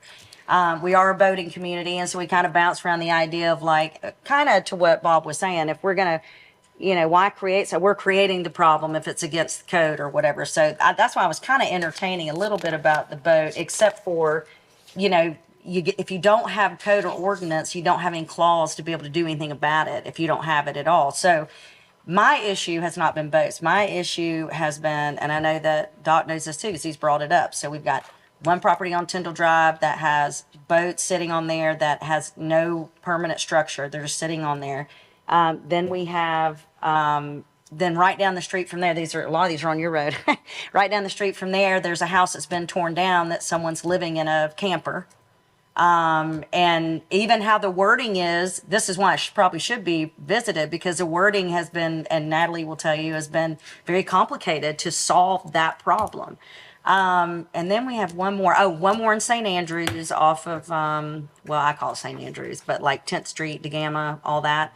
There, it's not just derelict, but somebody's living in it. And so the RVs have really are an issue. But this could be solved by saying, like, you can't live in an RV or boat. Well, right? We already Like, say that. So We already say that. What's the problem? So while I highly doubt staff did this, but I did. So talked to the previous planning and zoning director for the city on when this thing got passed. And the whole point of this creation of this ordinance was because people were living in RVs and there wasn't a clear line for someone to determine whether they were living in it or whether they were just, Apparently they still can't. oh, it's just plugged up for like, you can't go force entry into somebody's house and determine whether or not they're living in it. I mean, I've got That's pictures the at 1 reason. a.m. of people watching television through there, and we still can't say that they're living there. Yes, Well, that's the problem. The reason I like option one is because it tells staff to go dig deeper into this and figure out a good solution. And then we put that solution in front of the public 3 times. That's why I like option one. Okay, well, that's okay. Y'all just freaked me out with the boats and RVs in the front yard. I was like, oh, but, you know. So number one is going to It's have, worked fine in St. Andrews with just like, if a neighbor's got a complaint with it, then it gets addressed. If they don't, then, that's the standard you should set for your neighborhood. I think that's okay too. I don't have I an don't issue care if we with take boats out altogether. So It's the RVs. you're saying in St. Andrews, you would call code enforcement if there was a problem? Or that's what would happen. And you saw there's a couple cases where it's happened, but the typical thing is somebody just moves it to the backyard. It's not that big a deal. But then there's others that, like in the neighborhood that I live in, I mean, I literally can see 5 RVs that are in the front yard, but it's not bothering anybody. Like, I don't know why. Well, these are. Yeah. These are. And there are 3 cases that still have not, I mean, Natalie can give you more information privately, but not privately because it's private, but I mean like in your meetings because it might take a while. But she and I have been battling. I mean, we have not been able to accomplish any of these. So, and it does bring property values down. You have a house that's torn down and it's on the water and they're living in a camper with a bunch of odds and end furniture outside. Like it's there are some issues that there are. And the other one is, off the garden club area. So more my question is, and maybe that is number one, is what do we need to do to have some teeth in this thing? I mean, because otherwise, what's the point of having the ordinance if we can't do anything about it? Well, the issue that I'd say that with the ones that are very different, I mean, these are all nice RVs. Yeah, They're sure. well maintained. Nobody's being a nuisance with them. And so nobody really has an issue with them. But in that case of what you described, yeah, I can see why somebody would have an issue with that. so what you're saying is let the planning board come up with recommendations, I bring mean, it back I'm fine to with us. looking at it and going and get something coming back to us. No, the idea would be staff would figure it out. Michael and I'm his sorry. team, and they would figure out the ordinance. Maybe look at other cities' ordinances, and obviously they have already looked at a couple, but kind of let them use their big brains to figure this thing out and maybe have a path forward. Okay. Any changes would have to go to the planning board and then come before us twice. So it's 3 bites at the apple for the public to come tell us whether they like it or they don't like it. Okay. Or So we're whatever they want to tell us. I'm fine with that, but I'm also fine with just option 3 and we don't hire Barney Fife. I agree with you. Option one or not. With that option 2. I So I'm like good. We'll option go down one. the path and let's keep looking.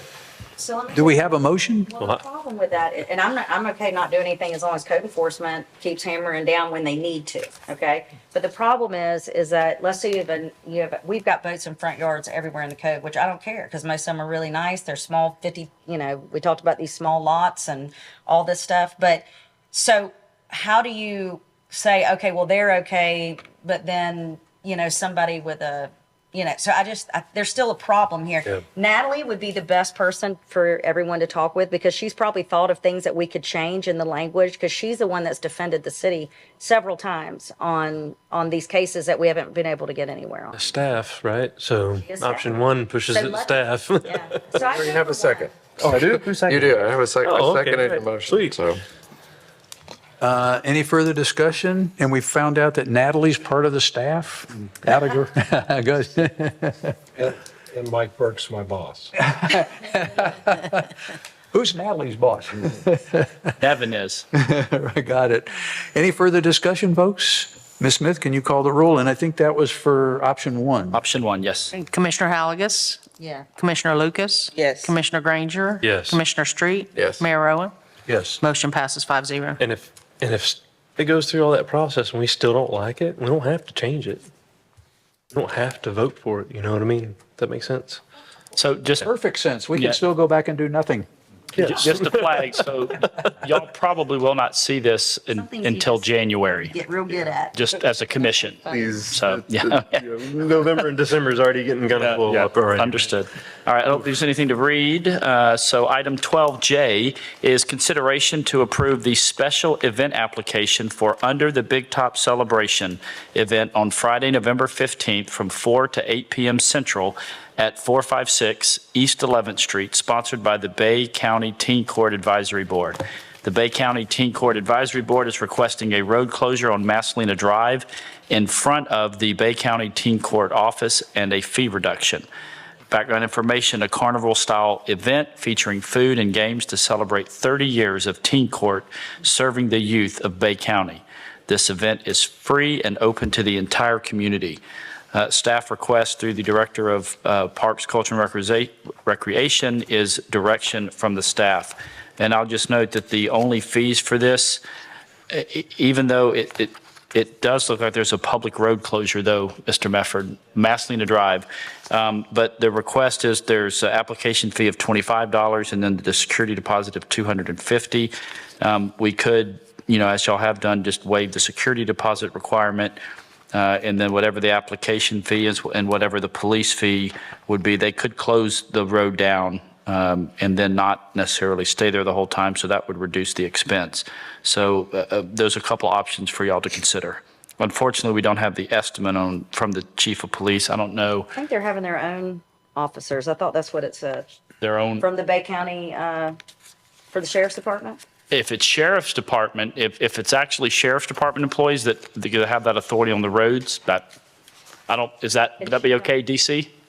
Yeah, if the sheriff's department would have that authority, if we grant it to them, they can control the road closure, but court employees would not be able to do that. Yeah, it says deputies paid by Bay County Teen Court budget, 7 off-duty Bay County Sheriff Office. Yeah. Well, then good. All right, then I would just recommend potentially considering waiving the security deposit and all have to pay is the application fee. Mr. Mayor, I move we approve with the recommended waiver of the fees. Second. Ms. Smith, can you call the roll, please? Commissioner Halagus? Yes. Commissioner Lucas? Yes. Commissioner Granger? Yes. Commissioner Street? Yes. Mayor Owen? Yes. Motion passes 5-0. For waiting. Yes. Oh, sorry, you guys. Bye, Miss Laird. My hero back there. Consent agenda, Mr. Mayor. Wait a second. Where is hold on. Section 9, sir. Consent agenda 9. Okay, good. Yes. Would anyone like to make a motion to approve all of the consent agenda as one? I'll motion we approve the entire consent agenda. Second. Any discussion? Ms. Smith, could you call the roll? Commissioner Halagus? Commissioner Lucas? Yes. Commissioner Granger? Yes. Commissioner Street? Mayor Owen? Yes. Motion passes 5-0. Awesome. All right, item 12A is consideration of approval and authorization to execute a Florida Department of Environmental Protection grant agreement, FDEP, in the amount of $950,000. Jonathan, I talked about under mayor's report, and it got lost, about an advisory board. Oh, you are correct. I beg your pardon, Mr. Mayor. You are correct. It's all, my notes are sloppy, probably like everybody else's. Everything's getting sloppy. I beg your understand. pardon. Okay, well, what I have found in our charter is that we can hire, or we don't have to hire, and we appoint an advisory board. And my suggestion would be that each one of us hire a member of the community of Panama City and let them be on the advisory board. They would have meetings, and then they could come to the meeting and give us their thoughts. And actually, it can be wide open. They could talk about the water, or they could talk about Beach Drive. They could talk about Harrison Avenue. I mean, they could do whatever good citizens want. So my idea is that we would have some definite citizens' input, that they can come to this meeting and maybe we give them 10 minutes to talk and see what they think. So I would like to do that. And I guess to do that, we could have a discussion first and then a motion if anybody wants it, or. So, Mr. Mayor, usually advisory boards are have a specific purpose for a specific amount of time. Because when you create something like that, if it doesn't have a specific purpose, well, then the scope creep is massive. And if you don't have a specified amount of time, well, then you'll never have that board go away. All the board members would have to abide by the Sunshine Law, and they would also be subject to income requirements, whether it be Form 1, Form 6. I think it's Form 6, right, Nevin? I don't know for sure. Yeah. We'd have to look at how the what the duties are of the advisory committee and how it's made up. So, Mr. Mayor, if you had a specific reason for standing up an advisory board, I would like to hear that. I'm not opposed to advisory boards. I just would not support one that was not specific or time-bound. Well, according to the Charter of Panama City, the City Commission may at any time appoint an advisory board or boards composed of citizens qualified to act in any advisory capacity to the City Commission, the City Manager, or to any department of the city government with respect to the conduct and management of any property or institution or the exercise of any public functions of the city. The members of such board shall serve without compensation for the time fixed in their appointment or at the pleasure of the commission, and their duty shall be to consult and advise with such municipal officers and make written recommendations which shall become part of the records of the city. So we don't have to tell them that they have to have a specific job. This is open. It's composed of citizens to act in any advisory capacity to the City Commission. That's the charter, and so that's what I want to do. And maybe it'll get away from us and we won't be able to control it, or maybe they'll give us some great ideas. So that is what I am using our charter to do, and then following recommendations that are present in the charter. So I would recommend then finding an issue that you want the charter to tackle, because going to somebody and saying, hey, will you be on our advisory board? And then they'd say, well, what do you need advice on? Well, everything, I guess, is what we're aiming at this point. Whereas let's say we wanted to stand up an advisory board to help figure out this water issue, right? Then I'm going to go to specific people who I know have experience in customer service, and potentially folks who have experience in water issues. That makes sense? Well, no, it doesn't make sense, because it says the commission can appoint a board and they can look at anything. And I have more confidence in the people that I think if we appoint them, I think that they'll look at things that are very important and they'll kind of grade things down. I don't think that they're going to start on something simple.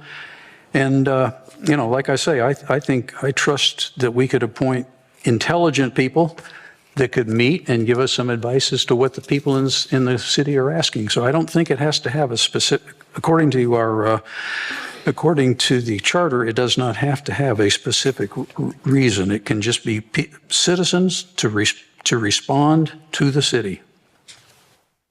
So I'm not going to limit them, but that's where I am on this. And if you don't want an advisory board and you don't want to listen to the city, well, that's fine.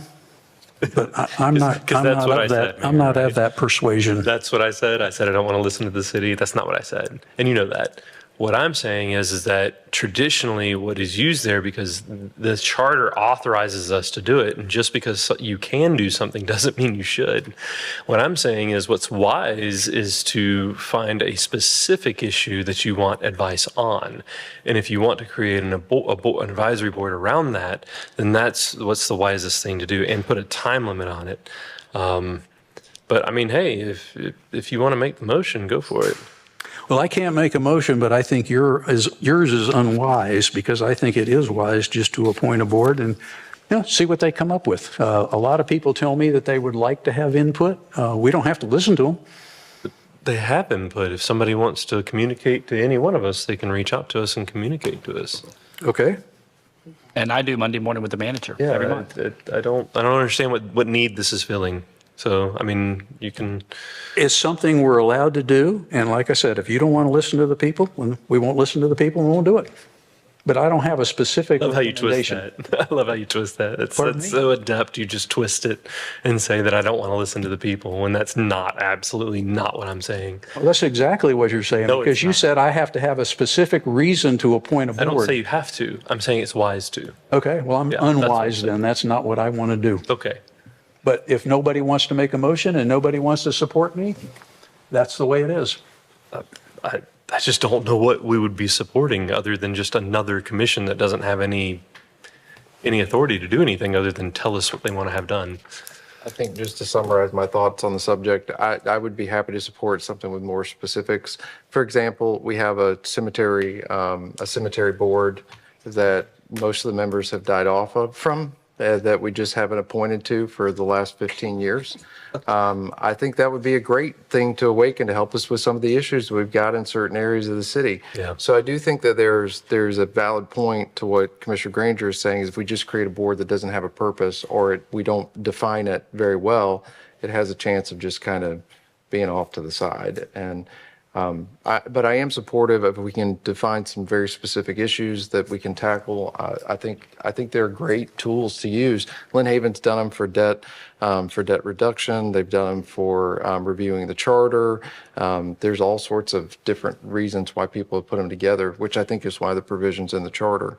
I wouldn't know who to recruit, I guess, is kind of the point, without kind of knowing what we're going to try to tackle, at least an agenda.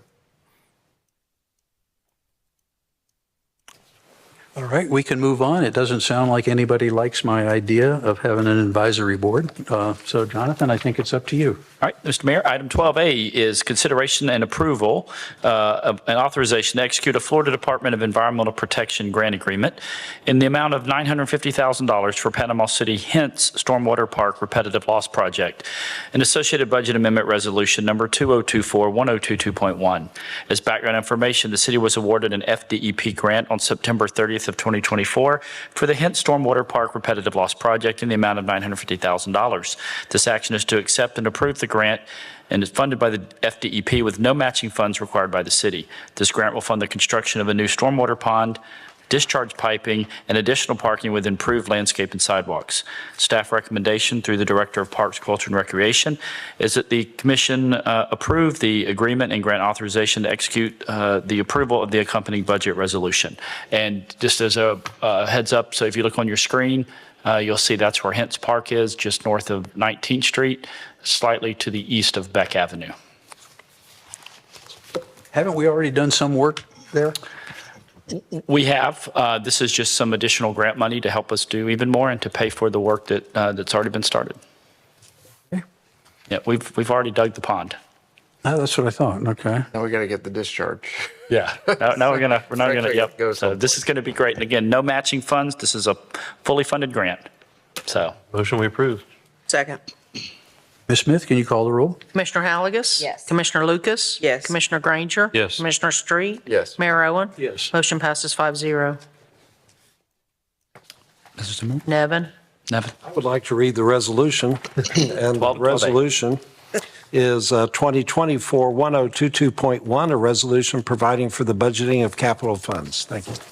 Item 12B is consideration of approval of a USDA IRA East Side Panama City Reforestation Grant, the amount of $1 million for the East Side of Panama City Grant, and associated budget amendment for resolution number 2024-1022.2.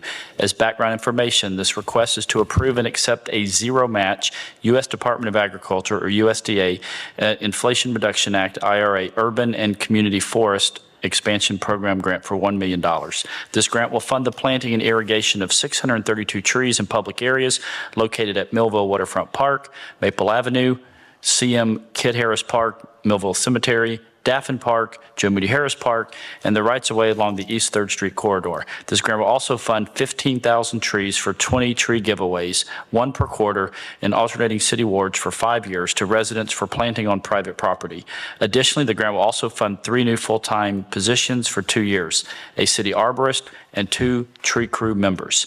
This grant will help us continue efforts to restore the tree canopy in Panama City. Staff recommendation to the Director of Parks, Culture, and Recreation is that the Commission approve and accept the grant and the associated budget amendment resolution. Move we approve. Second. Somebody motioned? Yes, she did. Ms. Lucas did. Second. And we have a second. Ms. Smith, can you call the roll? Commissioner Halagus? Yes. Commissioner Lucas? Yes. Commissioner Granger? Yes. Commissioner Street? Yes. Mayor Owen? Yes. Motion passes 5-0. Commission has adopted Resolution 2024-1022.2, resolution providing for the budgeting of capital funds.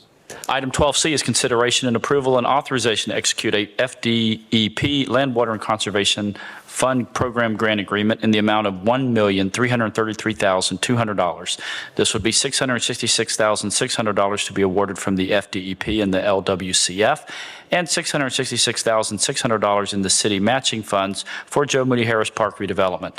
$525,000 of these funds will be carried forward from fiscal year 2024, with $141,600 with in-kind match and associated budget Amendment Resolution Number 2024-1022.4. As background information, the city was awarded an FDEP and Land Water Conservation Fund Grant Program grant on August 28, 2024 for Joe Moody Harris Park redevelopment in the amount of $1,333,200. $666,600 is awarded from the FDEP and the LWCF. This action is to accept and approve the grant funded by the FDEP and LWCF with $666,600 in matching funds required by the city. Again, $525,000 of these funds will be carried forward from fiscal year 2024 with a $141,600 in-kind match. This grant will fund the construction of new walking trails, picnic pavilions, parking lot, and a multipurpose field, and renovation of current walking trails, parking lot, and purchase of new benches, drinking fountains, bike racks, fencing, solar lighting, trash cans, park entrance signage, exercise stations, and 2 playgrounds, one for the ages of 2 to 5, and the second for ages 5 to 12. Staff recommendation through the Director of Parks, Culture, and Recreation is the approval of the grant agreement, authorization to execute the agreement, and the approval of the accompanying budget resolution. Mr. Mayor? Thank you. Move we approve. I'll second the motion. Ms. Smith, can you call the roll? Commissioner Halagus? Yes. Commissioner Lucas? Yes. Commissioner Granger? Yes. Commissioner Street? Yes. Mayor Owen? Yes. Motion passes 5-0. We have a resolution number 2024-1022.4, resolution providing for the budgeting of capital funds. Item 12D is consideration and approval of the authorization to execute an FDEP Recreational Trail Program grant in the amount of $705,570, of which $352,785 to be awarded from the FDEP and the RTP, and then $352,785 in city matching funds for Bay Memorial Walking Park Multipurpose Trail. $321,876 will be carried forward from fiscal year 2024, with $30,909 in-kind match in the associated budget amendment resolution 2024-1022.5. As background information, the city was awarded a Florida Department of Environmental Protection and Recreational Trail Program grant on October 7 of 2024 for the Bay Memorial Walking Park Multipurpose Trail in the amount of $705,570. $352,785 is awarded from the FDEP and the RTP. This action is to accept and approve the grant and is funded by both the FDEP and RTP with $352,785 in matching funds required by the city. $321,876 of these funds will be carried forward from fiscal year 2024 with a in-kind match of $30,909. This grant will fund the renovations of the current walking trail and construction of new walking trail additions and installment of new benches, trash cans, drinking fountains, and park signage. Staff recommendation through the Director of Parks, Culture, and Recreation is that the Commission approve the grant agreement, authorize us to execute the agreement, and the approval of the accompanying budget resolution. Motion to approve. Second. Ms. Smith, could you call the roll on 12D, please? Commissioner Halagus? Yes. Commissioner Lucas? Yes. Commissioner Granger? Yes. Commissioner Street? Yes. Mayor Owen? Yes. Motion passes 5-0. Commission has adopted Resolution 2024-1022.5, a resolution providing for the budgeting of capital funds. Item 12E is consideration of approval of resolution number 2024-1022.7, adopting the right-of-way use fee schedule for the Public Works Department of the City of Panama City. As background information, the Public Works Department is requesting the City Commission's consideration to adopt a fee schedule for right-of-way use permits. These services include the review of site plans for connection to city roads, utilities and drainage, use and improvements within the city right-of-way, and road closures. Each permit also includes inspection both before and after the work is completed to ensure our right-of-way is repaired in accordance with our city standards. The city has never established a fee schedule for this type of permit. The intent of this proposed resolution is to, 1, bring the right-of-way use fees in line with other local governments in the area. Number 2, cover more of the cost to provide these services by staff. And 3, provide a mechanism to enforce against unpermitted activity in the right-of-way. Enclosed with this agenda is a comparison of other municipalities that charge for permits for work in the right-of-way and a proposed fee schedule for the City of Panama City. If the proposed fee schedule is adopted, it is estimated the city could see an increase of $10,000+ in revenue beginning in the next fiscal year. Staff recommendation to the Director of Public Works is that the City Commission approve Resolution 2024-1022.7, adopting the right-of-way use fee schedule as outlined here, and that would be effective January 1 of calendar year 2025. Motion we approve. Second. Ms. Smith, can you call the roll on 12E?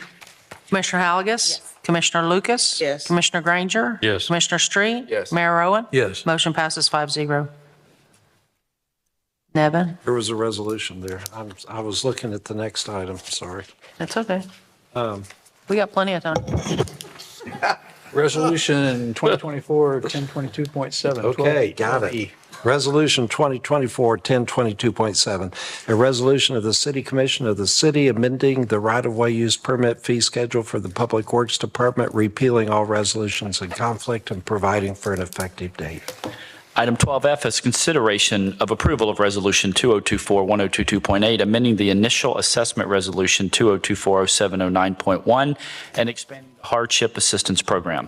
As background information, the City Commission adopted the initial assessment resolution for fire services number 2024-0709.1, which included an economic hardship assistance program for owners of homestead residential property whose total household income qualifies them as very low income persons. At the September 12th, 2024 budget hearing, Commission requested an amendment to that economic hardship assistance program to include non-homestead residential property whose occupants also qualify as very low income persons in case of owners of non-homestead residential property pass the assessment on to their tenants.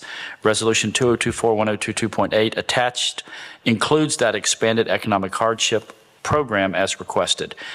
Staff recommendation through the city manager and the city attorney's office is that the City Commission adopt Resolution 2024-1022.8, amending the initial assessment resolution number 2024-0709.1. Move to approve.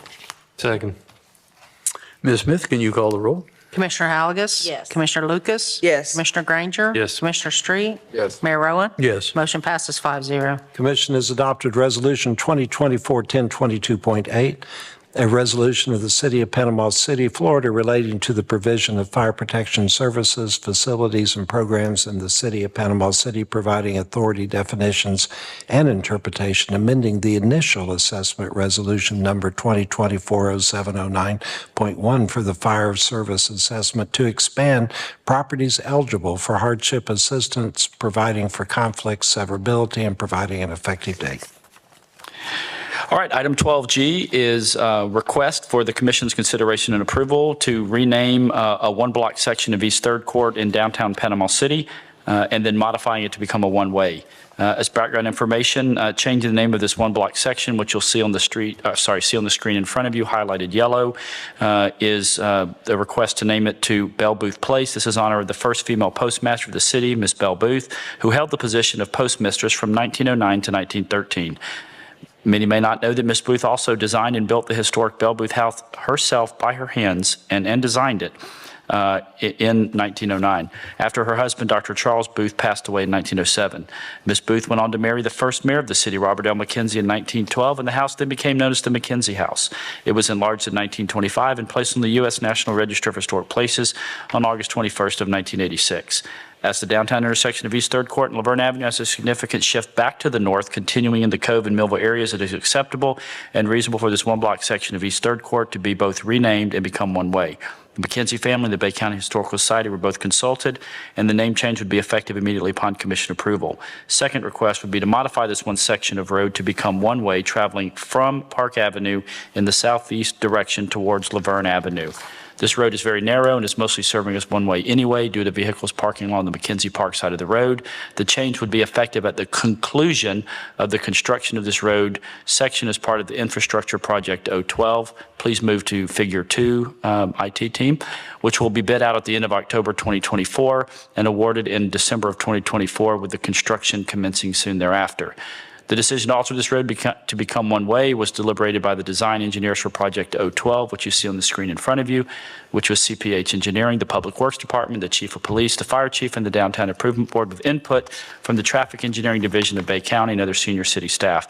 The traffic pattern and direction would remain two-way as it is now until such time it is closed for the purpose of construction of Area 012. It would then become one-way once it reopens after being rebuilt, and the project concludes in the late summer or early fall of 2025. Recommendation from staff is to approve, one, both the name change of the road, and two, the direction of travel of this one block section of East 3rd Court in downtown Panama City as outlined above. Need two separate motions? Could approve them together, but I would defer to Mr. Zimmerman. We could include it in both. Just I would like to move a motion to approve the name change and the one-way. Second. Can have discussion now. 2 seconds. I'd like to suggest that we forego the full agenda item reading on the remaining items unless there's questions. I think we've all had enough time to review them, just so we don't have to extend the meeting again. Agreed. William's here. He wants to hear all about it. we do need to take a vote. Ms. Smith, can you call the roll on 12G? Commissioner Halagus? Yes. Commissioner Lucas? Yes. Commissioner Granger? Yes. Commissioner Street? Yes. Mayor Rowan? Yes. Motion passes 5-0. Item 12I is consideration to authorize the City of Panama City to enter into 5 underground easements with Florida Power and Light Company. Staff recommends approval. Is that okay? Motion to approve. Second. This doesn't have anything to do with private property, it's just city property? Correct. Okay. Ms. Smith, can you call the roll? Commissioner Halagus? Yes. Commissioner Lucas? Yes. Commissioner Granger? Sorry. Yes. I'm jumping ahead of myself. I apologize. Yes. Mayor Rowan? Yes. Motion passes 5-0. Item 12K is consideration to approve the special event application for Girls on the Run Panhandle Celebratory 5K event on Saturday, December 15th from 7 a.m. to 10:30 a.m. at Sweet Bay Neighborhood, sponsored by Girls on the Run Panhandle. The fees are $25 for the application fee, $250 for the security deposit. Again, I don't know how we're doing a 5K without police closing roads, but it's not in the expense here, so I would simply recommend that the commission remove the security deposit, or waive the security deposit only. A motion that we waive the fees, security deposit, and approve. Second. You're waiving the fees, how much, do we know what the fees are? I don't, $250 there's no way we're not and $50. closing the roads with the police. Am I right, Deputy Chief? Yeah, Sweet Bay they don't need the roads closed, do they? Can I request that we table this and bring this back at the November 12th meeting? That'll give enough time before December Yes, 15th. They could be very expensive to close down enough roads for a 5K. Okay. I I've done apologize. this several times Yeah. before in this neighborhood. I know there's going to take a lot of police officers and it doesn't appear that Mr. Chief Smith was communicated with about this, or we didn't get that information in. So if you guys want to Is there a motion? I just can't tell you what that number is. Is there a motion to table 12K? We have a motion on the table. Okay. Commissioner Granger has made a motion to waive all the fees, and it was seconded by Commissioner Street. It was Amend that waive all the there's fees? Police, has there Pardon me? been police? Yeah, I've seen them do this several times before. I've never seen police out there. You've never seen We police? just wait, what we're agreeing to is the security deposit and the other thing. If it's something different than that, then they'll come back to us. That would be great. Because I know it takes police to run a 5K, I've confirmed that with our deputy chief. I don't know what that amount is, so if it's excessive, I'll bring it back. So wait a I don't second. know that because it's not in here, and I apologize. The motion is to waive the fees, but we don't know what the fees are. Is that, Well, I think the motion, what I heard was just to waive the security deposit. No, for he the- said And the waive all fees. Yeah, it was the fees and the security deposit and motion to approve. That was my motion. Minus any police fees, because we don't know what they are. So let's just vote on what we know. What do you think, Brian? It could be they don't require it. Maybe they do it in a way they don't, I don't know. so you're asking to see if he'll amend his motion to not pay for What we police? see. Pardon me? Yeah, just what the 250 and the 50. That's money we don't keep anyway. I mean, the application fee we do, but security deposit, they usually get it back anyway. I imagine this is going to be a very big event, and that's a lot of roads. And I mean, we need to ensure that those roads are safe. And so I don't know if we can have Deputy Chief come to the podium and just address, if he tells me it's going to be fine and safe, I know that Chief Smith has expressed concerns about the expense in the past, and I just don't know. Just real quick, I can't speak to a 5K in Sweet Bay before as far as the manpower that takes, because we do have scenic routes in the downtown and other areas that are approved routes that I do know the numbers on. So unfortunately, I'm not going to be able to give you an assessment right now how many police officers that's going to take. But generally, when we do 5Ks, we do shut down roadways for the people to make sure that that large number of citizens and the traffic do not coincide at the wrong points. So I would say that we would probably need to have some sort of barricades, quality of life, Parks and Recreation, and/or police officers, some sort of version of those to make this happen safely. I just don't have that information this evening. Thank you. So what's the motion? The motion is to waive all fees. Okay. Ms. Smith, can you call the, pardon me? I'll retract my motion and re-motion that we table this so you can get more information to the next meeting. Very good. I'll second that. Commissioner Street, will you withdraw your second? Oh, I'm sorry. I don't mean to step on your toes. No, you're good. You're good. Ms. Smith, can you call the roll? Commissioner Halagus? Yes. Commissioner Lucas? Yes. Commissioner Granger? Yes. Commissioner Street? Yes. Mayor Owen? Yes. Motion passes 5-0. And last but certainly not least, the item number 12L is request to ratify request for verification of exemption for St. Andrews Marina. Basically, if you'll go to the image, please, IT team. We've already confirmed this. Mr. Zimmerman and I have. All we had to do was shift the first dock you see there on the left, shift it to the east 30 feet. It does not limit the number of boats. It was a safety factor in there to give more room on the far west side for those larger boats. And all we really are asking for today is for this decision to be ratified. Again, same number of boats, just a slight adjustment of 30 feet. And Mr. Zimmerman, I don't know if I can make it more simple than that. You covered it. Thank you. What you're doing is moving dock 2 and 3. You're moving it 30 feet to the east or north, whichever direction that is. Oh, Toward Bayview. towards Bayview. That's very scientific. Towards the east, yes, sir. Okay. And the request is to ratify the verification of exemption that Mr. Hayes has already signed. And one more picture, please. There you go. You can kind of see the shifting right there. So That's it's really- very it's really nice, on the second dock. I hear a motion out there. Motion to approve. Second. Ms. Smith, can you call the roll? Commissioner Halagus? Yes. Commissioner Lucas? Yes. Commissioner Granger? Yes. Commissioner Street? Yes. Mayor Owen? Yes. Motion passes 5-0. All right. What you've all been waiting for, is there a motion to adjourn? Second. Ms. Smith, can you call the roll? Commissioner Halagus? Yes. Commissioner Lucas? Yes. Commissioner Granger? Yes. Commissioner Street? Yes. Mayor Owen? Yes, the Motion mayor's passes 5-0. meeting's adjourned.